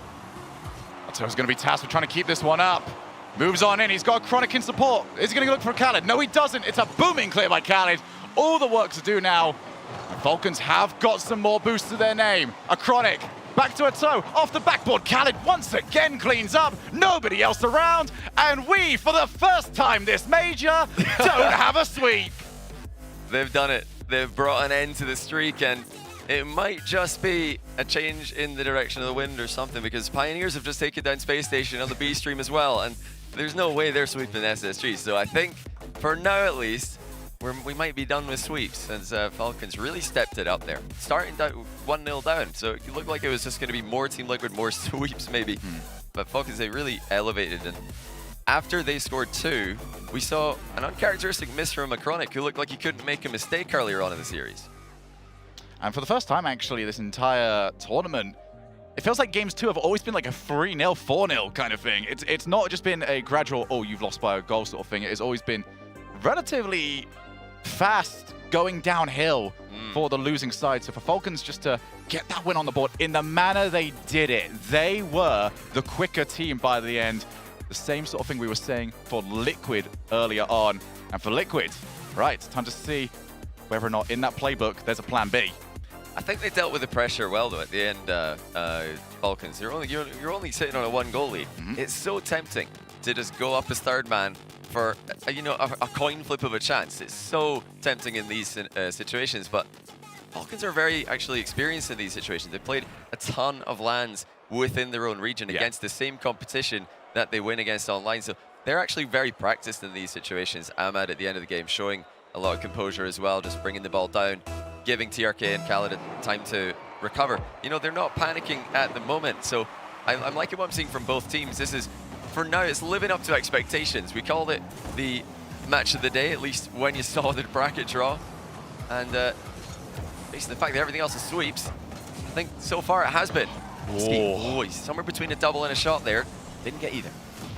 Chronic keeps going, looking to try and put together a slight stumble towards the end of the last game, back behind him and refine that enigmatic form that he held. Okay, Oski!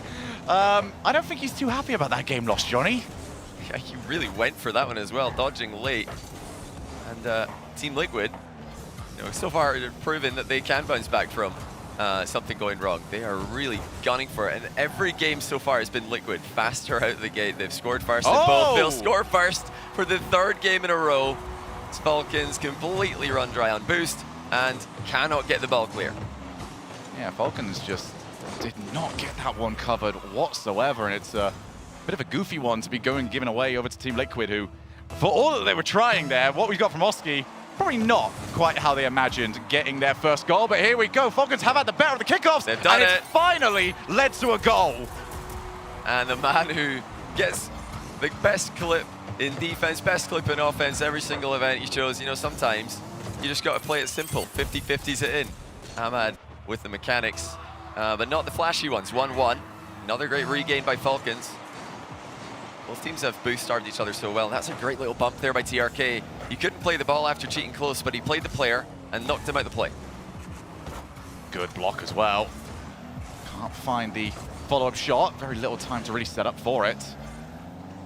Midfield battle at the moment is so fascinating. Both teams pretty fearless. It's actually well communicated as well. I want to go that way. Get out of my way. They even managed to jump and avoid clashing into each other. A Chronic off the backboard. That's a lot you're asking yourself to do. And can't even get the infield. That player was wiped off the field. How much chance?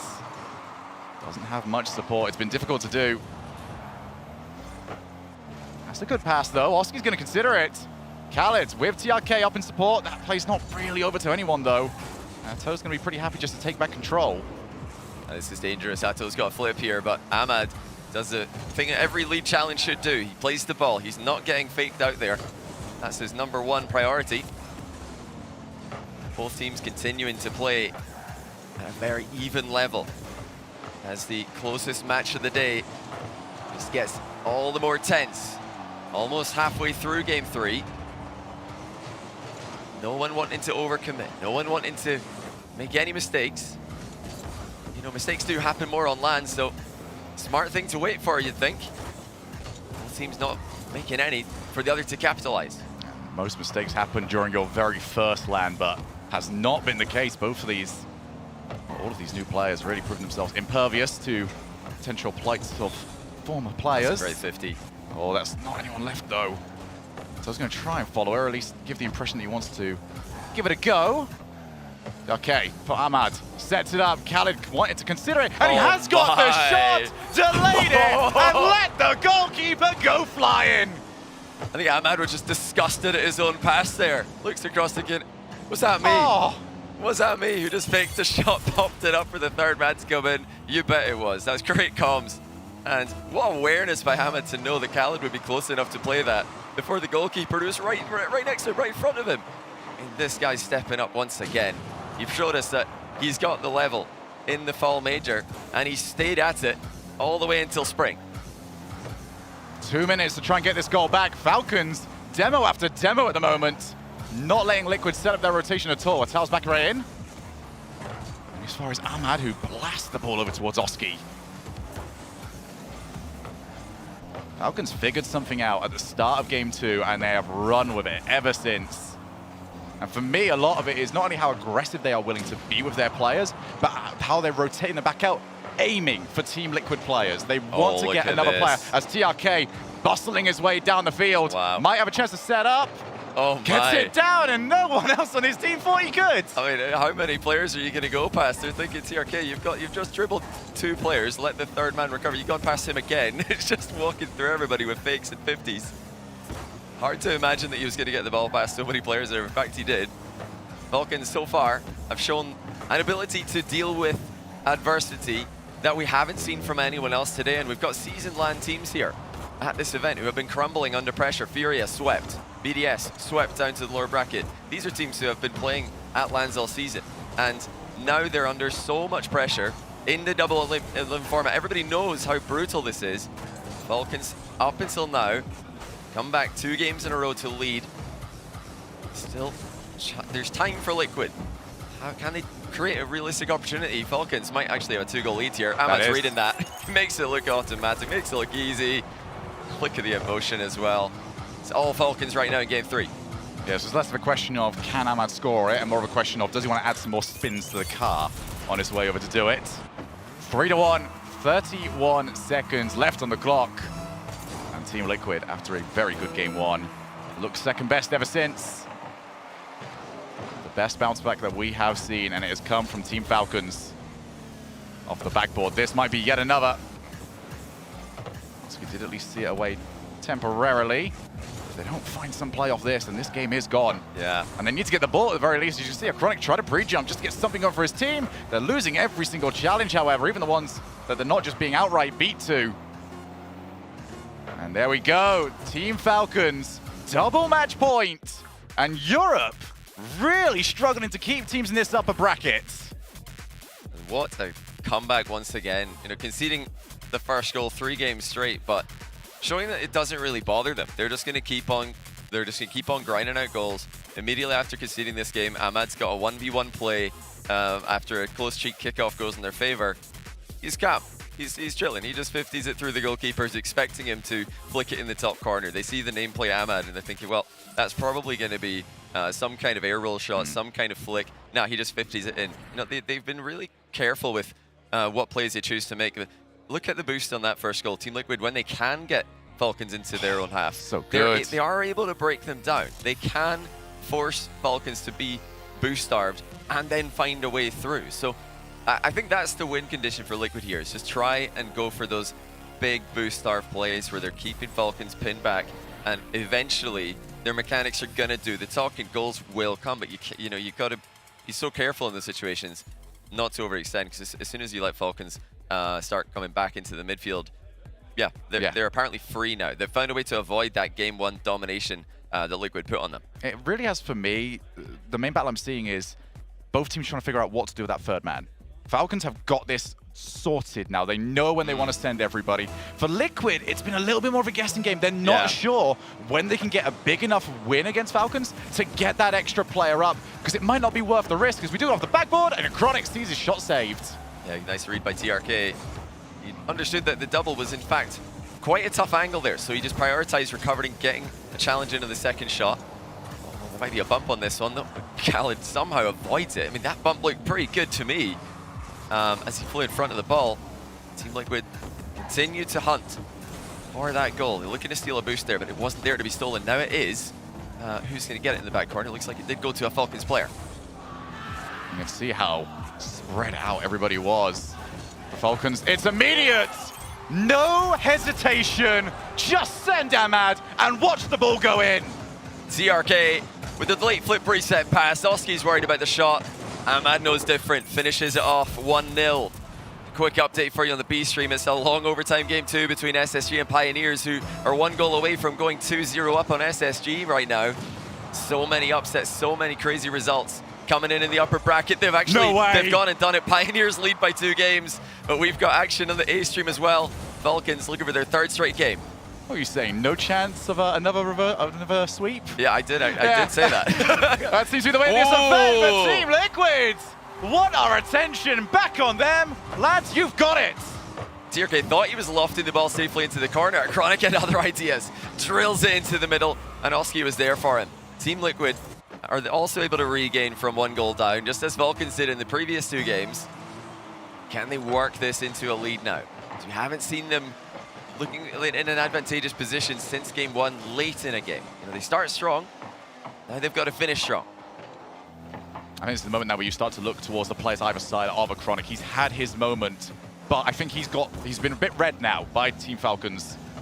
They know how to at least adapt to him and challenge him. If you look towards Oski and Oto, they've had chances, they've had time. Yeah.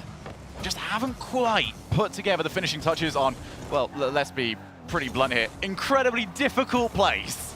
It is always going to be a bit of a nightmare to try and string them together. Well, that's what they're going to have to do to try and beat a team at this caliber. Infield pass. There's Khaled. Back to TRK. Wow. World class from Falcons. TRK infield. Khaled back to him. TRK finishes it off. And you can't really blame Liquid for that. I mean, they're covered in the goal. They're covered in the backboard. But 1-2, Falcons now lead 2-1. And if they could just hold on, that would do it for the series. They would go on to play against FaZe later today. And it's going to be another one for Ahmad. I thought Keeper was going to get this, but somehow Ahmad has hit this hard enough to get it past him before he could recover. Do you want to go and get them like a couch or something? Like, do you want them to look more comfortable on this side of the field? Like, Falcons are just stepping this up level to level. And they are starting to dismantle Team Liquid, who look like they had at least a little bit of a lifeline here. Need to get something going yet again. Pops the ball up. Ato with Oski in support. Just can't string this together. And you can see TRK is already there. They're waiting. They know what they've got. They've got the 1v1. Oh, and there was no point even being there. A Chronic, I'm so sorry. TRK is a monster. Fakes the initial shot, casually pops it up into the air again off the ground and slots it over the goalkeeper, all the while threatening multiple different shots here. He could be just completely faking here. He could be going for a double, but no, he's just got the delayed dodge for the finish. And that's the great thing about players like TRK. He's always threatening multiple things whenever he's flying at you. You can't just cover one option. He's got multiple that he can go to. And now Liquid have a real hole to dig themselves out of. They have to get this going so quickly. As soon as you get that 3-goal deficit, then it's time to start hitting the panic button. But Oski, they'll be hitting it just because he's up against Ahmad. Good cover. You read the double there. Oski is trying to keep it together here. I mean, another goal would probably be too much, you'd have to think. If they can just get 1 soon, then 2 goals is possible. Just go for a nice little kick-off strat. I know that Team Liquid have got a lot of variety there. Phenomenal defense from Khaled, using all of his knowledge. Those 1v1 positions, gets in the right spot. Oh, wow. Blocks the top shelf shot. Oh, this is open, actually. Chronic might be able to get to this. No, he doesn't have enough speed. He's going to knock it into the wall. He just couldn't get there. Team Liquid with a heartbreak situation. That was the worst time to only have about 12 boosts to your name. Falcons will continue on with their 3-goal lead. Oski, he's got 1 player less to deal with after the demo. The pass in field, but Khaled feints out the original challenge and then just shifts himself back in. Oh, the TRK struggles a little bit. Ato with Oski. They need people to turn around. The boost amount is going to start getting a bit lower. It's up to Chronic. He's the only one with a decent amount, but he just sees the ball popped over the top. And that is another crucial offensive push gone for Liquid. Falcons are just getting better and better as the series goes on. Time is running out for Liquid. They can't mount a comeback. They'll be playing for their tournament life in the lower bracket tomorrow. against Power, who earlier lost to FaZe. Winner of this advances to play against FaZe today. What a matchup that would be if Falcons can make this one across the finish line.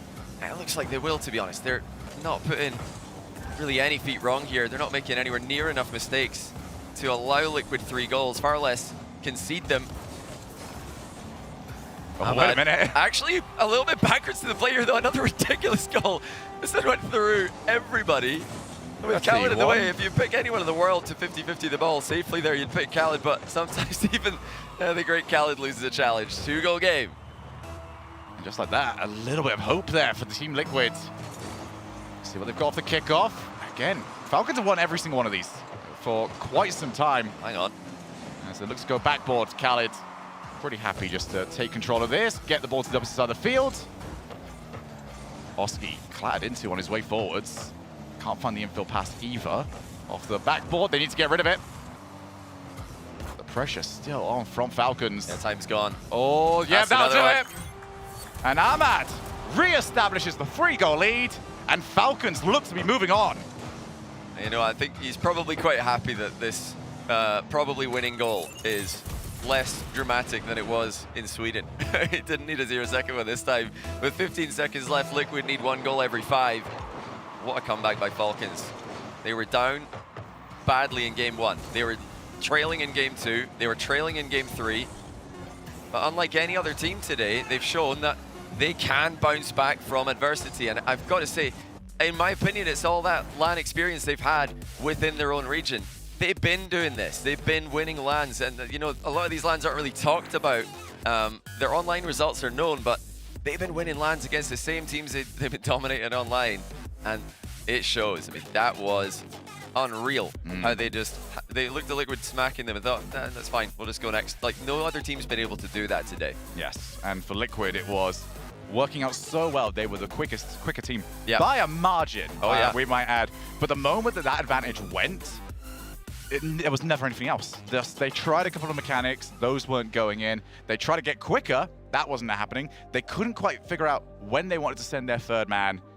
But for Falcons, none of those were a problem. They had every single one of those things on the checklist just ticked off, ready to go, and they will be so scary in that upper bracket. You know, everybody's wondering, because Khaled is the one guy we haven't seen. We've seen TRK, we've seen Ahmed. We knew they've got the LAN ice. Everybody's wondering, would Khaled have the LAN ice? I think his media photos kind of gave us a clue as he's coming in icy and he's got the ice on the field as well. That was just unbelievable. I mean, Falcons continue to deliver. And now with expectations being so high for them. I mean, I've been hyping up this team for ages. I've been telling everybody that they're a problem. They're a real problem. And Liquid did not play badly today. No. I think they're going to be fine in the lower bracket tomorrow. I think they're going to start a run. Honestly, I could see them being a top 8 team. But wow, Falcons are the real deal. I'm just saying, they're my team in the draw thing. Sorry, CJ. Yeah, actually, I think we're playing each other. I got power, so I wish. You want to swap? No. You already asked me this one earlier. It's not happening. I think we've got like 2 teams left in all of that. I'm looking forward to seeing who gets what over in that one. But for Falcons, I'm happy for them for one particular reason, which is because they've been bigged up so much as a team, there's a lot of judgment on this event for them. Yes, they have got Worlds coming up, but if they come in, and we've seen top teams, BDS as a very good example today, bad results happen. And if they came in and had a bad result that happens, they were going to get just they would not be able to know anything else other than how they came in with all the hype and you lost. I mean, this is the real impressive thing for me is that when a team like Furia shows up and they don't perform, they're swept by KCorp, they're in the lower bracket. They've got another team from the region here to pick up the pieces when PDS lose. You know, they've still got Moist, they've still got KCorp picking up the pieces and carrying the region forward. You saw Moist carry EU, and we saw Furia carry Sam at the last event as well. But Falcons are alone, and they're not just here playing for themselves. If they make top 8, if they make top 4, it's guaranteed. But if they make top 8, there's actually a chance, based on other results, that they bring one of their teams from the Middle Eastern region to Worlds with them. The whole region is back in this team. Everybody in the Middle East wants them to win, and if they can, if Falcons can keep winning, then it's going to be O1 Esports, the 3rd best team in the Middle East, joining Veloce, the number 2 team in the wildcard, and Falcons playing in the main event automatically. I mean, that's what the story of this team is. It's not just about them. They're playing for everybody in the region. And we've just seen top 3 would be guaranteed for an extra MENA spot. So that is the target. But now I want to hear from the winners. They're over with Subi and Orb. All right, welcome everyone. We are back in the Oasis, and finally, we have a non-sweep. Can you believe it? It's about time, isn't it? It is about time. We're standing here, obviously with the team, the winners, and we want to ask, how does it feel to represent a smaller region and to win here against this team here in your first round? صغير في منطقة صغيرة وربحت في هذه المسابقة. أنا أتكلم.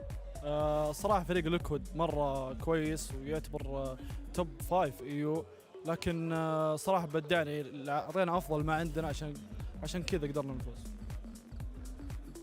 Well, we were very surprised to start with.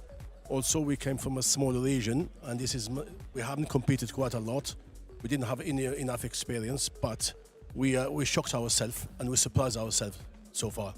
Well, not only did you guys shock yourselves, but I think you shocked a lot of people taking down Team Liquid. But what does it mean being at a live event for the first time here under the RLCS banner? أنتم فاجأتم عدة ناس، ولكن كيف شعوركم أنتم أول مرة في هذه المسابقة؟ كيف تشعر؟ شعور صراحة رائع وشعور لا يوصف بالكلمات. لكن بإذن الله القادم أجمل وأفضل من كذا كثير. The next step it will be even much better. وبس. Yeah. So, I've got to ask, what is the next step for this team? ما هي المرحلة القادمة لفريقكم أنتم؟ الخطوة الثانية. ما هي الخطوة الجديدة؟ ما تعملوا في المرحلة التالية؟ والله يطلع صوتي. إن شاء الله نفوز على فيز. هذه الخطوة هذه بس. Hopefully we will win again. That's what we love. I mean, LAN being really, truly the great equalizer here. Everybody playing, traveling from all across the world, competing against the best of the best. Smaller region, bigger region, it doesn't matter. We all play under the same circumstances. Congratulations on your win, Subi. Man, what a match. It really is, and that's what makes RLCS so special. Just the entire world competing against each other under one roof. And speaking of under one roof, we're going to have 2 of the top teams in this major going up against each other. KCorp and G2 Esports. Or Go I think G2. You know a couple of these teams, maybe 1 or 2. Yes, my heart is in for G2. I believe in the boys. They're going to go all the way. Well, I believe it. Don't go anywhere, because that match is coming up next. Don't go anywhere.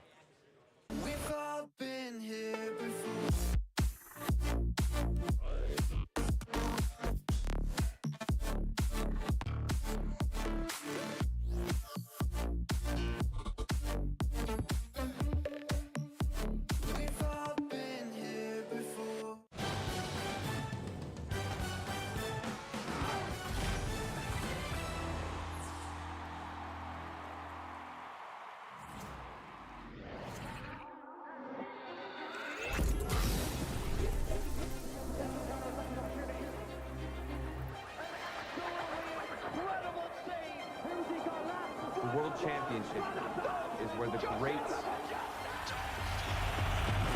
become legendary.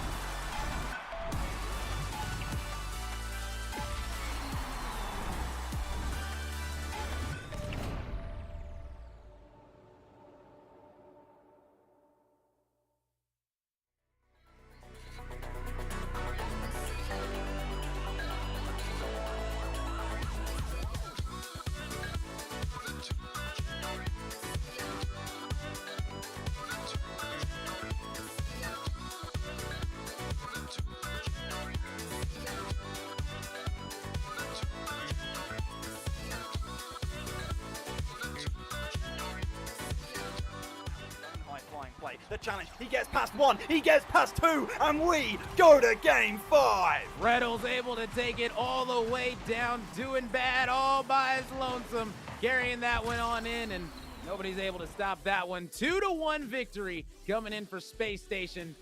Game 5, first one of the major, and it's here. It's on Bravo. Salacto, we couldn't ask for anything more. You called it too. It's how it is. It's how it is, Space Station. Can they be the reverse sweep merchants in back-to-back majors? Because Arsenal has started to show up, but once again, the reliable scorer. It's Reddles with the 2 on the board. He got past 2 to win it in that tense overtime, and that's 2 chances now for the Pioneers, right? And 2 leads they probably should have had, if not for clangers into the crossbar.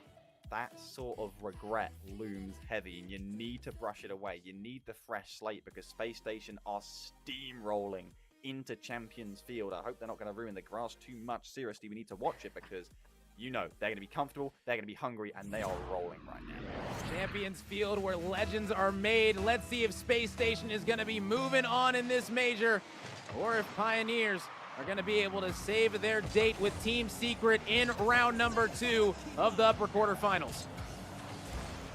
Early on at Space Station on the front foot again. The North Americans trying to stay alive here with their backs against the wall all series long. They got just one more game to get on that board. What heartbreak it would be for the Pioneers and all of OCE. Both teams in the lower bracket early on. Maybe, as expected, I would say there was definitely hope, and there was all more than just hope this series so far, but it is so close to being crushed in the cruelest of ways. Yeah, Pioneers, they put up an absolutely incredible showing, an incredible performance on the offense, on the defensive end, and as you stated, it's just been the crossbar that's been their worst enemy. Give it 2 more inches on that crossbar, and I mean, we might not even have went to a game 4. I mean, realistically, it's been that close in this series, and right here and now, 1 minute in, nobody's really able to make anything of note happen yet, but that one's going to be going off the backboard, setting it up. It's going to be Daniel right there, able to collect it, but Super sending this one right back toward this Space Station half. Going to be making sure that nothing comes about that. Russell's got time, but he's dunked nice and early. Super lucky, important that they keep the high tempo, the Pioneers. That shot won't quite be on net. I could say it hit the crossbar. That would be being harsh. They need to make sure they do not let Space Station have time on their back end. They're on the front end right now. Daniel's trying to find Reddles. His shot will find the back of the net, and it's Space Station who strike first. Absolutely nasty goal coming in from Reddles. A straight beamer. No one's going to be stopping that one. So you can see Space Station taking the early advantage. This is what you needed out of this squad. You got to be able to hold on to the lead now. The last time they found themselves in this situation, it was a kickoff goal coming in from the Pioneers to answer back expeditiously. And now we'll see if Banana Head and company are going to be able to do just that, as they're trying to put this pressure onto this Space Station half. But it's going to be Space Station sending it right back the other way, trying to set up some offense of their own. Another demo. Pioneers just not given any time of day from Space Station right now. If they're going to have to do it, they're going to have to more than earn it here. No kickoff equalizer in this game, but still plenty of time on that clock, and a dangerous shot saved off the inside of the net by Daniel. So many saves to his name. Such an important utility player for Space Station. Arsenal's the one on the backboard that time to collect. And notice that I say collect, he didn't just hit it away. Forces Pioneers to come and get it. Releases it to Reddles. Uncontested hit off the side corner. Blocked away by Scrub for now. A beautiful attempt coming in from Reddles, but you can see Reddles definitely picking up the pace right now. Space Station, they're threatening. You saw the demo come out. They're trying to set this one up. Daniel going to be picking up this boost, trying to make something happen along the right side. This one's going to be going off the backboard. It's going to be slightly centered. This might be a nice opportunity, but no. Defense from Pioneers going to be holding true, at least for now. Can Space Station set this one up? Nobody's going to get a touch on that one. Reddles going to be sending this one deep into the corner. Space Station trying to make something happen. They're trying to set up the play. It's just not there. I just feel like the confidence really is lacking in the way they're just challenging the ball. Really feel like the read on the play just isn't there. Is that uncontested for Reddles? Oh! Yeah, no, it isn't. Scrub somehow just ripping it away from the clutches of defeat. Evading that 2-goal deficit in the final 2 minutes. Daniel will come forward again. He's blocked out as well, and the Pioneers stay alive for now. That save right there was absolutely massive. but is it going to mean much? Because you can see Space Station, they're pressing the issue right now. Pioneers got to hold strong. This squad right now sending that one to the net. Daniel able to send them up 2-0. You could tell it. They were keeping all this pressure on this Pioneers roster, and finally it gave way. Arsenal again, a bump, then a demo. This man, how many counts of cyberbullying does it take to arrest him? This is ridiculous. Space Station have battered and bruised their way back into this series, and the Pioneers are on the ropes. Forget it. They're on the floor here. 2 goals down with 90 seconds to go. Scrub on the turn. He can't even reach it. Super lucky. He's demoed again by Arsenal. Seriously, calm down, man. Yeah, you can tell right now. I mean, we spoke about it. This team, they are a momentum squad, and they're showing exactly why. They are starting to open up the floodgates. You can tell the momentum is all on this Space Station half, and now Pioneers, they're going to start getting desperate. And you know when you start getting desperate, you start leaving things open. Daniel going to be able to get the 3rd goal of the game for Space Station. That is unreal. The flip reset double Daniel bewitches, bothers and bewilders the Pioneers defense in a 3-0 battering thus far in Game 5. And to think how close the Pioneers were to handing them the Vegemite sandwich, and yet it just didn't happen. Space Station, the mental, hang on a minute, talk about mental, Banana Head, this is not over yet.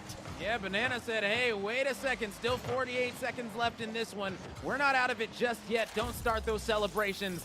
They understand exactly what's on the line right now. They're not going to be going quietly away in the night. 48 seconds. Let's see if the Pioneers can have an answer. They've been able to find kickoff goals so far in this series. Will this be another opportunity for them? It doesn't look that way. Kickoff goal. Because yet again, well, it's a kickoff goal, but not for the Pioneers. Space Station able to put one in. Beautiful stuff coming out of them as Arsenal able to send that one true. Space Station going up 4-1.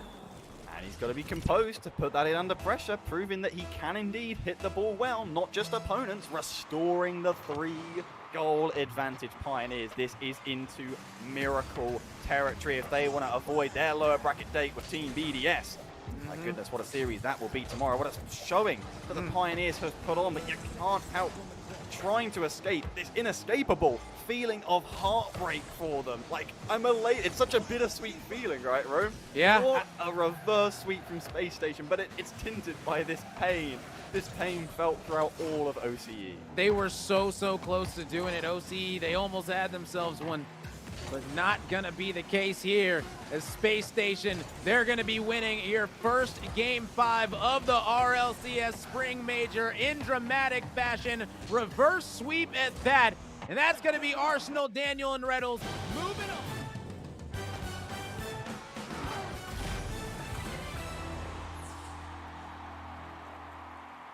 Well, the sweeps are finally over from both sides for Stream A and Stream B here. Liquid going up against Falcons. Looked like it might be a Liquid show after the start, but then Falcons running away with it games 2 through 4. Hey, man. Listen. I tried to let everybody know this desk. Johnny, glad you joined me because everybody on this desk, I understand that this guy. No, you didn't. You didn't pick him. Nah, you didn't But pick him. Liquid had a good showing, but Falcons, man, TRK especially. Khaled played solid with TRK. I mean, Khaled that's what he does in this team. He just plays solid. As long as Khaled is solid, then TRK and Ahmed are unleashed. Because the TRK we saw in the Fall Major was having to do Khaled's role. He was playing third man to let Senzo and Ahmed play upfield. But no, Khaled is playing third. He's always a priority defender on this team, and he's really good at it. He's got I think the best 50-50s at this tournament, and he was very composed here. You know, this is a nervous situation for them. They're the only team from MENA. They're winning. They're trying to win for their brothers back home, and right now, that's what they're doing. It seemed like another day at the office, though, once we heard them in the Oasis. They didn't seem that bothered at all by the situation. Said, yeah, we were kind of surprised it was as easy as it was, but it was easy. We'll just keep moving forward here. So things looking good for them. And also, on the other side of things, we just finished watching. How many reverse sweeps are we going to let Space Station get? Like, they can't keep getting away with this. Calculated. What? I thought you were gonna say something. I don't know. I'm still reeling. Banana Head played so well at the beginning of the series, but then like it all fell apart. The final goal was Banana Head from him, but it was also not enough. That's true. Yeah, it seemed like they actually were Choke.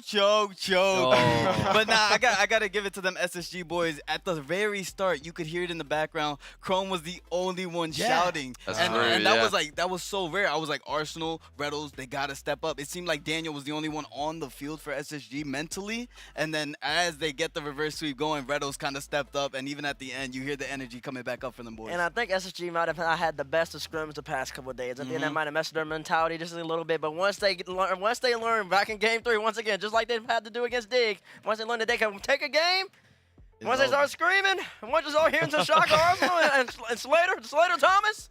I am worried for the rest of the bracket that we see this much momentum, Jorby, behind SSG this early in the tournament. It literally feels like a repeat of the Winter Major. I feel like I'm about to see Reddles and Daniel start hugging each other and twirling here by the time we get to upper semis.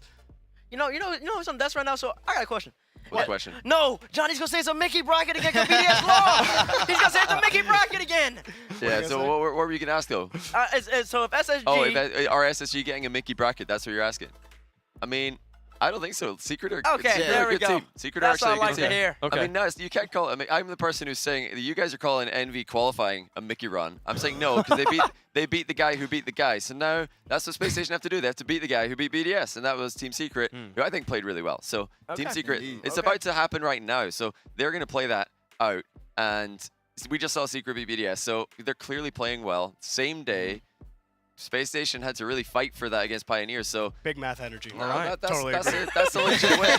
That's a legit win. Well, we do have 2 more team cards to give out here. And we have one caster up here on the desk. Jorby, you get the honors of making a pick here between 2 teams. There's the Gladiators and V1. Oh, the great 2 team. remaining. Great team. You can't go wrong And with Turtle's getting the other one. He's not. Turtle's going to get the other one, He's coming in. He's coming in. So he's getting whichever one you don't choose. All right, here we go. All right. Show us. Oh. Hey! I've been back at beast mode for so long. Of course, it's gonna be version 1. Turtle. There you go. Wait, I think I gave it to you upside. Did I give it to you? It is upside down. Yes. Yeah. Sorry, I gave it to you upside down. Turtle gonna be rooting for Gladiators there. Great. And Jorby. So let's take a look at the bracket. Now we have someone who's gonna be talking about V1. I feel like this is a pretty easy argument to be making so far with how they've been looking today, Jorby. Yeah, I mean, honestly, it was Calm though. Like we can talk about beast mode all we want, but Calm not only chirping but also doing the work on the field. The dude was getting it done in every single phase of the game, and it's scary when beast mode doesn't have to do anything and Torment just has to make a couple of saves. When this team actually gets tested and then beast mode actually has to come online, we haven't even seen version 1 at full force yet. Man, that's a scary thought to think about. So let's talk about the next match. We're talking about the first one up there, then we're going to be going through KCorp taking on G2. We have yet to see G2 here on the mainstream today as they had a sweep over Gladiators earlier. So we'll get to watch them facing up against Carmine, and this is my favorite part about LANREL. Every single match just gets better. This is juicy. This is juicy. Especially the way KCorp came out today. I mean, G2, I mean, we know what to expect from G2. And they're professionals. They're going to do exactly what they did. But KCorp, that's a team that has a lot of fan favorites on this side of the world, and they're excited to see their team play this weekend. And I think that man right there has a lot to prove. According to Johnny, he could have been, he could still be one of the best in the world. I think he is still one of the best in the world, but you know, it's all about confidence for Astral, and I think he's got a lot of confidence in his team. I think he's got a lot of confidence in himself right now. They just they smashed Furia. Like we know how good Furia are. Everybody rates Furia, and if you don't, then you're crazy. KCorp just destroyed them. They made it look easy. Itachi looking unreal. So this is a real dangerous team for G2 to go up against. Jorby, I mean, you are one of the biggest Furia proponents on the desk here. And with how strong KCorp looked against Furia here, what does that say about this roster? I mean, first of all, to come in your first LAN event as a team and then to be so dominant, but it wasn't just one player. It wasn't just Nolly. It wasn't just Itachi. It wasn't just Astral. It was all 3 of them, each one of them getting MVP honors. And I don't think Nolly was jumping all over the place in the thirds. Nobody could get by him. Itachi locked it down on defense, and Astral just blew through Furia's line every single time they needed to break through. They have all the components necessary to make a deep run. Look, they can absolutely bring it to G2. They've also got the blue wall behind it. It's fitting. Oh, but, you know, the story tells itself. They have it all. Oh, they're gonna need that blue wall. They're gonna need a lot of that. Cause on the other side of the Oasis is a monster. The monster. Matter of fact. Big samurai with a sword. What color wall are they repping? Is it all right, well, Hey, They have an army. The KCorp is still playing on the blue side. That's why they got the blue stick. On the other side, though, it is the hottest team from North America right now. It's G2.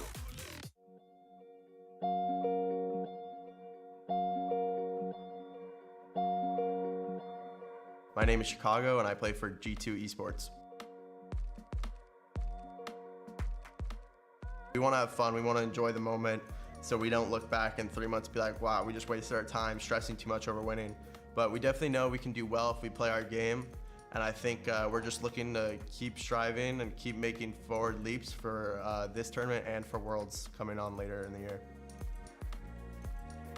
To reach those goals, I think we gotta have a really open mindset as well as just good energy in the camp, I guess you wanna call it. Like, for all of us, this is our 3rd major, and OpTic joined for the winter major, so this is our 2nd major as a team together. So I think we're not really too nervous because it's starting to become more familiar after COVID, and the lands are becoming more and more comfortable. So I think we're really excited just to get on stage and start playing and actually competing. In terms of the game, I guess I like to open up a lot of space for my teammates and just be there for whatever they need them, if they need follow-ups, or just be there to support, because my teammates are both insane, and if I just kind of give them the ball, eventually I know they'll do something right. What's up, Copperbox? I know you saw G2 in Season 5, and they didn't do too well, but trust me, this is a different version of the team, so get ready. Jorby, all that video made me think is I want to see Chicago in a rage room, destroying as many things as he can. I mean, it looks like he trains with that on a daily basis. Yeah. He had good form with his swing. And JNAB's just taking a nap. But he's not taking a nap on the field, that's for sure. Did you guys see the video G2 put out of making J-Naps like James Bond? Like the suit and the... Oh, yeah. I saw him with the bow tie. He looks great in the bow tie. Yeah, they look pretty I was really hoping they were going to bring that out on stage right now. I mean, that would be pretty intimidating. You look across the stage and they're all like dressed up. They're going for dinner after they're done beating you. Like, it just crossed my mind. Didn't Chicago eliminate G2 last time they were here at Season 5? I think he was playing on EG and they eliminated G2. Might be right. Lower bracket. So now he's back to make up for that, I guess, and help them make a deep run. He's pulling a turbo here, swapping teams, carrying him to a win here. See what happens, man. But Bates. Yo. These are your boys. They are. Well, actually, my team's BDS this man. That's true. I appreciate that. According to the cards. But listen, this young man right here, he has been a difference maker, not only for G2, but all of NA. When he left now OpTic, of course, that has really shaken up that team a little bit, but they're still here at the London Major, but they're not the same team. And when he joined G2, he upgraded them to heights that they have never seen before. Arguably, a lot of people might have projected them doing well in Season 9. Unfortunately, got canceled with that Rizzo. I know he's over there somewhere smiling. But with that being said, OpTic with Coach Safi, Popovich in the background, they are a force to be reckoned with. They're the best team in NA. It's not NRG for those y'all who don't know. Was it just me? It looked like Safi right there. It looked like he just remembered he left the oven on or something.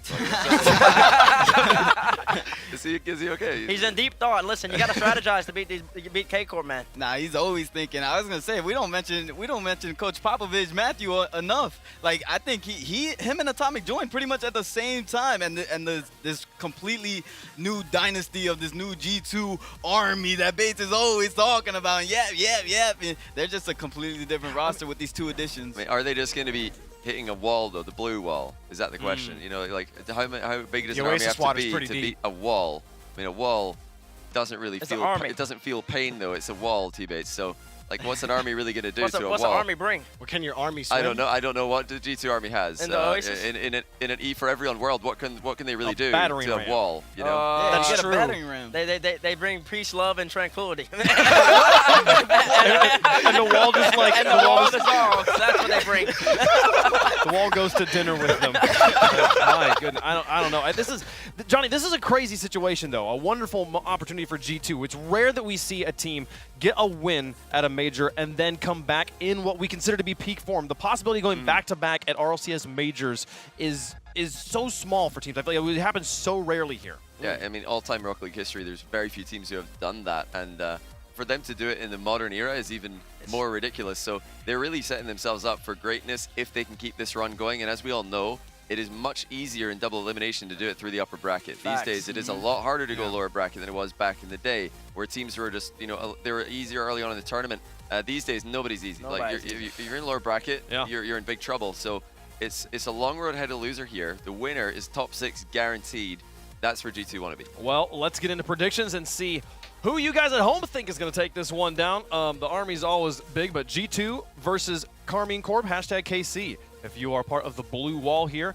I will start things, given that I am contractually obligated to predict KC, so I'm going to be predicting KC to take this one down, but I am not super confident in that.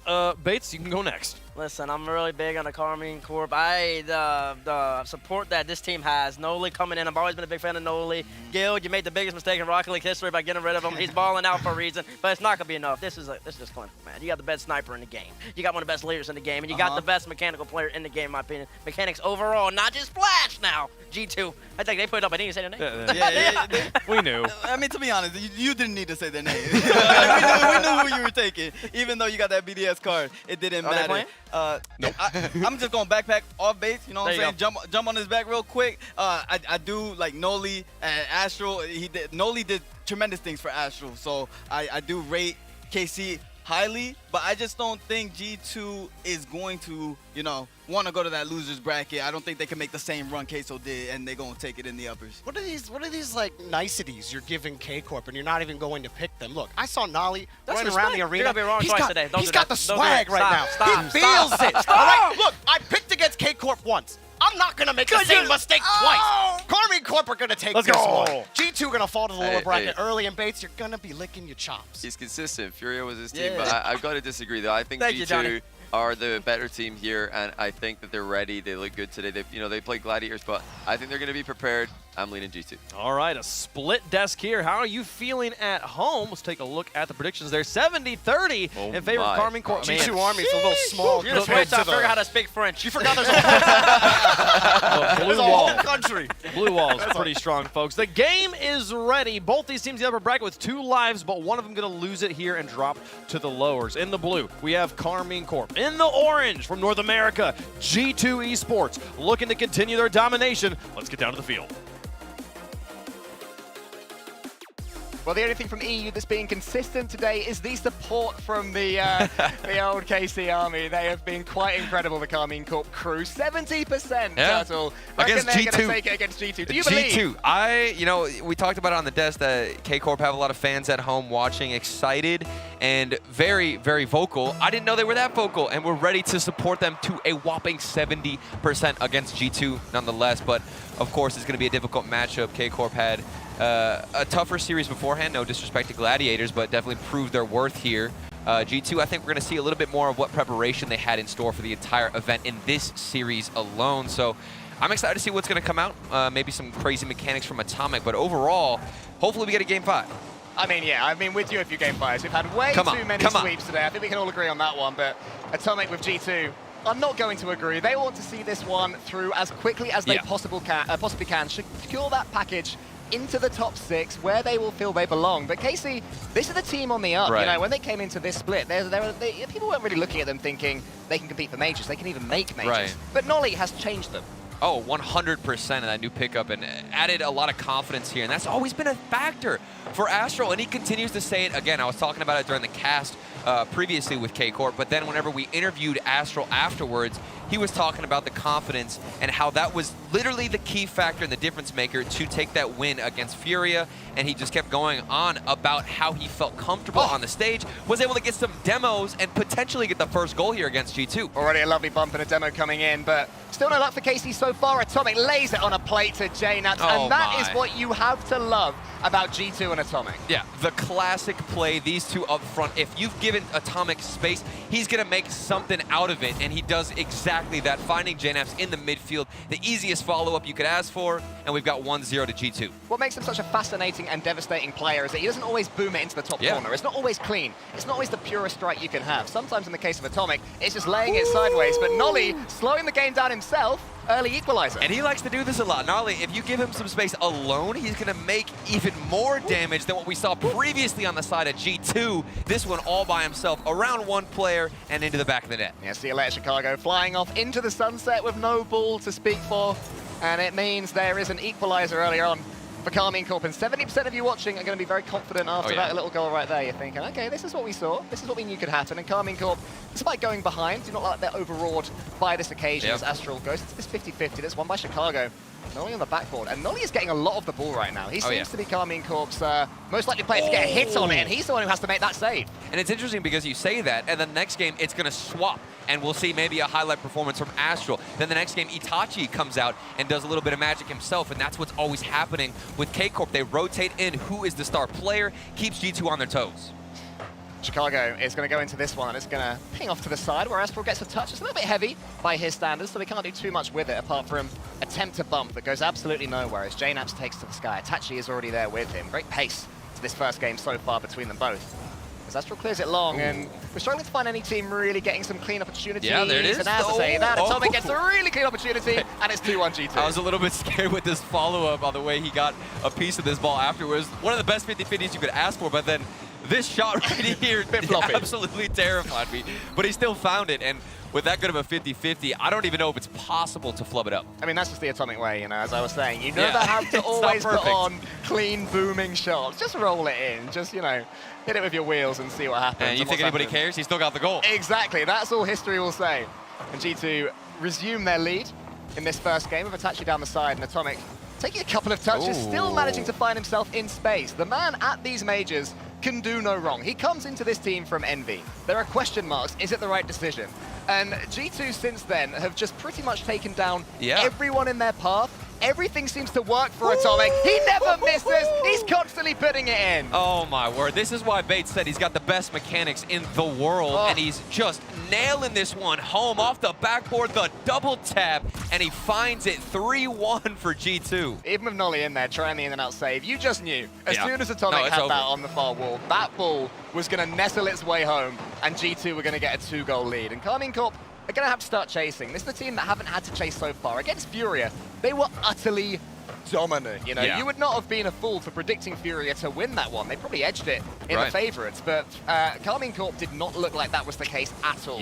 This is their first real challenge at the Org's first major, and G2, like, you have to just figure out right now how on earth to get through these three players. Absolutely, and the beginning against Furia for KCorp was started with demos. They were able to get some momentum through those demos, through the physical gameplay, and I want to see that again. It was such a delight to see that from KCorp because we normally don't. All throughout the split, every single regional event, it felt like we barely saw any demos. They come out here at the major and they utilize it. They got to keep going with that strategy because it was so effective to give each other space and time to rotate back. There's a lot of space in the midfield for both teams. That's where most of these goals are coming from, these clean hits in the middle, faking out a player. And here's another chance for a clean hit for Nolly. He tries to force that one into the near post. The ball will roll above the goal, but not do too much damage or cause too much danger for G2. Atomic again in his own corner, slows it down. That allows JNAPS in. Gives him a chance for a clean 50-50, and suddenly G2 are on their way. Astral making things a little bit scary. It remains 3-1. And to me, Cole, the main thing I look for in a player and how they're feeling on the day is whether or not they're taking their time. And we just saw Atomic go for a slow 50-50, get behind the ball, hide behind it, and force out a better play. He's so aware, and that's so difficult to do, especially if you're nervous on this international stage. That's a clear sign that he is perfectly comfortable. All the first touches going to G2, all the clean hits going to G2, the shots coming for them as well. Atomic, his latest touch isn't really his best one. JNAPS is going to do his best to make something from it, but that was just going to fall dead.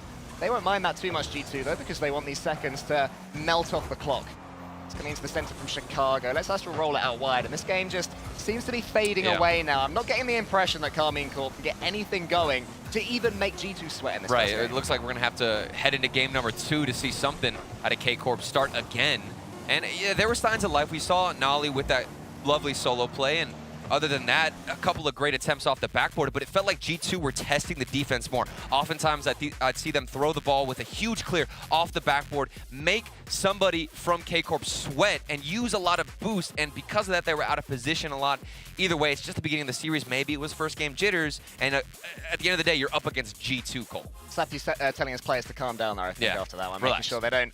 I think they want to relax, but not just take KC too lightly, because KC can show a lot more than what they showed right there. G2 were easing to that first game in the series, and I think that that's what this whole NA-EU debate. I know it's a tired discussion of which region is better, but right now, today, NA is better. They're getting the better results. Everybody clip They're it. looking the better Just teams. save right? that audio clip for any time Cole swaps over to the other side. I will tomorrow, the day after it will change again. But right now, NA will believe they can come up against any EU team and beat them comfortably. And that, I mean, you've been a pro player. That must really make a difference on the pitch when you are the superior team, the superior region, the superior players. I think it adds to nerves, though, whenever you build that expectation. I feel like if you focus too much on the fact that, okay, we're going up against a weaker, quote-unquote, region, at that point, it can become an expectation, and the pressure gets to you if you lose the first game. However, in this case, they won the first game, they've got the momentum, and it's just going to play in their favor. But it was a beautiful team performance there. In game number 1 from G2, where we look at KC right now, they're stealing themselves what are they going to change? for what is going to be a very tough series. That is the question. What are they going to change? I think they need to give G2 a little bit less space in the midfield. G2 had so many clean hits, and their decision-making is their most potent weapon, because Atomic, he will always surprise you.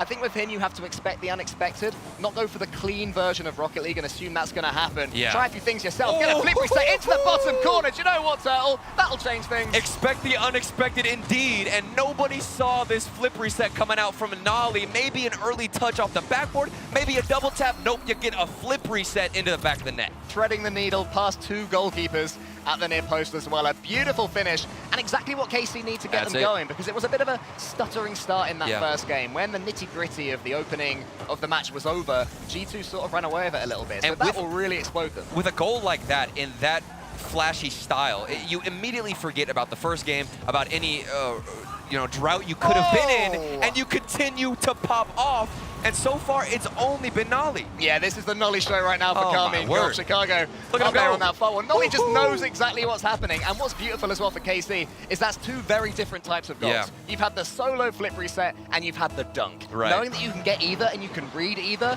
that's really going to help you, surely. And it was almost a one-up for the Atomic 50-50 we saw earlier. Previously, Atomic had to get the follow-up to have it go in. This one, straight off the 50, through the ceiling and into the goal, something that, of course, you're going to be happy about, but it's 2 goals in, 40 seconds wasted, and G2, they've got the whole game to recover. Question is, will they? Atachi's shot was a little bit weak, so G2 could get it away towards Atomic. Astral's touch is for himself. Good composure there from him, but his next touch is only as far as JNAP, so that can put some G2 pressure on things. Atachi's clearance not great either. Nolly's touch weird. What on earth? A Carmine Corp doing in defense. They had about 4 chances to do that. Well, and to me, it looked like a panicked clear from Nolly. He had a lot of space here. Nobody was pressuring him, but he just immediately panicked, flipped into the ball early, and that's what G2 like to do. They want to surround you, make you go for awkward clears, thinking somebody's challenging you, when in fact, you're quite alone. It's why they're a terrifying team, though, because you start to fear them, and as soon as you do, they will punish you. They will wait for your mistakes. They will sense them coming, and they will, of course, always put it on target. And now suddenly G2 Esports have just a little bit of momentum in this second game on the beautiful Aquadome, surrounded by the jellyfish and the sharks, as Astral just doinks that one across. He's still in trouble a little bit. Nolly makes no mistakes there, clears that one to Rose there. They've had enough messing about with the ball by their own goal line. Yeah, but nobody was downfield, so because of it, you're given possession right to G2 Esports, who are going to mount another attack. But we look to Itachi to get another clear. That one 50-50 to cross the net, and then followed up from Chicago. There's some space here for KCorp. What are they going to do with it? Astral, maybe another flip reset, adding to their tally here in game number 2. Good closing down there from Itachi. Going to get himself a little bit of space for Nolly to play with. He has been so dangerous so far. G2 is starting to fear the Englishman, but Atomic worms his way out of yet another challenge. Those touches odd. There's been a few weird touches in this second game. Maybe the player's starting to get a little bit of fatigue in those thumbs. I mean, there's 5 days of Rocket League ahead. You have to get over that. I mean, if you're getting fatigued on day 1, yeah, exactly. I don't know how the rest of your tournament life is going to go. Maybe your hands just turn into spaghetti here. They need to do some finger yoga, get those squeezy things to get the hand strength up. Chicago. I'd pay money to see a session of that. Brilliant effort there from Chicago. But it was run by Astral. Lovely passing play from KC. Get out of their own half this time. This is what they want to do and why they were attempting those odd passes earlier that led to the G2 Esports goal. JNaps has a chance to go for it. Just leaves it to Nolly, who does the same. Leaves that ball again. So a little bit of free time for the ball just to float into the air until it reveals itself to Nolly. The one thing I'm concerned about for Carmine Corp is whether or not they can consistently utilize Nolly in that 1v1 playstyle. I mean, is he going to continue to pop up by himself? No! Or do we see follow-ups with passes? That one was wide open. Oh, Astral, you have to score that. If G2 score from the other end, it's going to hurt even more. It can't be. A few mistakes in defense for Carmine Corp. They do manage just about to slow things down. Good play from Nolly again, but that has got to hurt. Itachi gets the save. And that was their first passing play, team play, getting everybody involved. Know they're still going to be thinking about that. Yeah. Partly, somewhere I'm still in the back thinking of their about heads. that. Yeah. It's really, really tough. But, you know, that's what a LAN is. You can turn to your teammates. You can tell them, don't worry. You can show in your body language that there is nothing to worry about. And KCorp have managed to build their way out from defense, but they were pinned back on for a second after that mistake. And these teams, they've been very vocal. If you make a mistake, they'll make sure that you're aware of it if you're playing against SSG or possibly version 1. But I don't know if G2 are going to get come from here saying, what was that? How did you miss that one? Goodness me, I'm not sure if it's coming through to you guys, but these players are talking to each other. They've been loud. They've been loud. Yeah, it's been quite something. Itachi clears it high. Astral's already there. He'd love to get involved, get himself a goal just to really completely shake that rust off. But he's been tackled this time. Chicago has a couple of plays to aim for past Astral. Nolly is just completely surprised by Chicago, who equalizes for G2. And it's Chicago by himself off the midfield pass here from Atomic, but it was Chicago who was able to get past two players. He took out the last one. Nolly knocked to the side. Must be the most frustrating sort of goal to concede when you think you're going to get it, and you're trying to maneuver your vehicle away from the incoming car, and you just can't quite do it. But beautiful play from Chicago gets his team right back in it. It's actually to the side. Astral needs to win this one against JNAPS and does. So interesting. Still have time to get themselves back in the lead. Those demo plays, too, whenever you're in that solo situation, it's almost more consistent than just going for a flip reset or something by yourself, because the momentum, it's easier to carry in to that player and get the physical hit. Itachi has a chance to get a decent dunk here. Instead, lets Nolly in. Itachi's chasing that one. He's taken out for his troubles. JNAPS has Atomic in front of him, clearing the path and seeing a clean way for him to go. But Astral gets a pretty nice read there from the corner. Chicago in the corner himself, met by Nolly, who's going to be the first player to really get control of this ball. They're all trying to do it. That's the way they want to play. Want to go solo, want to get some passes going as well in field. Beautiful timing there. Astral comes in, but he's blocked away. For me, that's what I needed to see to be convinced on KCorp and how they were performing in game number 2, whether or not they were looking for the passes or just going to rely solely on Nolly. And to see them go for those midfield passes, connect, have the vision, it's key as another shot gets deflected against G2. Oh, lovely demo there. Atomic, what a save still, though, against Itachi. G2 Esports stay in contention in this game. Game 2, Chicago with Astral up already in the air, drifting towards overtime right now, but still chances. Itachi to the side. That was a quick little shot there from JNAPS. Atomic's coming in. Astral surely is going to be able to see this one towards overtime, but Itachi's up. He wants to get the dunk here on JNAPS. To the side he goes. Nolly's bumped away by Atomic. And we have overtime in game 2. That was a lot of space there for Itachi to make something out of it, but doesn't get the proper 50-50. And we're forced back down the other side. JNAPS could have ended it early off the kickoff in OT, but instead we keep going. Nolly is going to beat Chicago here. Remember, going to the lower bracket means you only have one life left. It is incredibly harsh, especially when you're up against a team the quality of G2 or Carmine.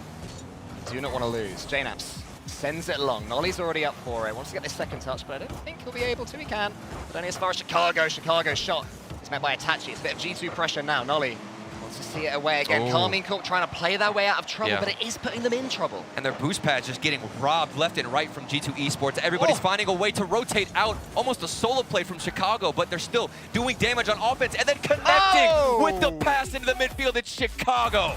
How quickly the series turns around. KCorp had got a foothold. They'd embedded themselves in this series. One goal to turn it around, then Chicago with his bump, and then the OT. What a finish that was from Chicago again. We're talking so much about Atomic, but his finishing there, brilliant. And that possession, the ball was stuck in that corner for what felt like 20 seconds. That gets saved, and then eventually somebody from G2 would rotate back in, do the exact same thing. Rinse and repeat for them here. All three boys, as we take a look now, feeling confident. And of course, the pressure has got to be relieved after winning the OT. Yeah, I mean, you know, they're being spoken to by their coach, but this is the team that they have to speak to each other. Yeah, they have to G each other up. They have to say, look, we have fought so hard to be here. Right. With KCorp. Every time Nolly tweets, he gets 17,000 likes. He just says the word ratio. He has magical powers at this point on the internet. It's quite incredible. You know, but you have to play that. Maybe he does that mid-series, you know, get that energy back. We do not approve of tweeting mid-series for the record right now. But yeah, no, great comeback from G2 there. And I didn't even realize that Atomic, he just delayed his flip right at the end there, hanging on the wall. So much. Exactly, that's what he does. It's insane. Yeah. Atomic is constantly throwing teams curveballs. If he's behind the ball, you don't know which direction he's going to go, whether or not he's going to slow down his speed. He does that frequently. And it's not just on the offense, Cole. It's on the defense. He does that to prevent every challenge from going against him. It's something that makes G2 so special, and it's something you can never predict. And I think that's why when Envy came to fall and Atomic was quite quiet, as all the then Envy roster were, maybe there was a false sense of security with this guy for the EU players and the players from the other region. Oh, he's not that good. But the North Americans, they know what Atomic's going to do to an extent. They know what he's going to try, and they know how strange a player he can be.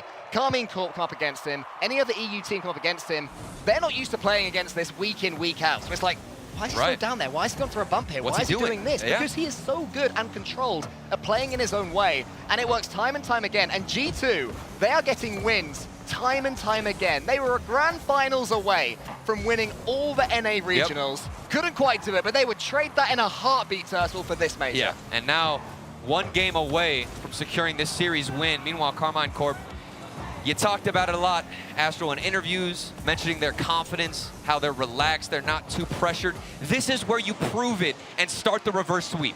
I mean, yeah, they're taking control of the ball still, staying with the same play style. I can't see too many changes in the way they're approaching this game, which, you know, you have to respect, you have to believe. It did go to OT, it was close. Exactly, and they should have, they were 2-0 up as well. You know, the stuff is working for them. It's just G2 when they come forward, as against any defense, they're going to get goals against you. And we haven't seen any demos. That literally was the key against me. Hey, okay. He chased you as you said that. All right, maybe that's the difference. Maybe that's how they start the reverse sweep. Could have been something that they talked about in those 60 seconds, and that's something that I wanted to see, and look what happens. Lead us in possession. Suddenly the fireworks display has started, at least for a split second, but it's slowed down again for now. Nolly can just wait with this ball, let it wrap its way around him, and send it long. Atomic was already up. He got so many pre-jumps at the Spring Major, the Winter Major as well. Atomic, can he beat Astral here? No, good speed from Astral. Get a clean win. Can he get the dunk as well in Chicago? Chicago gets half a touch. It's actually a really good one towards JNaps. Those two play together forever, know exactly what they're doing. Chicago tries a little air dribble here. Nolly sends it out wide, and Itachi gets taken out of the game. But Itachi was able to grab that final boost pad before he was demoed. KCorp might be a little bit more cautious of their own boost pads, making sure to nab it at least before you ultimately get deleted from the game. But this is a 2v1 situation. Nolly pre-jumped Chicago and was able to get the 50. I mean, I love the way Nolly played that one. It was a really tough decision, but he was left all alone there with Chicago having full boost as well. That was so tricky, the situation he was left in. I don't mind that from Astral coming in from the side, trying to put the G2 player off, but it seems that G2 again are getting all these clean touches, and they're sending it long, and yeah, that clearance from Itachi not quite good enough. KCorp not able to find connection downfield. Not as accurate as I'd want to see, but I have seen more demos. The physicality is there. It's a bit different. They're throwing something else at G2 Esports, which I'm happy with, but is it enough? That is the question.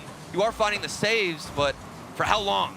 It seems right now that KCorp, they're hitting the ball and then trying to figure out what to do with it. They put it to a corner, and then they're like, okay, let's try and fix this. Whereas for G2, as they pepper more attacks on the KCorp goal, they always seem to have a plan. With each and every touch, it causes more and more damage. This could be the lead. Yes, it is. How does this ball keep finding its way in that KC net? And I'm going to match your point. G2 Esports, they always have 2 or 3 touches planned out ahead of them. That's how you see this ball continuously drop in front of the net. They take one shot, rotate in, they know how things are going to play out, and they're able to play off of it, Cole. G2 Esports just absolutely mopping the floor with this offense. We are being serenaded by the sweet, sweet sound of the G2 Esports attacking symphony. They play with such style, such rhythm. But KC have a chance here. Will that bump come in? No, Chicago gets the save. Astral is there. Astral's shot not good enough. Atomic sends it high. Atomic get on the end of this ball as well. Nolly helps it on its way. He had to.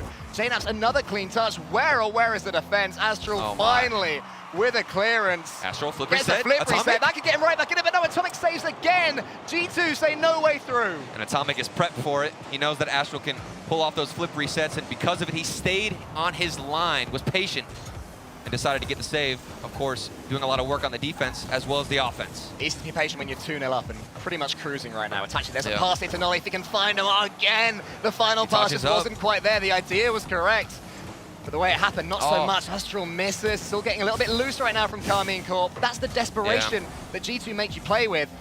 She does have it clean right now. Nolly from the backboard, maybe. No, JNaps just sees him away to the side. Astral with Atomic. This one goes all the way out wide. KCorp, they need a bit of extended pressure themselves. And I'm still looking at the boost here, Cole. Whenever I see KCorp on the offensive, it seems like they don't want to take boost too much. Finally, we see one stolen from Nolly. Maybe this will lead to at least a longer attack on offense. Astral was able to get the midfield boost too. This is what I wanted to see from KCorp. And because of it, there's more pressure. However, there's 50 seconds left, just a little bit under. We need more from KCorp, and they're finally throwing it at G2. Yeah, time for caution to the wind. Atomic with another unpredictable touch. That one maybe not his most intended one.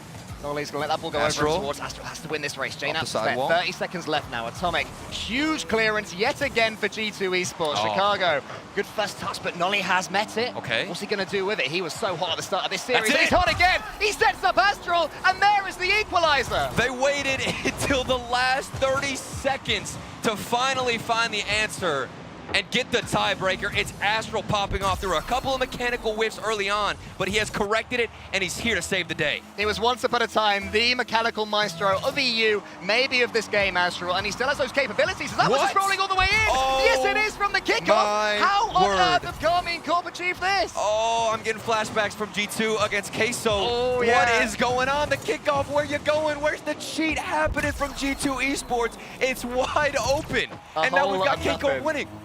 20 seconds. You wouldn't bet against G2 Esports here to come back into this one. Are they able to do it? Maybe a kickoff goal of their own. No, it's won again by KC. JNap's can only put it in neutral territory for now. Itachi tries to meet him and does.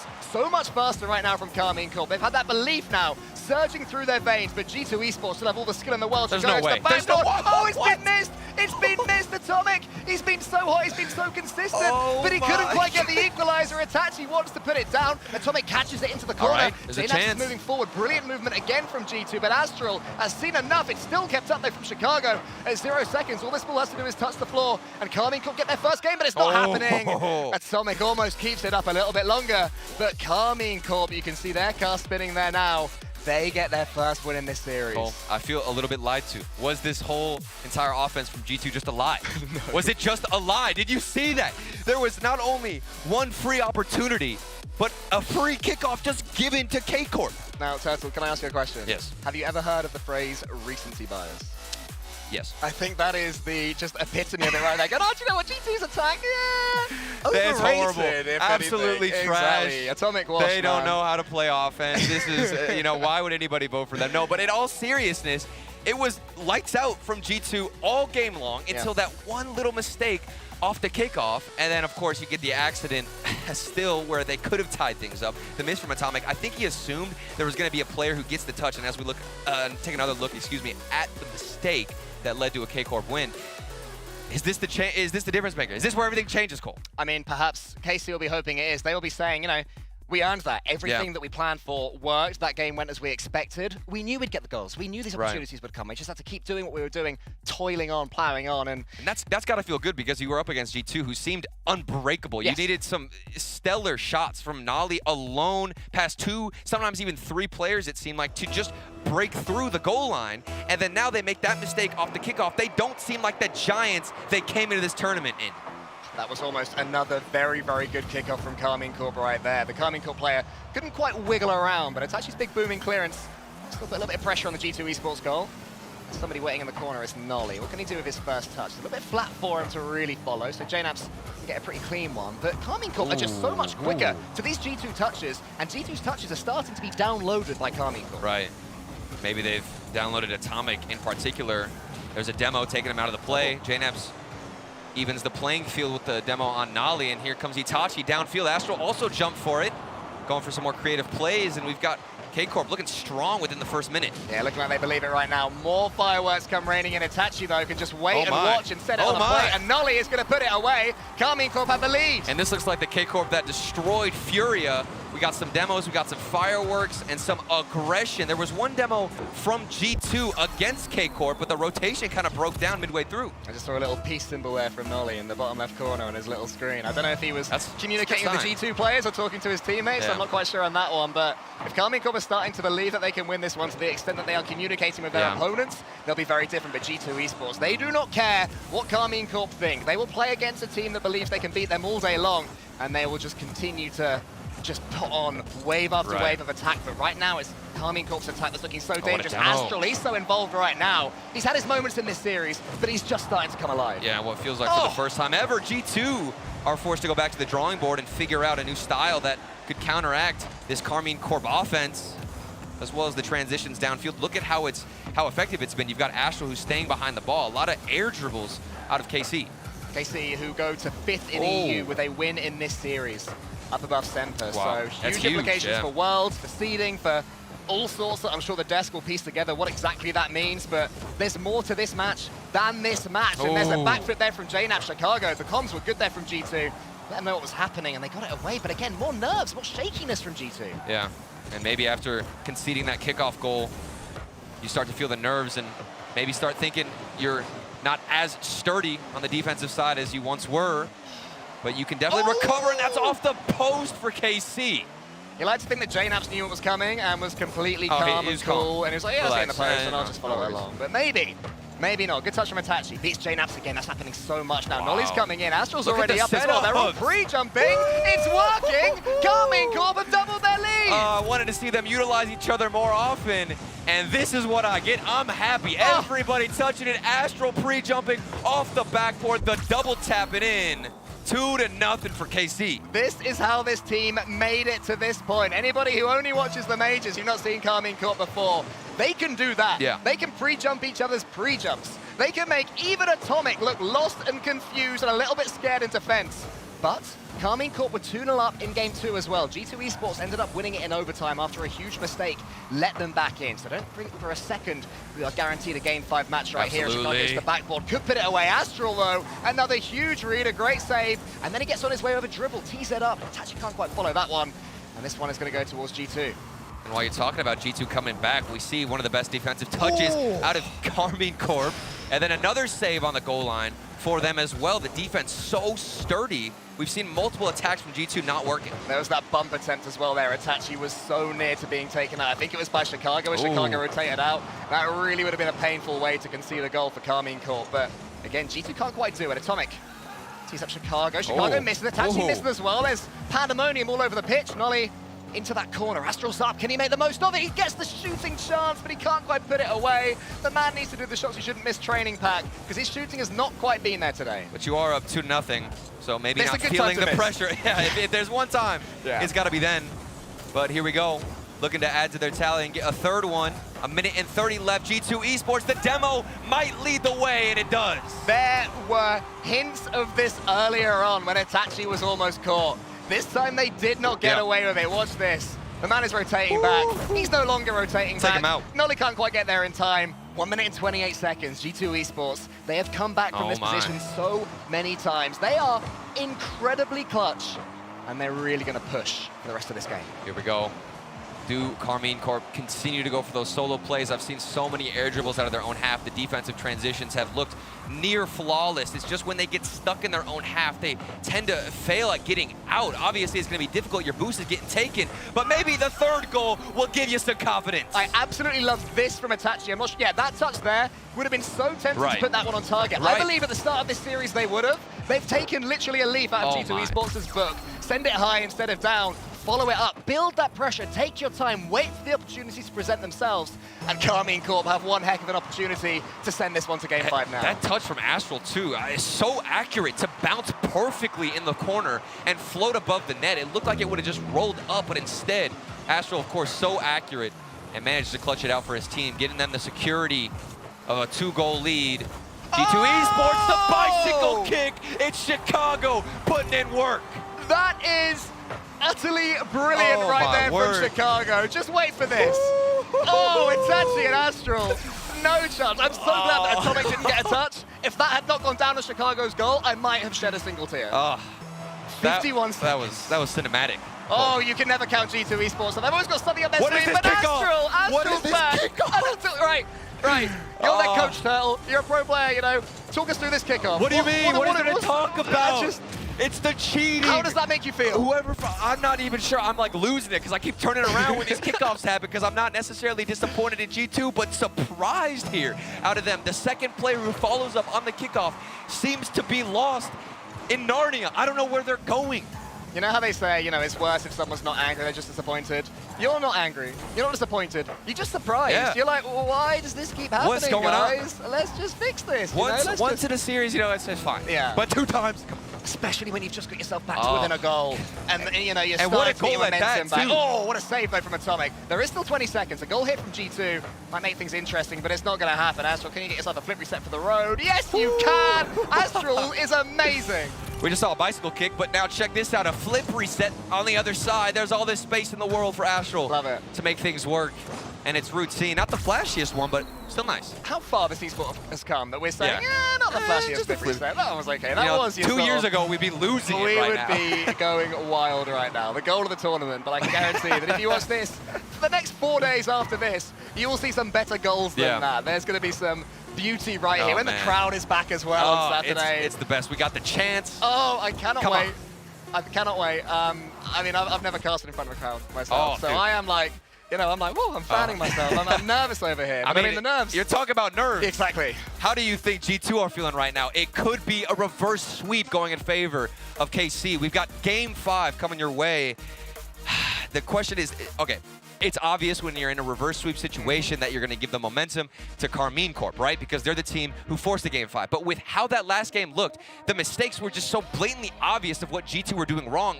They know how to fix things here going into Game 5. I think that's exactly what they're going to tell themselves, that they weren't outplayed by KCorp. They're not coming up against an insurmountable enemy that suddenly found form. G2 shot themselves on the foot, reloaded repeatedly, did it again. It was just a constant barrage of errors. I mean, to be fair, okay, do you know what? Let's be honest. That was a lovely goal, as was the flip reset. But I mean, this was my favorite of the bunch. There were some absolute bangers in this game. I don't think I appreciated how good the goals in this game were. But 5-2 for KCorp. And yeah, those kickoffs from G2, they have got to be fixed immediately. 100%. And they come at the worst time. You don't even give yourself barely any few minutes. It's been, what, max like 2 minutes to get back into the game after you concede such a blatant and fatal mistake. So for G2, starting off strong and keeping the consistency and the composure on defense throughout the entire 5 minutes, Cole. I mean, you mentioned composure, you mentioned consistency, and that word experience, some think it's overstated. You know, a 15-year-old can come in and steal a tournament. Why would you need to be experienced? At times like this, you know, Chicago and JNAVs, they've got about 4 million Rocket League matches between them. Right. That experience matters, right? It truly makes a difference. 100%. You get into Game 5. You have been here before. This is not new for G2 Esports or Karmine. Oh, my word. Oh, a freebie for Karmine would throw all that I was saying out the window about them being able to keep their composure. They do not. Well, exactly. That's when you really start to get a little bit frustrated and tilted. But Astral keeps the attack going. At this point, just fake the kickoff. Don't even touch it. Just fake it. Fake it. 2015 vibes, a fake kickoff. There's Nolly. Wants to pitch that one into the center for Astral. It didn't quite work out, but Astral, smart play from him. Dancing round the ball to make sure that his 50-50 game was as strong as it could be. Nice Atomic touch. does have some space, though. Nolly, huge read. He's quieted down a little bit in attack recently, but he knew exactly what Atomic was doing there. And this is what G2 were doing in Game 1. A lot of big hits off the backboard. They send the ball flying high, really forcing KC to use all the boost, make the save, get the touch, and then G2 Esports would flood the midfield with that pass. Might see that same strategy here in Game 5. A huge Game 5 right now. I believe the first on the A stream. I've been watching both at once. I'm a little bit confused. I'm happy. I could be wrong there. there. We've seen so many sweeps today. I wanted a Game 5. Exactly. We all deserve this. We deserve a long old day of Rocket League. That's what we're starting to see right now. As Atomic meets Itachi. Nolly is there, goes high again. More unpredictability. JNAP's great touch from him. That was such a difficult read, and JNAP's made it look routine. Yeah, and that one going down. JNAPs doesn't have a lot of time to react, but does find the touch. They're still stuck in their own half, though. However, Itachi doesn't have any boost, but he does still get the demo on no boost. But with that touch from JNAPs, they're going down the other side of the field. Here's Atomic, gets a couple of touches to the the backboard. Nolly's following up, but Nolly can't get there. JNAPs prods it home. Wow. G2 take first blood. And notice how JNAPs actually follows up Atomic. He got the flick all the way out to get the transition, and then continues to shadow Atomic, knowing and trusting that he's going to create an opportunity. The prizes for winning this game, absolutely monumental. You go all the way to the top 6 straight away. Surely not again. This has got to stop G2 Esports. Let's get Johnny Boy in the stream after this to just Deacon or Gregan to deconstruct these kickoffs. I don't have the intelligence to do it myself, but clearly there is a big problem. But anyway, as I was saying, top 6, absolutely massive. You get a couple of days off as well if you survive in this upper bracket from today. So huge one to win. This is terrifying. For either of them. Astral sends that one into the top of the net almost. Itachi, lovely finish. It's not there. Is anybody following it up? Can G2 get up in time? Atomic is almost in slow motion. Sends it out wide. KCorp still can't score. And I don't think Atomic had any boost on that save. Wow. Maybe a pad at most. And KCorp weren't able to recover and rotate in fast enough as that third man, but they're still lurking for the first goal. Don't find it. G2 Esports holding strong. Nolly has this ball behind him. JNAPs is just following him, staring at him, Got trying the flick. to outplay him. Gets Over the flick one. past him, gets the flick into the top left corner. G2 Esports get 2. They got some security almost at the halfway point. Now the only issue after this lovely 1v1 flick is going to be the kickoff. What do we see out of G2? The second man can't be so close, and the third man just keeps going for boost. Some practice. Here we go. What's going to happen? Come on, this is actually the only chance. It's full into KCorp again. It's clean for Nolly. Already pressure from the kickoff, Chicago. He just sees it away. He just still gets better that than ball what happened away. before, though. All I'd be happy with kickoffs that. that we've had in this game have led to opportunities. And straight away from a demo, G2 Esports just cannot keep control of the ball from the open play. And this did start from the kickoff. You see a lot of pressure, then a demo comes through, and it's a wide open net within one for KCorp. Now are you ready again to do this all over I'm again? ready. Are you ready? Come on, 3, here we 2, go. 1.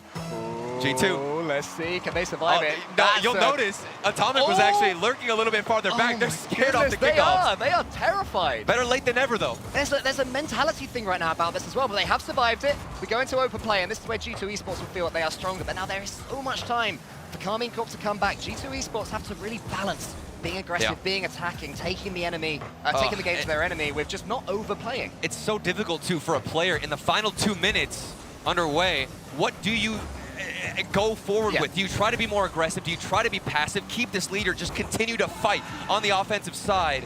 So many decisions to make with such little time. We'll see what G2 have. Well, so far it's been G2 Esports that have kept control of a lot of the ball. They're looking good. Balancing things out here. Jane as he shoots to the near post again. It's almost there, bundled away in the end by a combination of KCorp players. It's a great touch from Nolly, opens things up. They're all there. They all want to slice of this ball. Astral gets charged down. Chicago clears it, attaching in from the side. KCorp trying to put the squeeze on, wanting to push things, but they've run out of boost for now. I think that's a massive free jump. I don't know where that player was going from Carmine, but in the end it falls to Itachi. And the positioning looking a bit weak, from KC. They were not only all in the same spot, but then decided to disperse, and nobody could go for the challenge. And they're forced to deal with some offense from G2 Esports. Here we go, on the other side, blocked away in the midfield. Strong G2 presence there. Astral sends that one out wide. Nolly's already up. He's got boost as well. What can he do with it? He gets the pass towards Itachi. Itachi shoots, but it's wide. The shooting still not quite there from KC. Easiest thing they have to fix, but they won't be able to do it right now. Itachi to the scene. Huge bump. Nolly's there. Can he get the finish? Yes, he can. KCorp just will not die. It's all about the physical play for KCorp. You take him out, and Nolly is in position to punish.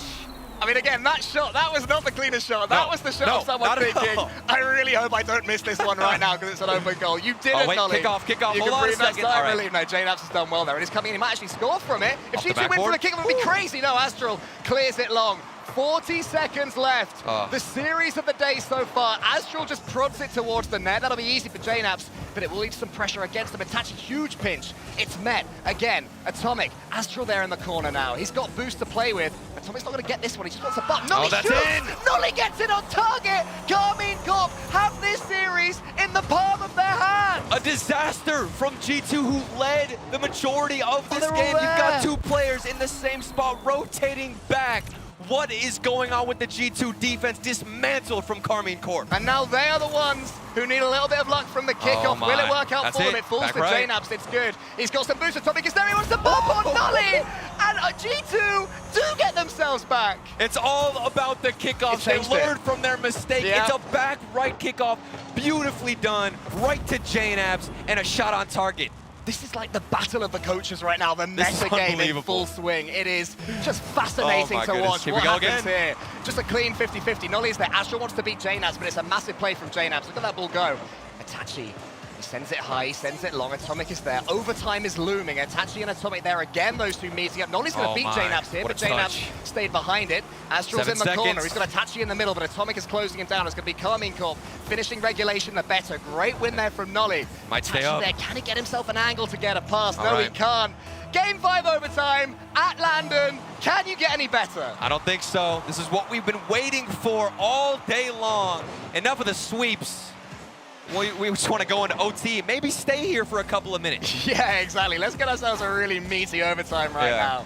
As Nolly sends a high, this could be so dangerous for his team. Astral gets dunked by Chicago as well. Pretty sure that I want to see Nolly teeing the ball up there for his teammates in his own half of the pitch. And JNAPS can get a couple of touches here. It goes into the corner. And we are at least into the real sort of meat of overtime. And the crazy thing is, at this point, what do you say? Who stole the game? It was constantly back and forth. At first, I thought KC stole from G2. Now it feels like G2 about to steal the win from KC. When everyone steals, nobody steals. It's just beautiful Rocket League, nobody giving up. JNaps is taken out by Nolly, which will leave some space in the middle. Nolly wants to chase it down himself, isn't quite able to. Here's Astral. No He's going to boost. touch on this one. That He's might just be a trying to fake, fake some though. boost. He can get a flicky. He flicks it high. Is anybody following No up? way. Yes, they are. It's Itachi, but it's met by the G2 defense. And that is how valuable it can be to slow things down. He didn't have any boost, but it worked out even better than if he had a little bit of boost in the tank. That's what Atomic does so well. KCorp utilizing that aspect of the game. But maybe we see Atomic bring it back. Chicago just booms it as far as he can. A little bit boost off right now, G2. The demo will help things. But Itachi sending it high is wise, at least for now, until JNaps gets that next touch. Astral's block is good. Here's Nolly, just being faked out completely by Atomic, but does manage to flick the ball out on his way out. Smart play. Astral gets the touch, wants to get it over the top of Atomic. Instead, the ball just rolls, and Atomic sends it back down long. There was a big race for the boost in the corner. I think it was won by Atomic, but Atomic now is being bumped out the way. Can any of these touches just clear the way? Will they be able to? They're so close, all of these hits, but again, not quite. It's all Itachi. about the performance in the midfield here, Cole. How do they win these challenges? When do they approach? The decision-making needs to be flawless from both teams. There was a miss there from Itachi. That was so scary for KCorp's fans, but it did work out for them in the end. The ball remains in the center. We asked for a couple of minutes of overtime. We're going to get at least that, and we're going even longer as Chicago sends it high. Astral's there. It's going into the corner. Itachi's in. Off the sidewall. Who's going to be here first? Nolly wants there. to dunk on Chicago. That is so smart from Chicago, just to let that one roll across in the air in front of the net. But Astral's going to keep coming forward. Couple of touches again. Chicago They keep going, beating though. What the a pass. ball away, but now it's That's it. Nolly, and Nolly's going to sink it into the bottom left corner. EU have their win against NA, and KC have their moment. And it's not just North America, it's the Winter Major champions who have been knocked down into the lower bracket. That is terrifying for the teams that are already my down there. word. And I can think of a few BDS teams might be down already there too. down there. BDS are already down there. We're frantically looking at it right now, thinking, who are G2 going to go meet? But right now, let's just talk about KC for a second, because that series seemed out of their hands. They were games down. They were goals down. They were mistakes down. They were open net misses down. They were destined to lose. Destined to lose, and they won, Turtle. How? Oh, wait. Kickoff. That's exactly how. What on earth was that from G2 with the kickoffs? They had it in the palm of their hands, but it slipped away due to those kickoffs, due to those final moments and performing under pressure. There are going to be some raging analysts right now talking about these kickoffs. But it's just a wild end to an amazing series. 4-3 in a Game 5 overtime. Truly, that is what dreams are made of as far as series go. I can't believe what I'm seeing right now. There was so much momentum, so much hype for G2, but also for KCorp. Think back to the voting percentages, 70%. They were and right. now the fans are going to come into this stadium, fill it up, and make it as loud as possible. Oh my goodness, I think there's going to be an influx of French fans quickly getting on the Eurostar, going, get me in that arena right now. I want to ratio people in real life. No, just this is great. Thrilling performance right there from KCorp. I'm happy for them as on Nolly with the winner after his start to that series. And Nolly, all by himself. It seemed like he got the momentum by himself, didn't utilize anybody else. It was through solo plays that they were able to develop some momentum. They got the kickoffs, then they get into Game 5. They start to steal it away. It gets taken away again, but then in OT, they come back and reclaim their possession and their victory. It was a true epic. And just to give us all a second to calm down, the Oasis is ready. I need to drink myself of water. All right, welcome back here down to the Oasis.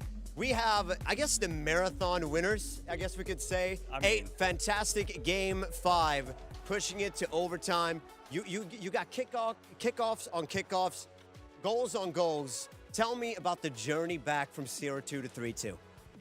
I have no words. Like, this is incredible. Winning this G2 series was big for us. And I was playing so bad the first game. I was so mad at myself. And then I tried to turn back and looked like it worked. I mean, absolutely incredible performance from you, Astral, you, Itachi, you, Nolly. This was a true team effort. I mean, if you look at my notes, I have all three of your names on here because each one of you had great individual performances, but you also had a great team performance. Talk to me about after Game 2, what are the comms like? What are you guys telling each other to just kind of just say, okay, we're still in this?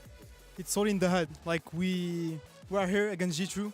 Even if we lose 0-2, like, it's in the head. We have to keep the mental, and that's what we did. We discussed about it, and we made the reverse sweep. So how do you pick yourself up there from 0-2? Was there anything that was said? We talked about this when we first interviewed you. Is there a turning point? Is there a play that's being made that's causing the change? Is there something that's being said? We got to focus on rotations. We got to focus on something else. Anything like that? You want to? Like, we knew we were better than them. Like, the second game they won it, but like we just choked. And the third game we won with the kickoff goal. It was like we deserved that because we choked the last one. And we didn't really discuss about any strategy. It's all about the mental. Like, we know we are good. We know we are better than them today. And we just had to keep the mental straight. This is all confidence, Subi. It's incredible how much confidence is just oozing from all of these guys, especially you two coming into your first live event. It's absolutely incredible. And Nolly, I mean, you've been bottling up the emotions, it feels like. You were so excited getting off the stage. You come up, you're trying to stay straight-faced, look like a stone-cold killer. But tell me, what's going through your mind right now? Talk to me about just the emotions you're having right now. Like, I underestimated G2 in scrims. They weren't the greatest, and the first two games, they kind of proves that, you know, they're a major winning team for a reason. Like, I'm honestly just so grateful to be on KC with these two and Eversax. Like, there's not much more that I want, and hopefully we can go all the way. I mean, this has to feel like redemption for all of you. I mean, all of you, we've talked about how much potential each one of you individually have. And now the fact that you've kind of found each other, it's got to feel so good. And boys, I don't know if you know this, but you're going to be playing in front of a packed copper box. Absolutely packed. Oh my gosh. What, I mean, any of you, has it hit you yet? No, definitely not. Is it hitting you right now? No, not really. I'm super happy to be there because I miss the LAN and the crowd so much. And being able to play on this amazing venue will be like a good memory. Like, I can't wait to be in 2 days. Like 3 days, I think. 2.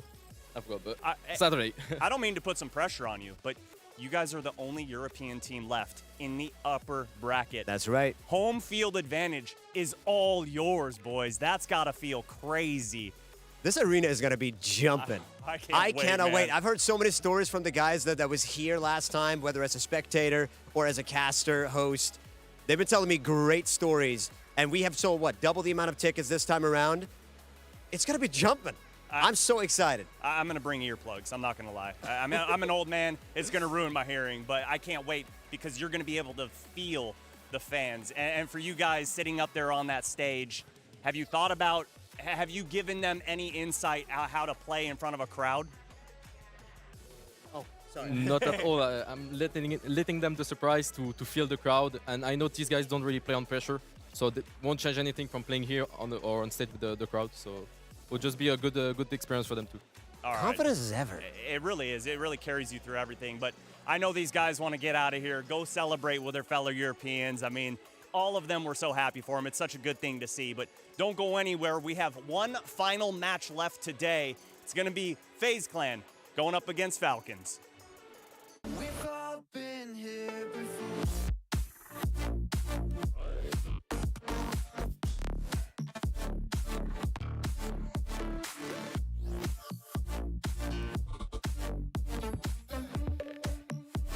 We've all been here before.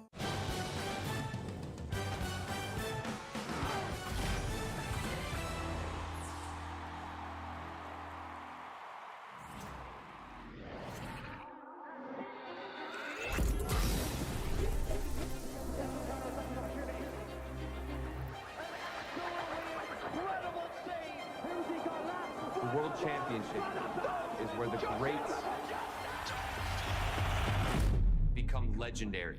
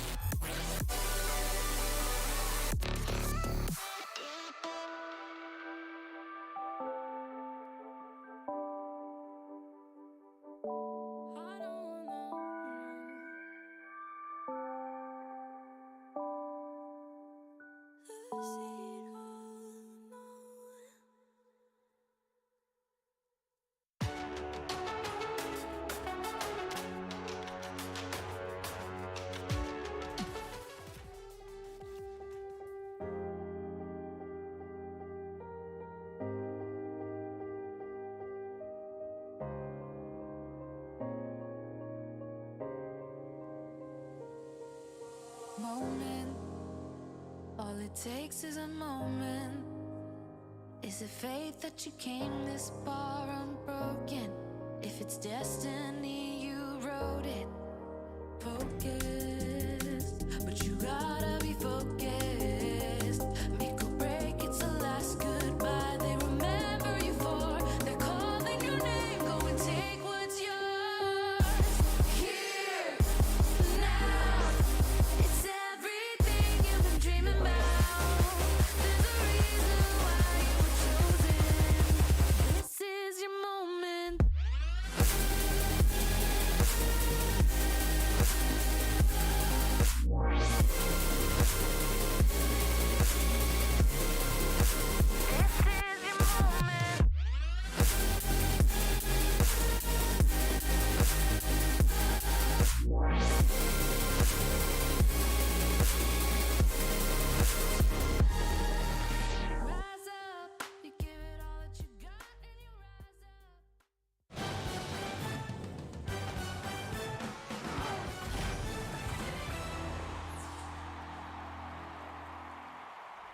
Easily the match of the day at this point. KCorp versus G2. That was, I don't even know if that was the best goal of the series. There were so many bangers throughout the course of this 5-game battle. It was about the timing of them as well. They kept coming up at moments when you thought the game went one way. There was one moment, T-Bates, and it was 2-0 up in that final game. He was looking over the edge and he was like, "Hey, Johnny, what's going on down there? Where's all you European people? What's you doing?" And then the game just comes back. That was a great accent. That was pretty good. T-Bates was the loudest person in the venue during that series. I loved it. The teams were screaming, and you could just see T-Bates above them all. And to be clear, Com was playing Moist over on the B stream. So they were chirping a lot over there too. But no, T-Bates, me and Wave heard him from all the way up here. We're like, was that Bates? Like, yeah, I think so. But G2, man, 2-0 lead. What happened? It's What happened, man. Bates? It's all kickoffs. I know a lot of people don't watch CRL, but I used to play for this team called LSU. And we were one of the favorites back in 2018, and we lost off of kickoffs. I know exactly how that feels. I know exactly how that feels when you're playing really solid, but you're losing on the kickoff, and other teams also playing solid enough to where they take advantage of the kickoffs, and then they take that momentum and use that to really capitalize on a little bit of it makes you a little bit more hesitant when you're losing kickoffs, because you're like a little bit more passive, especially how Europeans play. And what a big win here. That gives them 2 days off for does. KCorp, and now they will have 2 lives in front of a crowd that is going to be heavy favorites towards this team. We've seen all the Twitter votes, we've seen ratios and all that. Now we're going to see them in person rooting for these guys, and they'll get minimum 2 series, probably more. So KCorp, incredibly happy. It's incredible. It's incredible what they've done, and to get to be playing in front of the blue wall like that is amazing. But folks, it's only one of the wondrous series of events that has happened today as we take a look at our bracket. Things are bananas here. I don't even know where to start, Bates.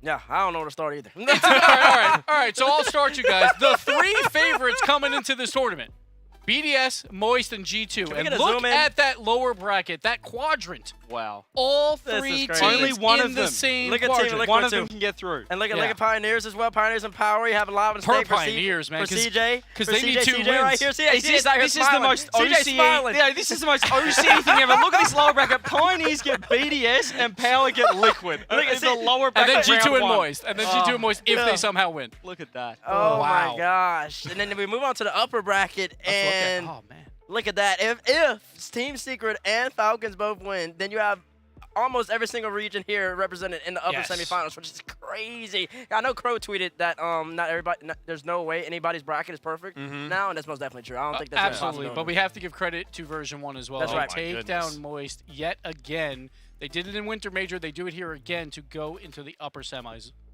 They are huge. They are at this point. Version 1 is climbing the ranks quickly as favorite of the tournament, given the number of teams that have 2 lives left. I mean, it's such a reliable playstyle, but it's really the mindset that's reliable for them on LAN. I think the same thing is true of KCorp. Both those teams have such massive confidence going into a series, and you can see it in their mindset. You hear it in the interviews, you hear it in all their tweets, the way they feel they are the best team here. When they go out there, they play like that. And it's insane because we see all these regional winners in that upper quadrant.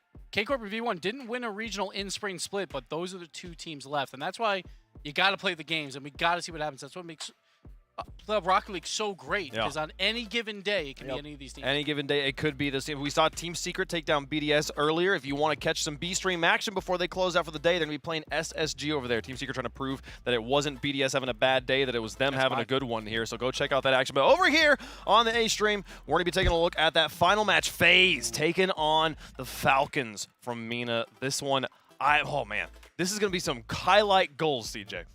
This is FaZe going into it. I feel like everyone thought, these guys, AJ couldn't get over here for a while, and now they've come over. There was talk about Supercool. He said he had heavy car bug, and I spoke about it when I was trying to drive that car out there. They weren't hot, and then they came out against Power, 6-2 game 1. These guys are looking incredible, and obviously Falcons. We talked about can Khaled step up in his first international RLCS LAN. He showed that the first series against Liquid, who didn't play bad. Falcons were just better. I think the real difference here is the quality of that first game. We saw Falcons versus Liquid. That looked like a potential top 8 matchup. The way the Power FaZe game went, I don't think Power put up as much of a fight as what a team like Liquid could do. So this is going to be their real test now for FaZe. Are they going to be able to step up to that next level and perform like a top 8 major team? And I'm not going to lie, I want Falcons in the top 8 because I want to see this crowd get behind them. Everyone in Rocket League loves the whole story with Falcons. Obviously, they couldn't make Winter Major. Then obviously in fall, they're like, well, we don't have all 3 starters. And now they finally got the full team here, battling uphill. They still have a chance to bring another Mina team. And here's the thing, CJ. We talked about Khaled being, a LAN rookie for RLCS. He's played in LANs previously, but like this is a new environment, new level of stakes. That situation fades with every match that goes on as he becomes more and more comfortable in this environment. And you say win in top 8, win this their top 6. They're Yeah, straight through. They sure. get to have the day off. They'll be loving life. 2 days off. 2 days off. They'll be loving life. They're straight through to Saturday. So this is a massive series. To win here. I mean, I don't know the exact statistics of losing this game versus winning, but securing top 6, getting a couple of days off, this is everything. And we talk about you have to be in that upper bracket to very likely have a chance to win this whole event. And some people are saying Falcons have a shot. They're probably the 5th favorite team here outside of teams like FaZe. Well, Falcons looking very strong, but on the other side of the pitch, whether you love them or hate them, you got to respect them. It's FaZe. My name is Roskiller and I play for FaZe Clan. Being here in London is an amazing experience. To be at another LAN event with my team, it's just an overall amazing experience. We hope to achieve a higher spot in this major compared to the last other 2, where we got 3rd and 4th. We want to get like a 2nd or possibly a win. Just like keep playing our game whenever we play a series and just like not get in each other's head and just like stay in the game and just be mentally okay. We want to show that we're here to play and we can win stuff if we when we want to, and just show that we're a good team. Preparing for this major, we have been just like practicing hours on hours, VOD reviewing, talking to each other like how we want to play, and just just like playing the game and just working with each other.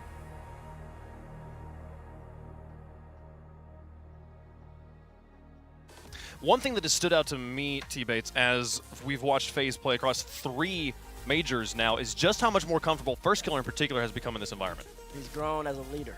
We've always known the talent. He's been called the LeBron James of Rocket League, guys, and like everybody expected him to always be great. It was always him and Scrub, kind of both.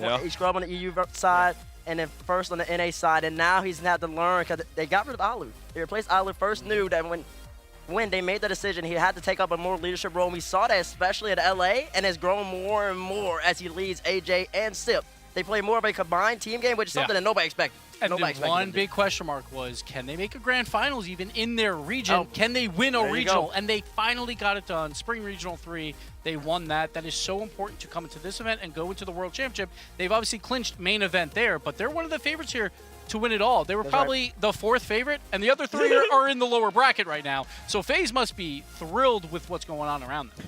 One of the most consistent teams, always making it deep in tournaments. The challenge has always been, can they win? Can they play as a team?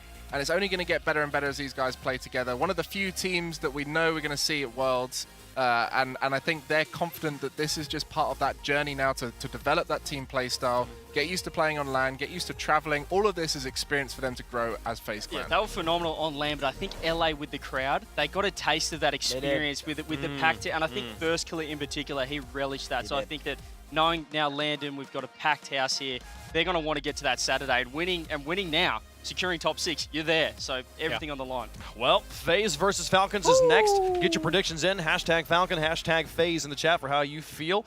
And let's just go down the line here, starting with you, Mr. CJ. Oh, I feel I had Liquid in the last match against Falcons, and they proved me wrong. So I'm gonna have to hop over to the Falcons train. These guys, you know, Johnny, I'm all on board. He was so that was biased casting as well. I called him out. He was nearly he was crying when Liquid was scoring those early games. But now, you know, Falcons got the win. He was proven right. So yeah, I'm on the Falcons train. They can get it done. Listen, London is all about unpredictability. This isn't what anybody expected. Besides Falcons making a deep run. And actually, I just want to have all 4, which is 5 regions. I just want to have 4 regions represented in the upper semis. I'm going Falcons over FaZe. FaZe, they're going to be blessed, though, by going into the lower bracket, not on the other side as the big 3. All right, so my hot takes were an all EU Grand Final. That's not looking good. And Falcons not making top 8. That's not looking good either, but I have to go with FaZe here. I think FaZe, after that regional win, I think they're in a great position to win this entire major. I'm going FaZe. Go on, Really? I mean, coming into this event, I didn't really think FaZe had the right preparation, not necessarily in their control with the travel issues, you know, not necessarily putting a huge emphasis on this because it's a bit of a break for them in terms of they've done all this hard work to get to Worlds. They're in a bit of a down phase, ready to build back up to Worlds. But I think this is the start of that build-up. I think we're going to see FaZe make this a close game, but it's going to be Falcons. It's going to be Falcons.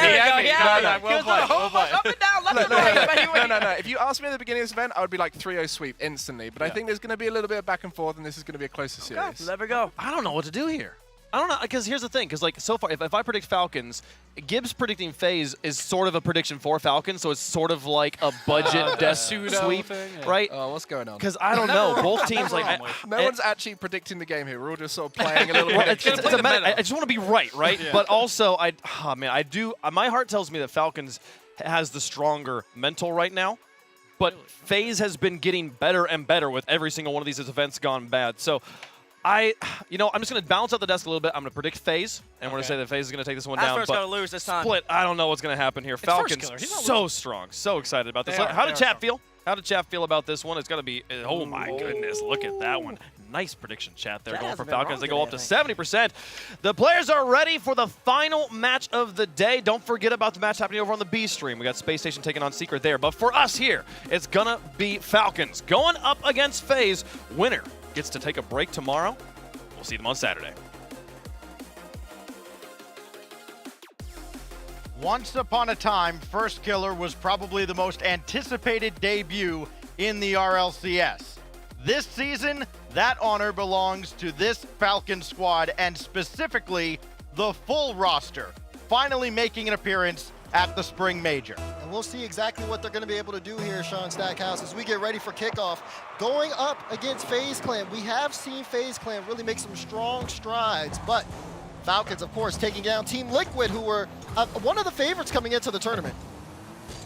They were indeed maybe the most anticipated matchup we've seen at an RLCS LAN in quite a while, just because everybody so excited to see that Liquid roster, but also, of course, to see Falcons at full strength. To see Khaled on a LAN against the rest of the world. He held his own, led the team, actually almost led the team in scoring. Ahmad with 6 goals for Falcons. He's on display here, taking his time, and a shot easily set away by First Killer. Great start off, though. You can see Falcons just trying to set up some offensive possession. FaZe a little bit rough here in the opener. A demo comes through, though. They take away TRK from the play. And we'll see exactly how they look. Right now, boost situation favoring FaZe Clan as they're trying for the counterattack. There's AJ, and before that's even registered as a shot, it's blocked out. FaZe right now trying to hold on. A lot of concerns for a while about the defense of FaZe Clan. Could they play any at an elite level? They have answered the call for sure. Sure, they went up against Power in round 1, outscored them 14-4 in that opening round matchup. And the most deadly combo at this LAN, First Killer and AJ, scoring all 14 of those goals. AJ led the whole tournament in scoring after round 1. He's fallen behind a little bit now that some players have had an extra series. but you can expect AJ's going to get his as we continue on in the upper bracket. And as we continue on in this game, you're starting to see Ahmad. That's a good carry. Looking for the bang! bump. He gets the demo! And Falcons with the first goal of the series. If you can't get it by him, take him out of the equation. AJ, waiting, picked his spot, and Ahmad shadowed him the whole way and then took him out of the play. Falcons score first, and a big one to start game one. Can they capitalize on it? Keep the snowball rolling downhill, or will FaZe answer back quickly? That's going to go wayward out to the corner. Back in front, but O'Khaled is there, and he had no challenge getting this ball away. And when you see a play like that from Falcons, you can tell that's exactly what they want to show FaZe Clan. Hey, you're not going against any other team. You're playing against us. We're here, and of course, we know all your moves. We have our own. The mechanics are on display here for the start, and for FaZe Clan, they're going to have to work on the response. There will not be many bad shots in this series. Both these teams, astronomically high shooting percentages. Third for Falcons in the tournament. FaZe Clan number 1. Both well over 40%. His first killer shot is denied by O'Khaled. And O'Khaled quickly downfield, a little bit high, and the follow-up is wide as well. The accuracy betraying both sides that time as first killer goes up top. And Ahmad couldn't get a touch, but there is TRK to send one away, and FaZe are sent packing back beyond midfield. Now FaZe Clan working on something of their own here. I like the leave there. First killer trying to get involved. You see Sip, though, moved up to the midfield line, but as third man, just trying to hold things off. Falcons doing so well playing this ball in the air. They've been able to get a lot of presence in the offensive half, and they've managed their boost really well here, too, in the start. But like we said, there's still less than 2 minutes to go here in this game, and there's a chance for FaZe to get upfield. All they really have to do is get a good demo. You see first killer hunting while O'Khaled is looking for that double. AJ's back by himself, but first killer rotates in time. That's just kind of some of the risks they're going to take to try to starve out Falcons to see if it leads to some more shots on the other end. FaZe did not resort to physical play very often in their series with Power earlier, only 2 demos a game. Meanwhile, they got obliterated by Power physically as that save made by first killer, keeping it only a 1-goal game. FaZe took 6 demos a game. That was tied for as many as anybody in the tournament as first killer again gets back. And it's kind of what we saw at the Winter Major, Daz. If anybody's going to make a save on this team, it's going to be first killer. Somebody else has to help him out here as he made another stop. Another stop there, finally bringing things the other way around. Been very quiet offensively for FaZe. Just seems like when they try to connect upfield, it doesn't work out. Meanwhile, Falcons, they've been passing it back and forth. There's a shot, it's low. First killer trying to dodge a demo. You see a little bit of a mix-up there. Falcons, though, they're going to hold on to possession. No boost for TRK and O'Khaled. Just so quick to get to that ball. Lots of pressure here. And a great presence from Falcons as they're trying to hold on. Final 30 seconds approaching in game 1, and it's been all Falcons. A couple rare boost steals for Falcons in the FaZe half of the field. But now first killer. Downfield, easy save by O'Khaled. Follow up, AJ almost threaded the needle, but Ahmad to the rescue. Now with 20 seconds. Good infield pass, but first killer had to travel for it. What a pass back! And Sipical picked a great time to score his first goal of the tournament. Look at the awareness. Back pass from Sip. First gives it right back. Falcons didn't expect that play. It's a top right corner shot as FaZe Clan tied things up. 16 seconds separate us from overtime in the first game of our last series of the day. AJ has other plans off the post, and Falcons caught a huge break. What can they do with it? Ahmad saved away by Sip. No time on the clock. AJ there, and that should, well, I thought it was going to head to the ground, and now first killer will let it go. I almost think he accidentally let that one go, thinking he could get it up the wall, but we go to overtime in game 1, wouldn't have it any other way. Yeah, definitely a close call there, but FaZe Clan have been doing very solid in terms of being able to manage things from Falcons. They stopped the scoring early. Even though they gave up some ground, the goal line saves have been phenomenal from them. Now they've been playing kind of a counterattack based game as they are trying to disrupt Falcons, but if FaZe Clan let their foot off the gas for a moment, Falcons can take control. This overtime can go either way. It has at least gone half a minute as O'Khaled comes in, avoiding contact to make the save. Now here goes AJ, again avoiding contact. Falcons really trying to go hard after FaZe here, and get a power play advantage, but it's just not working out. The other physical play, stopping Sip. So now AJ around the corner and just can't get this ball central. First Killer gonna leave it back for Sip. Drop back down to First Killer, trying to kind of bait out the Falcons defense, make them burn their boost. They haven't managed it very well in the early stages of the Spring Major.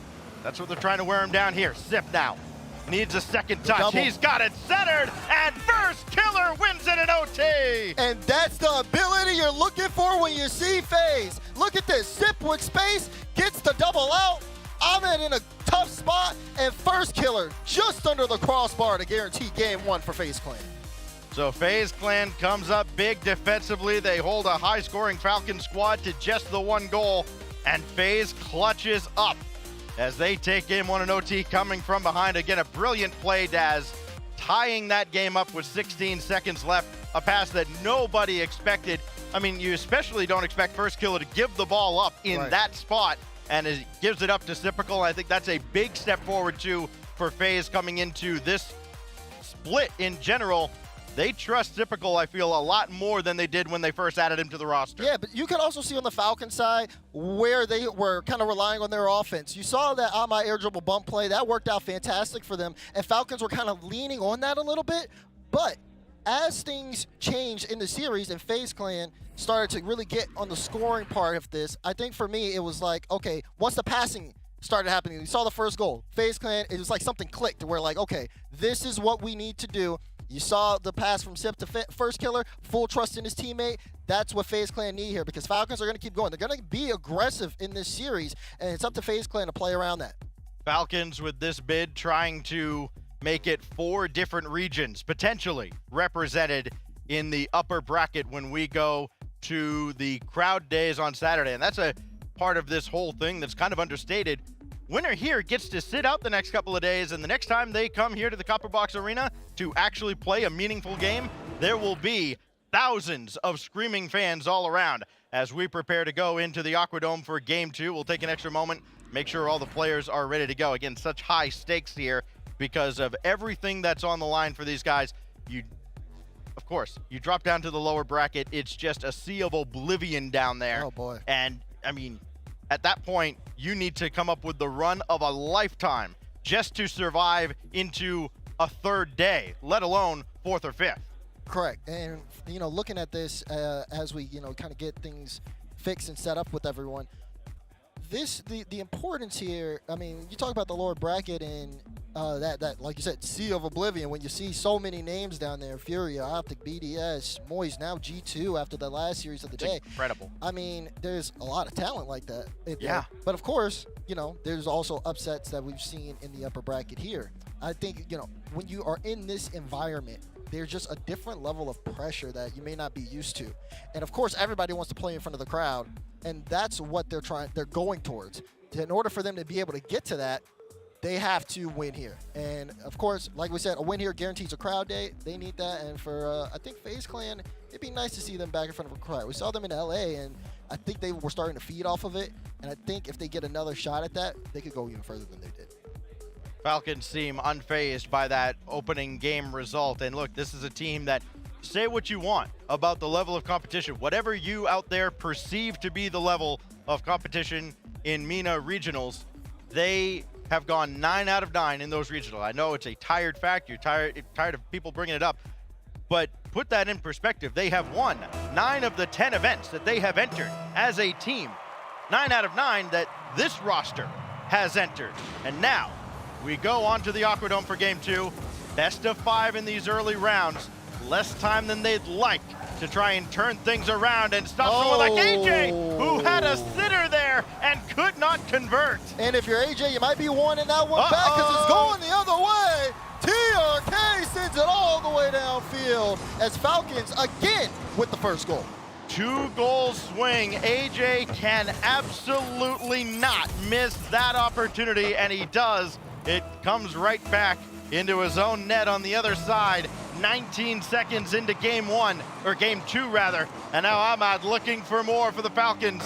And First Killer so proactive on defense. Again, waiting to see somebody else get involved in the defensive game for FaZe Clan. I mean, but look at Falcons, though. I mean, TRK was in such a bad spot there. Able to get a pinch off to the corner. Khaled got the boost and immediately was on top of the ball.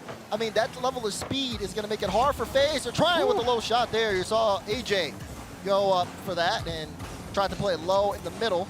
As FaZe Clan, when they are out in front in your box, you know, they are looking for a lot of passing. They're looking for, you know, the most, honestly, accurate shot possible, the one that they think will be guaranteed to go in. But here's a tough one, and it's all Ahmed who pushes through the FaZe defense. Ahmed flexing his muscles here off the feed from Khaled, and a little bit of muscle from Khaled as well.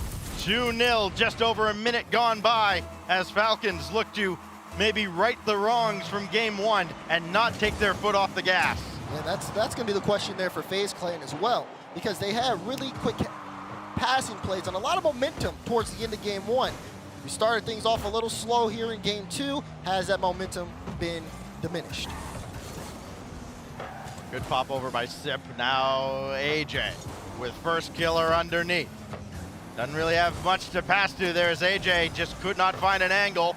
This goes through the corner. AJ back to first killer, and he wisely backs off, realizing Khaled had the play. Now he'll take his shot, and Ahmad is right there. So too is Khaled trying to go around Sipical. That does not work out, as Falcons finally do breach the midfield line and send FaZe Clan back to the drawing board. And again, proactive defense this time out of Khaled, breaking up the play. And we just haven't seen FaZe after that opening salvo where they absolutely should have scored. We haven't seen them get a really quality look at the Falcons net until now. There you go, pass play upfield. It's a great assist here from Sipical. He sees first killer down there, launches it towards him. Khaled can't get up to make a touch. There's no boost, and first killer just has to launch it into the open net, keeps calm under that pressure. And now, of course, a one-goal game, as we've gotten 3 goals in the first couple minutes. First killer with his 8th goal of the major. That ties AJ now for the team lead. He's yet to score, yet to pick up an assist, and he's kind of struggling early on here. As this ball goes right out to an open space, Ahmad with 40 in the tank will try and center here, and TRK can only dish that out to the corner. Now AJ looking to create here, still has his flip, used it, and the shot high with the deflection on the defensive end. Now TRK to center, and that's easily broken up by Zip. Only a moment so, as AJ had to make a clutch save right at the corner of the frame, and that's where we needed somebody other than first killer making those goal line saves, and now AJ starts the counter. Yeah, you gotta watch out though. You see Falcons with some really close opportunities. Yep. FaZe Clan has been keeping it close, so to speak. I mean, the saves have been phenomenal, but it's the fact that Falcons even have these opportunities. They're getting so much space here from FaZe in the midfield, and that could be costly, especially when you have a whiff like that come out from AJ. Sip's gonna have to use his boots to get that and get back, as now Falcons more room to work with. TRK was looking for an air dribble bump, but he found nothing, and FaZe found the counter. You wonder, I mean, there are no timeouts here in the best of 5 rounds, but FaZe could probably use one just to get AJ right here as Sip goes all the way back. Plenty to work with, try to pinch that off the ceiling. It works out well enough as it falls to first killer, as just many loose balls tend to. Now off the back wall, and again, easily set away by TRK. So now waiting on this little ping pong matchup to wrap up here before somebody blinks, somebody flinches. Could be Falcons. Oh, it's another one off the post.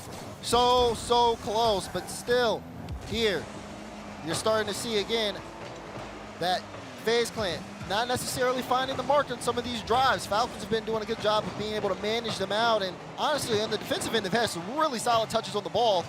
You see TRK launch that when he's trying to get it above Sipical. He's going to use all his boost to buy time for his team as FaZe Clan. They need to make a drive here. Boost has been critical for both of these squads, and neither has been particularly speedy throughout this stage. Now down to 45 seconds. Khaled knocked away from the play by first killer. Ahmad a little slow to follow up, and then first killer again managed to get a touch, even though he wasn't really anywhere near the ball when he started.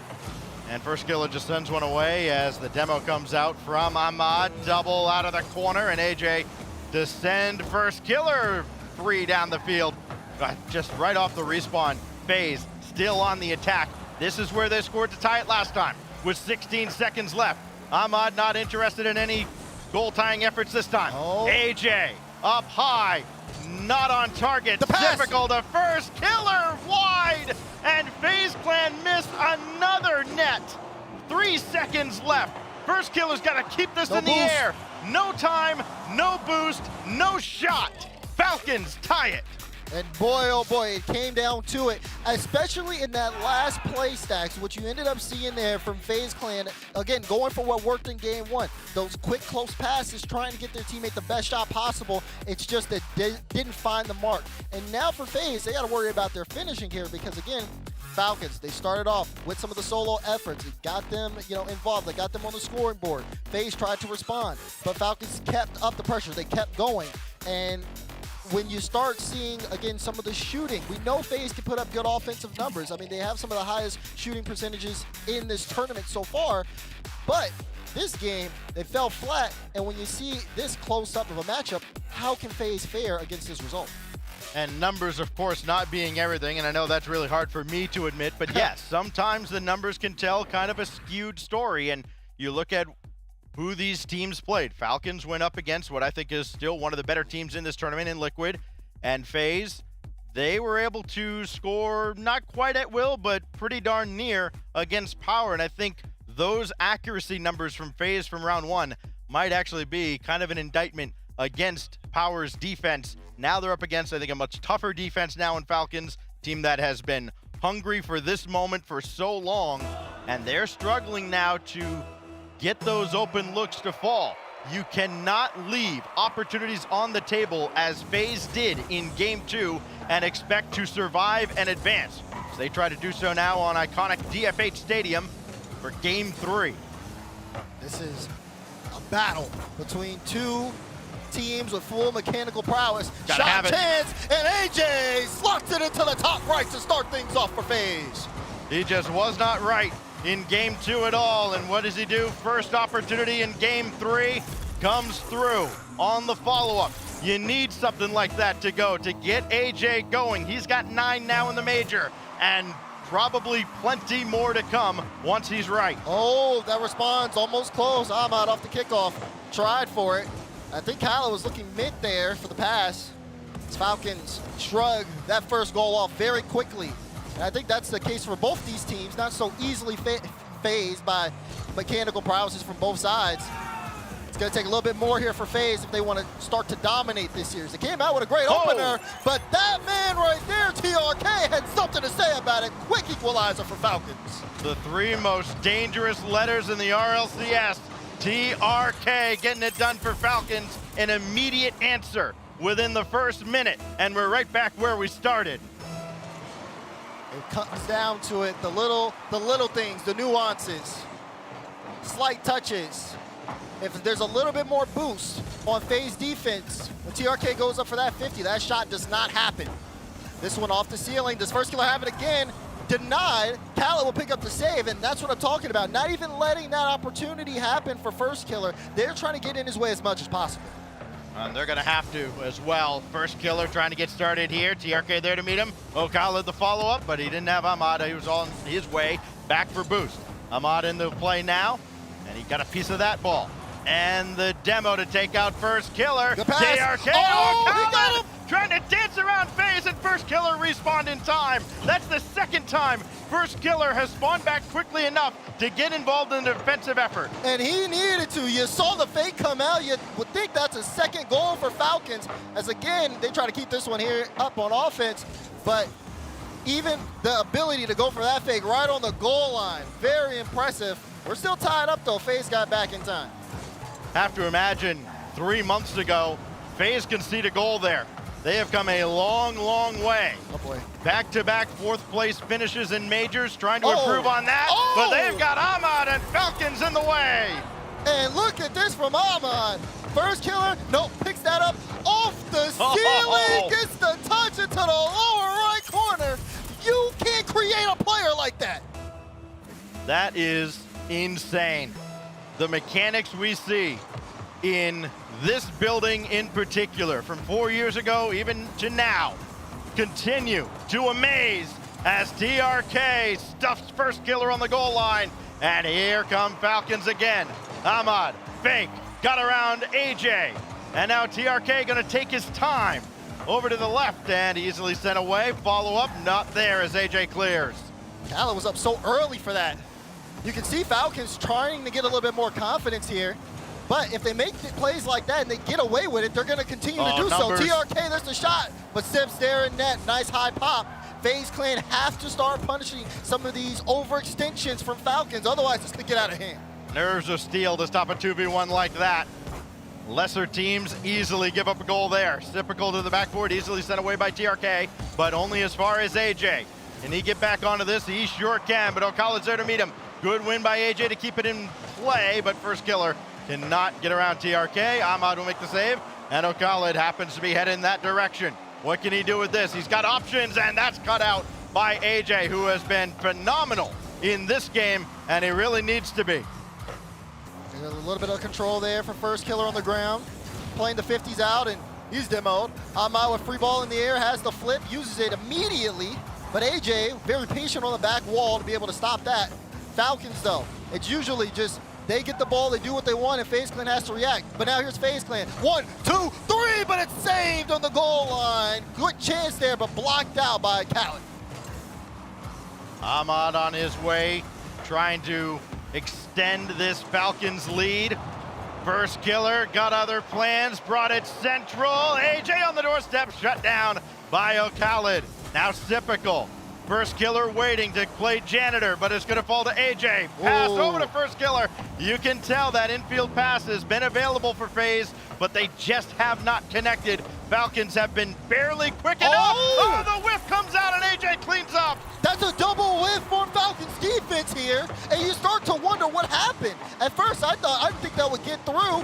AJ, free shot. That's every day he's going to hit that one, and now we got a tied up ball game. Assume nothing. Even at the pro level, it can happen. And now Typical. I thought he had a body downfield, but AJ turned around. Now TRK. Looking to bring it back for Falcons. 40 seconds left. Critical tie-breaking game here on DFH. Oh, that one's put in a real good position for Falcons off a FaZe defender.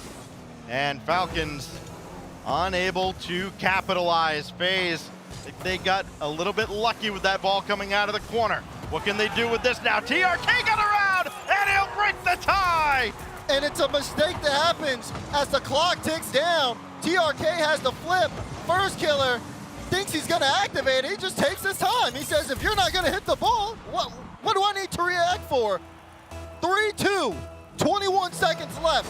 Falcons are trying to bring this series to match point. Not just the mechanical brilliance, but the mental brilliance out of all three of these players from Falcons. At some point, somebody has said one of these guys is the best in the league, and they may be right in all three cases.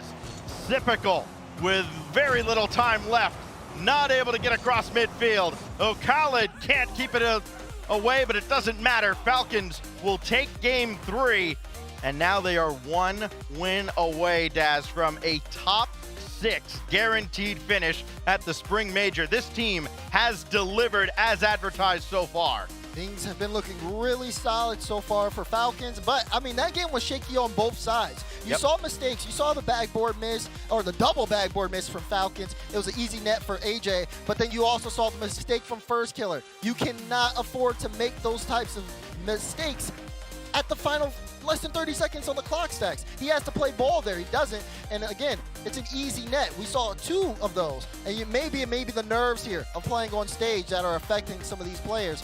That being said, Falcons, they kept it going all the way through there, and now they have FaZe with their backs against the wall in the upper bracket. Among the fans we kind of colloquially like to call the hardcores, there may not be a bigger fan favorite than Team Falcons. And again, they're 5 minutes away from having the next 2 days off, and the next time they come back here to play a relevant game of Rocket League will be with 5,000 or 6,000 screaming fans all around them. By far, the most anticipated debut of anybody this entire season, when the MENA region was properly added to the RLCS, and now Falcons looking to do their region proud, looking to do their fans proud, and themselves as well, as O'Khaled will get back for a lot of defense. I have to imagine there's going to be a lot required to keep this FaZe clan off the board with their backs against the wall in the upper bracket. Debut for Falcons, as much as a debut for so many other teams and rosters here at the Spring Major in the Copper Box. But Falcons are one of the teams that have debuted and still remain alive against teams that have worked for months to get to this point. And Falcons now, they're one game away, one win away from the crowd. But is FaZe Clan gonna stop them? They're trying to get there too, but they let that one go. And TRK will go off the post and in. TRK with his 4th goal of this upper quarterfinal, sneaks one inside the post around 2 defenders. He's got 4 goals. O'Khaled credited with the assist, his 4th of this series as well. You know, Daz, when we walk into this venue, there are signs from when London hosted the Olympics celebrating 10 years, and there's one that says legacy is built. A legacy could be very well being built right here by Falcons and so many others at the Spring Major. We'll see. Right now, you got to wait for that clock to hit 0 if you're Falcons. And a FaZe Clan that is ready to jump on any opportunity they get. But that one gets past 2, and Sip, last back, will throw it away. TRK, no boost. So it'll be Ahmad, plays it high, gets it past 1, right in front of the goal line, and Sip again making a stop. FaZe trying to go for a counterattack here, but it's a good backboard read there as TRK all over the field. This one has definitely slowed down, so to speak, for Falcons, but for FaZe Clan, they have been moving non-stop, trying to take possession, which they have, but it's been really rough. I mean, look at this ball in the corner. Ooh. AJ trying to get that pass. Does look like he is able to set it up. Will we see a shot here? It's a little bit late there from Sip, and the offense just dissolves from there. It almost looked like an N1 mixtape, just a lot of dribbling, but no shot. And then Ahmad comes right back down and throws it down in FaZe's face. This is Falcons commanding this series. If you don't want to play that challenge, he will flip reset on your head top anytime he gets a chance to. 3 minutes remaining, and Falcons with the lead.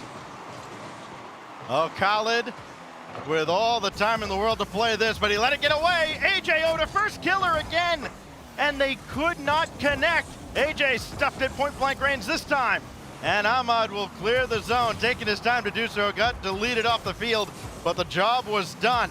Falcons keep FaZe off the scoreboard, coming up on the halfway mark of a game that FaZe must win to get us to Champions Field. Zipical came into this series scoreless. He's only added 1, but a trio of assists. What will his role be in FaZe's comeback effort? Oh, he had a chance there. Everybody turned off the ball. It almost looked like a communication breakdown, but again, FaZe don't capitalize with the ball right on the doorstep. They got to make some magic happen here, Stacks. It's been really rough for them. The ball, I mean, once the ball's in the corner for FaZe, it's almost as if, you know, they might as well go back and get boost because they're not making any plays from there. The infield passing worked really well for them, but it's been dissolved since then because, again, Falcons have been very keen to staying on top of the ball. It's a good 50 here. Ahmad backwards, and AJ does win that challenge, but once the ball, again, is in the corner, it's been really rough for FaZe to turn that into any type of offensive shot chance from there. Ahmad just clears that away, but AJ will keep it in the zone. He needs options. First killer. It looked like he pre-jumped that, and it did not work out at all. Physical play did not deter FaZe Clan at all in their opening round matchup. And the stats won't show physical play here from Falcons, but the bumps have been critical. They have forced FaZe off of so many really good-looking plays, and that resilience has not been there for FaZe. Another stuff there by TRK, but it falls right to Sip. He spawned on that side. Somebody's got to take charge here. Ahmad does to make it 3-0. You said you wanted someone to take charge. Well, you sure got it. If FaZe don't want it, Falcons will take it. Beautiful shot there from Ahmad. And at this point, I don't know if FaZe have the time to come back here. I loathe to say this sometimes, Daz, but yes, they literally want it more. FaZe wanted nothing to do with that ball, and Falcons were not going to give them any reprieve. Now TRK, and first killer just got around him. Typical, denied by O'Khaled, who quickly got back in the play. Final minute now with AJ. O'Khaled, dagger!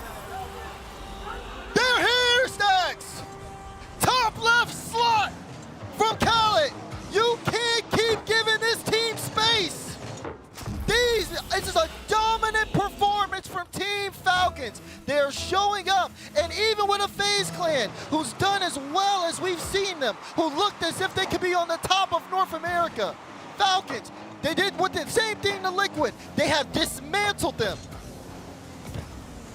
Another one from TRK. This will bounce right back out to Ahmad. Typical.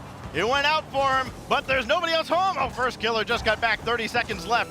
FaZe Clan have no semblance of offenses. This is just thrown downfield. Typical down in front. Ahmad with one more clear, and the celebration can just about begin. Oh, Khalid looking for one more, won't get it, doesn't need it. Ahmad cuts out another infield pass play. Nobody home as TRK adds another one. No one home, no one with a hand up. It's an open net for Falcons, and my goodness, everybody, so many questions coming into today. So many controversies, conversations, debates. It's all been answered at this point. Falcons, they're looking at a top 6 at least here in London. And they're just gonna keep on scoring. This will be the longest, actually no, it won't be the longest 10 seconds for FaZe. We saw that at the Winter Major, but it's gonna feel about as long as they just keep piling on. TRK adds his 6th goal of the series. He just about quadruples his goal count for the Major. And finally, mercifully, the final few seconds will burn off the clock and the Falcons will have their moment.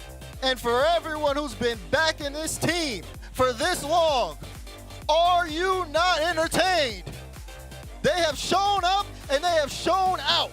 3-1 against Team Liquid. 3-1 against FaZe Clan. They're moving on to the upper semifinals. We'll see them in front of a crowd on Saturday. We've all heard the excuses. Well, who played in this event that they won? Oh, it was a small event. Oh, they're only beating their own region. No, they are here. They are for real. And the next time we see Team Falcons play will be in front of a crowd here at the Copper Box Arena. Can you believe it? Can you believe it? Oh, man, this has been a great day at Rocket League. Oh, and enjoy this replay. Enjoy the Ahmad show, who was absolutely phenomenal. FaZe had a great start. Look at that energy. Yeah, they had a great start, and then they just ran into the wall that was Falcons. Ahmad and TRK in particular just lighting up the scoreboard. Man, and they, I mean, for me, they've done the MENA region proud, even with this performance here. And they're not done yet, Stacks. They're still in the upper bracket. It's just so phenomenal to see all of these things that we've witnessed come to fruition here. I mean, even when we got here, there were still so many questions. Oh, how did their scrim results look? They're not looking that well, blah, blah, blah. They get out here and they show everybody on stage. It's amazing. It's amazing. Normally, we would send things down to the Oasis, but we're going to wait just a moment because guess what? We still have one more match going over on our alternate stream. Space Station and Team Secret. Yes, Team Secret made it through. Had to double check just to make sure. They're still playing. We're going to send you over there.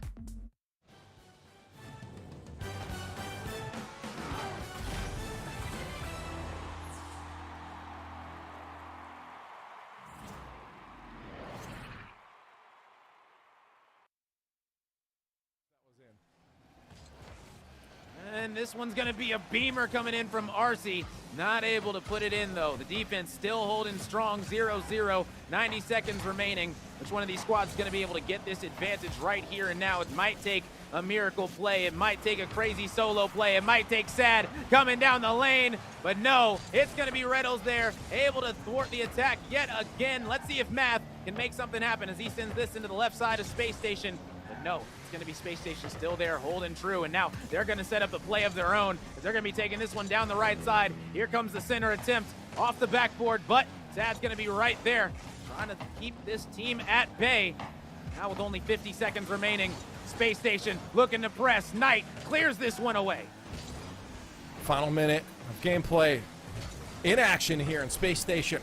One single goal could very well end this series off. Team Secret still struggling to get themselves to a match point, but at least they're holding it at 0-0 at bay. It means their chances are still good. But Daniel, solo play over one off the backboard, hard clear from Math. They'll set up for another attack here, but it's just going to be Math with a solo play downfield but they try to set it up. Knight with a pinch towards the net. Daniel forced to save that one. Now the pressure on here for Team Secret. Oh, but they back off, and Sad won't be able to get that in time. That'll be back to mid in the hands of Space Station, but they also miss a shot with 5 seconds left. We'll see a double tap. Stopped out there off the backboard. They'll let that one touch the ground. And Rome, we have overtime. The most intense type of overtime, 0-0. The defenses have been holding true, so which one is going to break? Which one's going to crack and crumble under the pressure of Game 4 at the Major? Oh, man. I don't have an answer for you yet. Maybe we'll find out soon. It's overtime. It's infinite time. If both these teams are evenly matched. Space Station on golden goal. Team Secret started their reverse sweep in that last game and looking to carry it onwards. This ball very precarious in front of the net there. You saw a flash of orange as Space Station attacked the net. Now a 2-on-2 situation, past one. Sad can't get the 50 towards the net, but that's in front. Knight is already leaving, so that'll be possession in the hands of Space Station as they turn this one around with a simple shot towards the net. They'll look to situate around midfield and see if they can start some offense. Yeah, Knight understanding to just back off right there really tells me that this Team Secret is trying to play the smart game, and it's starting to work out. I mean, it's been 6 minutes right now without a goal in this game. Secret are holding the line, holding this defense true, just waiting for a counterattack, waiting for their opportunity to send us to a game number 5. It's at their fingertips. It's just going to be all about which team is going to be able to come out more aggressive at one point. I mean, somebody's got to try to put their foot on the gas. Minute 30 passed.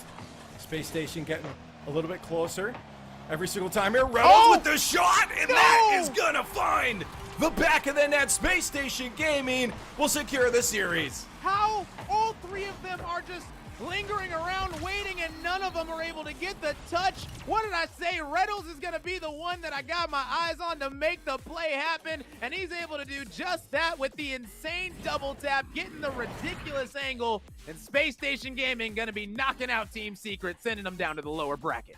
Reynolds with the finish.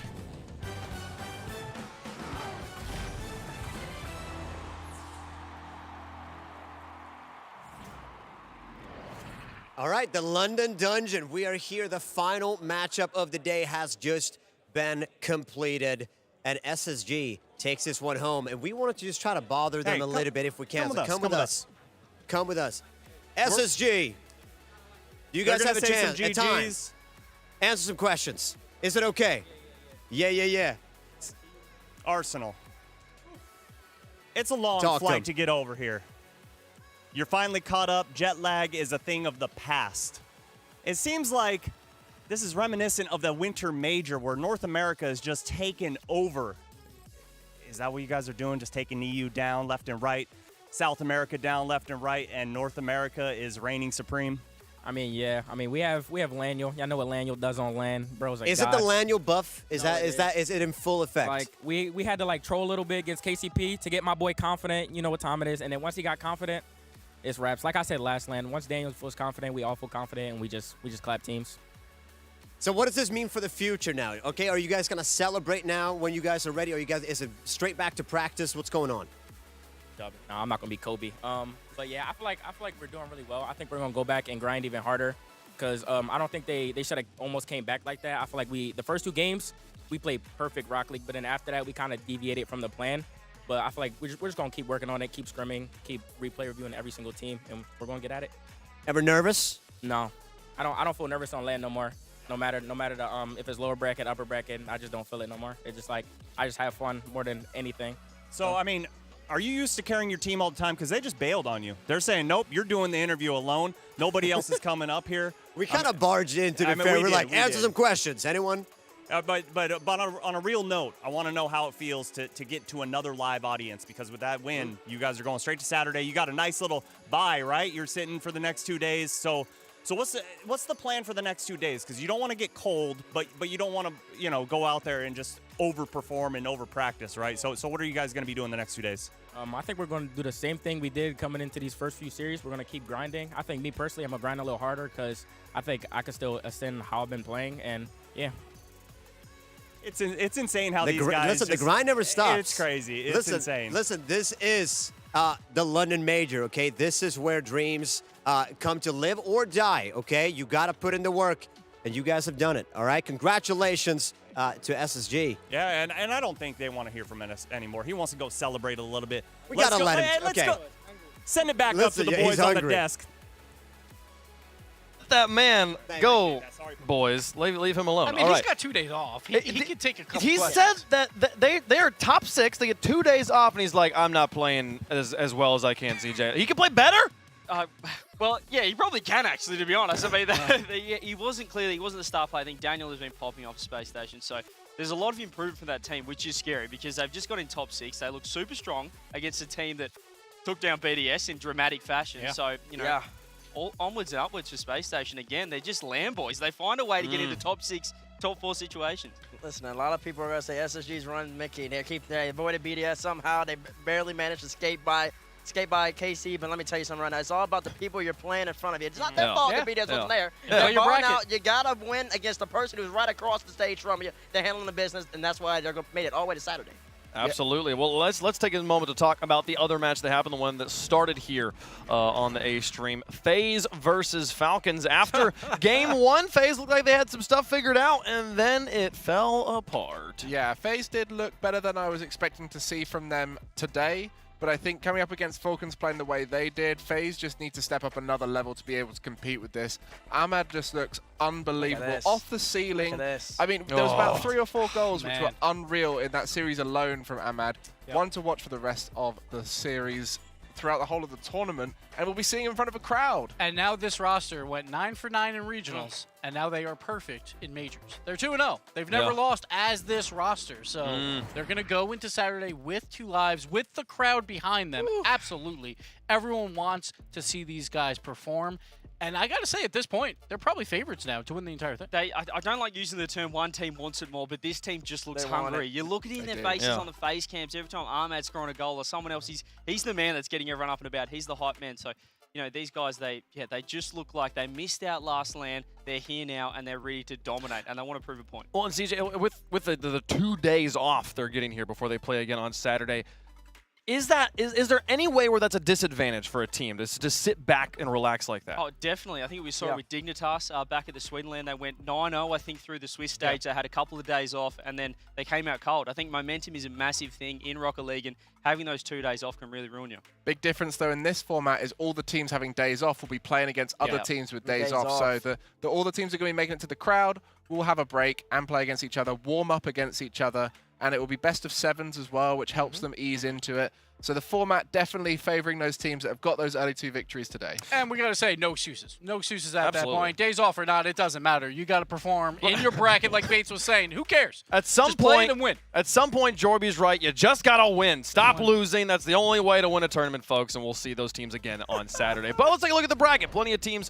left to compete over the next 2 days, especially down there in the lower bracket. Bates, this is, again, no one predicted this. This is a wild story already, and we're only through day 1. Yeah, it's a colorful bracket indeed. You got V1, KCorp. I know the French Army and KCorp. They're really happy. They're doing what Vitality couldn't. They're making a run in 2022 Rocket League. You got Falcons and Mina really representing SSG, making it all the way through. And then, Gibbs touched on it a little bit later. You got the 3 favorites. You got 3 favorites going into this major. It was BDS, it's Moist, and it's G2 Esports. And they're all sitting on the lower half of that bracket.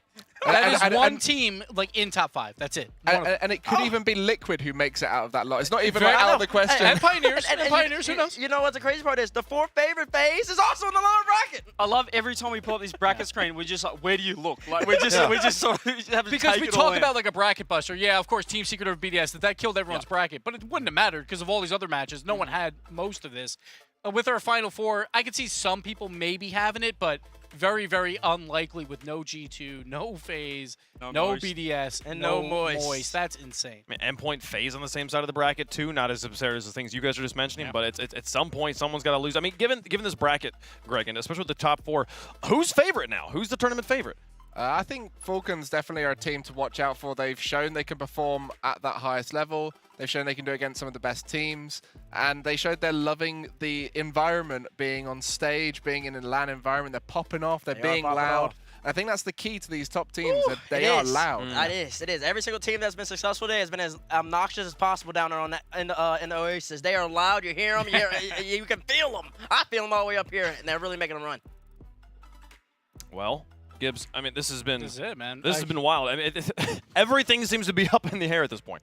It was a long day. We had a lot of 3-0s that helped us, so we weren't here all night. But it was wild. We had some world clinchers. I'll go through them really quick. We saw Carmine. They got a world's wildcard spot. They locked it up. Okay. V1 and Space Station, they've also clinched spots. BDS, they clinched a main event spot, even though they didn't do that well because EU number 1 and EU number 2 have now clinched those spots. And then you look, we have OpTic. They've clinched a wild card because NA number 3 has clinched a main event spot. So OpTic is now in, even though they're not having a great run either. But then we have to go to the other side with eliminations. OC number 2 is now out. Kaka's minions, I'm sorry. At home. Sorry, Maybe next CJ. season. Yep, so OC2 is out, and EU number 5 cannot make it to the main event, which means Team Liquid, who is still here, and Vitality will not be going to the World Championship, which is, sure, we could have seen that happening now, but at the beginning of the season, no one expected. It's RLCS 21 has not disappointed for wild stories here. What a situation. Big shout outs to Cole. I believe he predicted Carmine making it to the main event, and they have now done that. He was right for once. Good he for was him. right. Good job, Cole. Yeah, he's Good always job. believed in KCorp, and then he got disappointed over and over again, but he stuck with it. And Yeah. now we're all believers with the way they're playing right now. Well, hey, I've been believing in KCorp too. I got that. Oh, no. That's true. Let's go, Like baby. we said earlier. I'm ready Where's for your it. BDS, man? Where's it? Listen, BDS about to make a run in the lower bracket. Team Secret, too. Yeah, You're a yeah. lot less confident in that lower bracket run now. G2's down there too.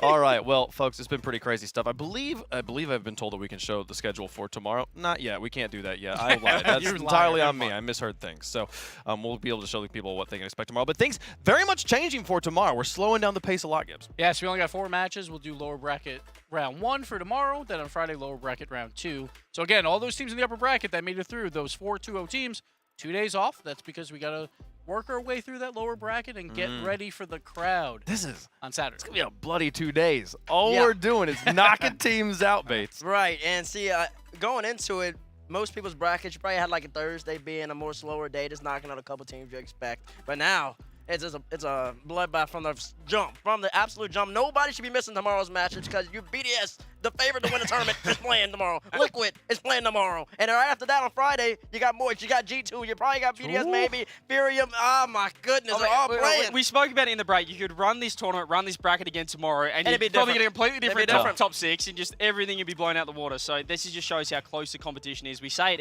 every single LAN. I think like this is the most competitive event, but this truly feels like anyone. I don't know what's going on right now. We got 15 seed beating the first seed. It's crazy. There's all the multiverses out there It where feels crazy like things this is happen. the Doctor Strange. We're the one. weird one.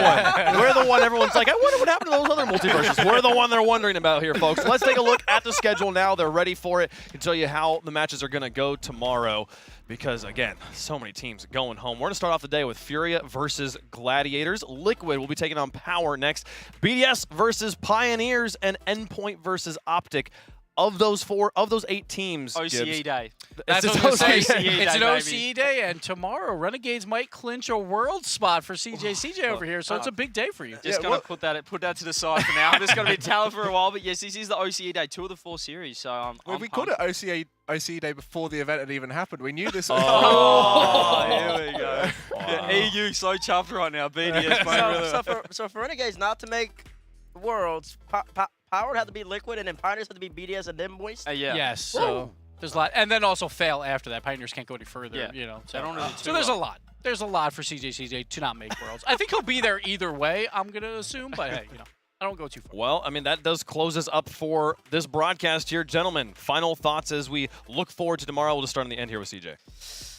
I don't know what to say about today. I think, as I said, every time we look at the bracket, it has just been absolutely insane. We don't know where to go with it. So I think if you tuned in today and you thought today was crazy, it's only going to get more wild. And eventually, once the crowd comes in, things are just going to go to 100. So it's going to be crazy. And yeah, what a day. What a day, T-Bates. Listen, I think that it's a prophecy that I ended up grabbing this card. I'm in the lower bracket as well. Where am I? I'm over Yeah, here. you don't even know where Wait, you are. that's It's I fine. mean, fine. my I knew secret mine- took down your BDS. What? Yeah, and then your close enough to secret Liquid. lost to SSG when it had all the momentum possible. I think that it is actually a blessing in disguise that somehow Tyler Bates ended up with the BDS card. And BDS, of course, lost the one time everybody expected him to win. So now they're about to run!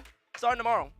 It's gonna be fun. It's gonna be fun tomorrow. Like I thought that Team Secret Series, like even there's like 20 of us in the crowd, and the atmosphere. Everyone's like, "Will this actually happen?" When we have like 10,000 people back there, or whatever it is, it's gonna be insane when we get those big upsets, or when we get Falcons in front of a crowd, because they are such favorites. Everyone wants to see this full roster, and now we're seeing it. They're 2-0. They're perfect. So it's gonna be fun. Yeah, I think you summed it up there. The atmosphere, even though we've just got the players, friends, managers, a few staff, the atmosphere's already going. People are screaming, and we're loving it here. But it really is the chaos that's happened. If we're ever going to see a team drop down to the lower bracket in the first round and make that run and win the whole tournament, I think we couldn't have asked for better teams to drop down, as we've got BDS but Bates down will there. never shut up. That would be an amazing run. So that's what we're all fingers crossed for. This is literally best case scenario for Bates, because either BDS makes it through, right, or G2 makes it through, and either way, he's predicted to call this out. Wow, this is bad for all the rest of us. Folks, it's been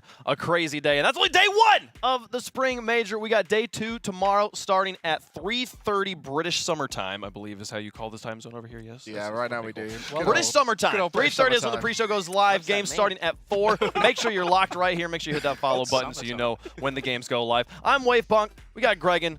We got Gibbs. They have names down here. Bates, CJ. Thank you all so much for watching. We'll see you guys tomorrow.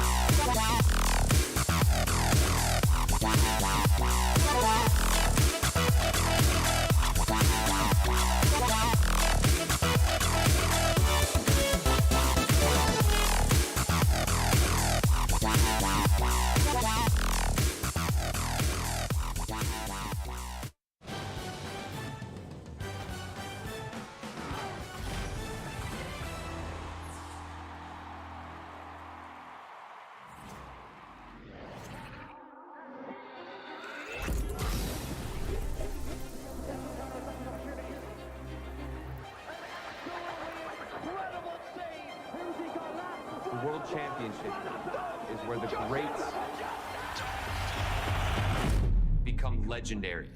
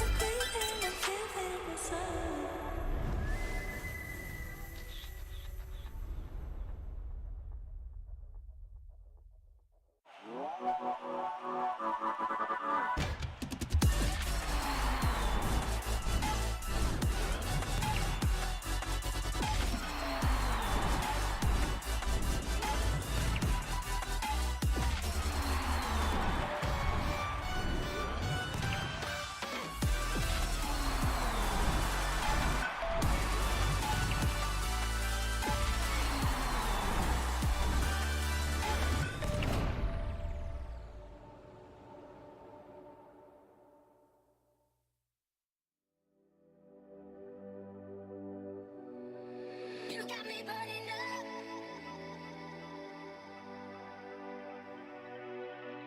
burning up.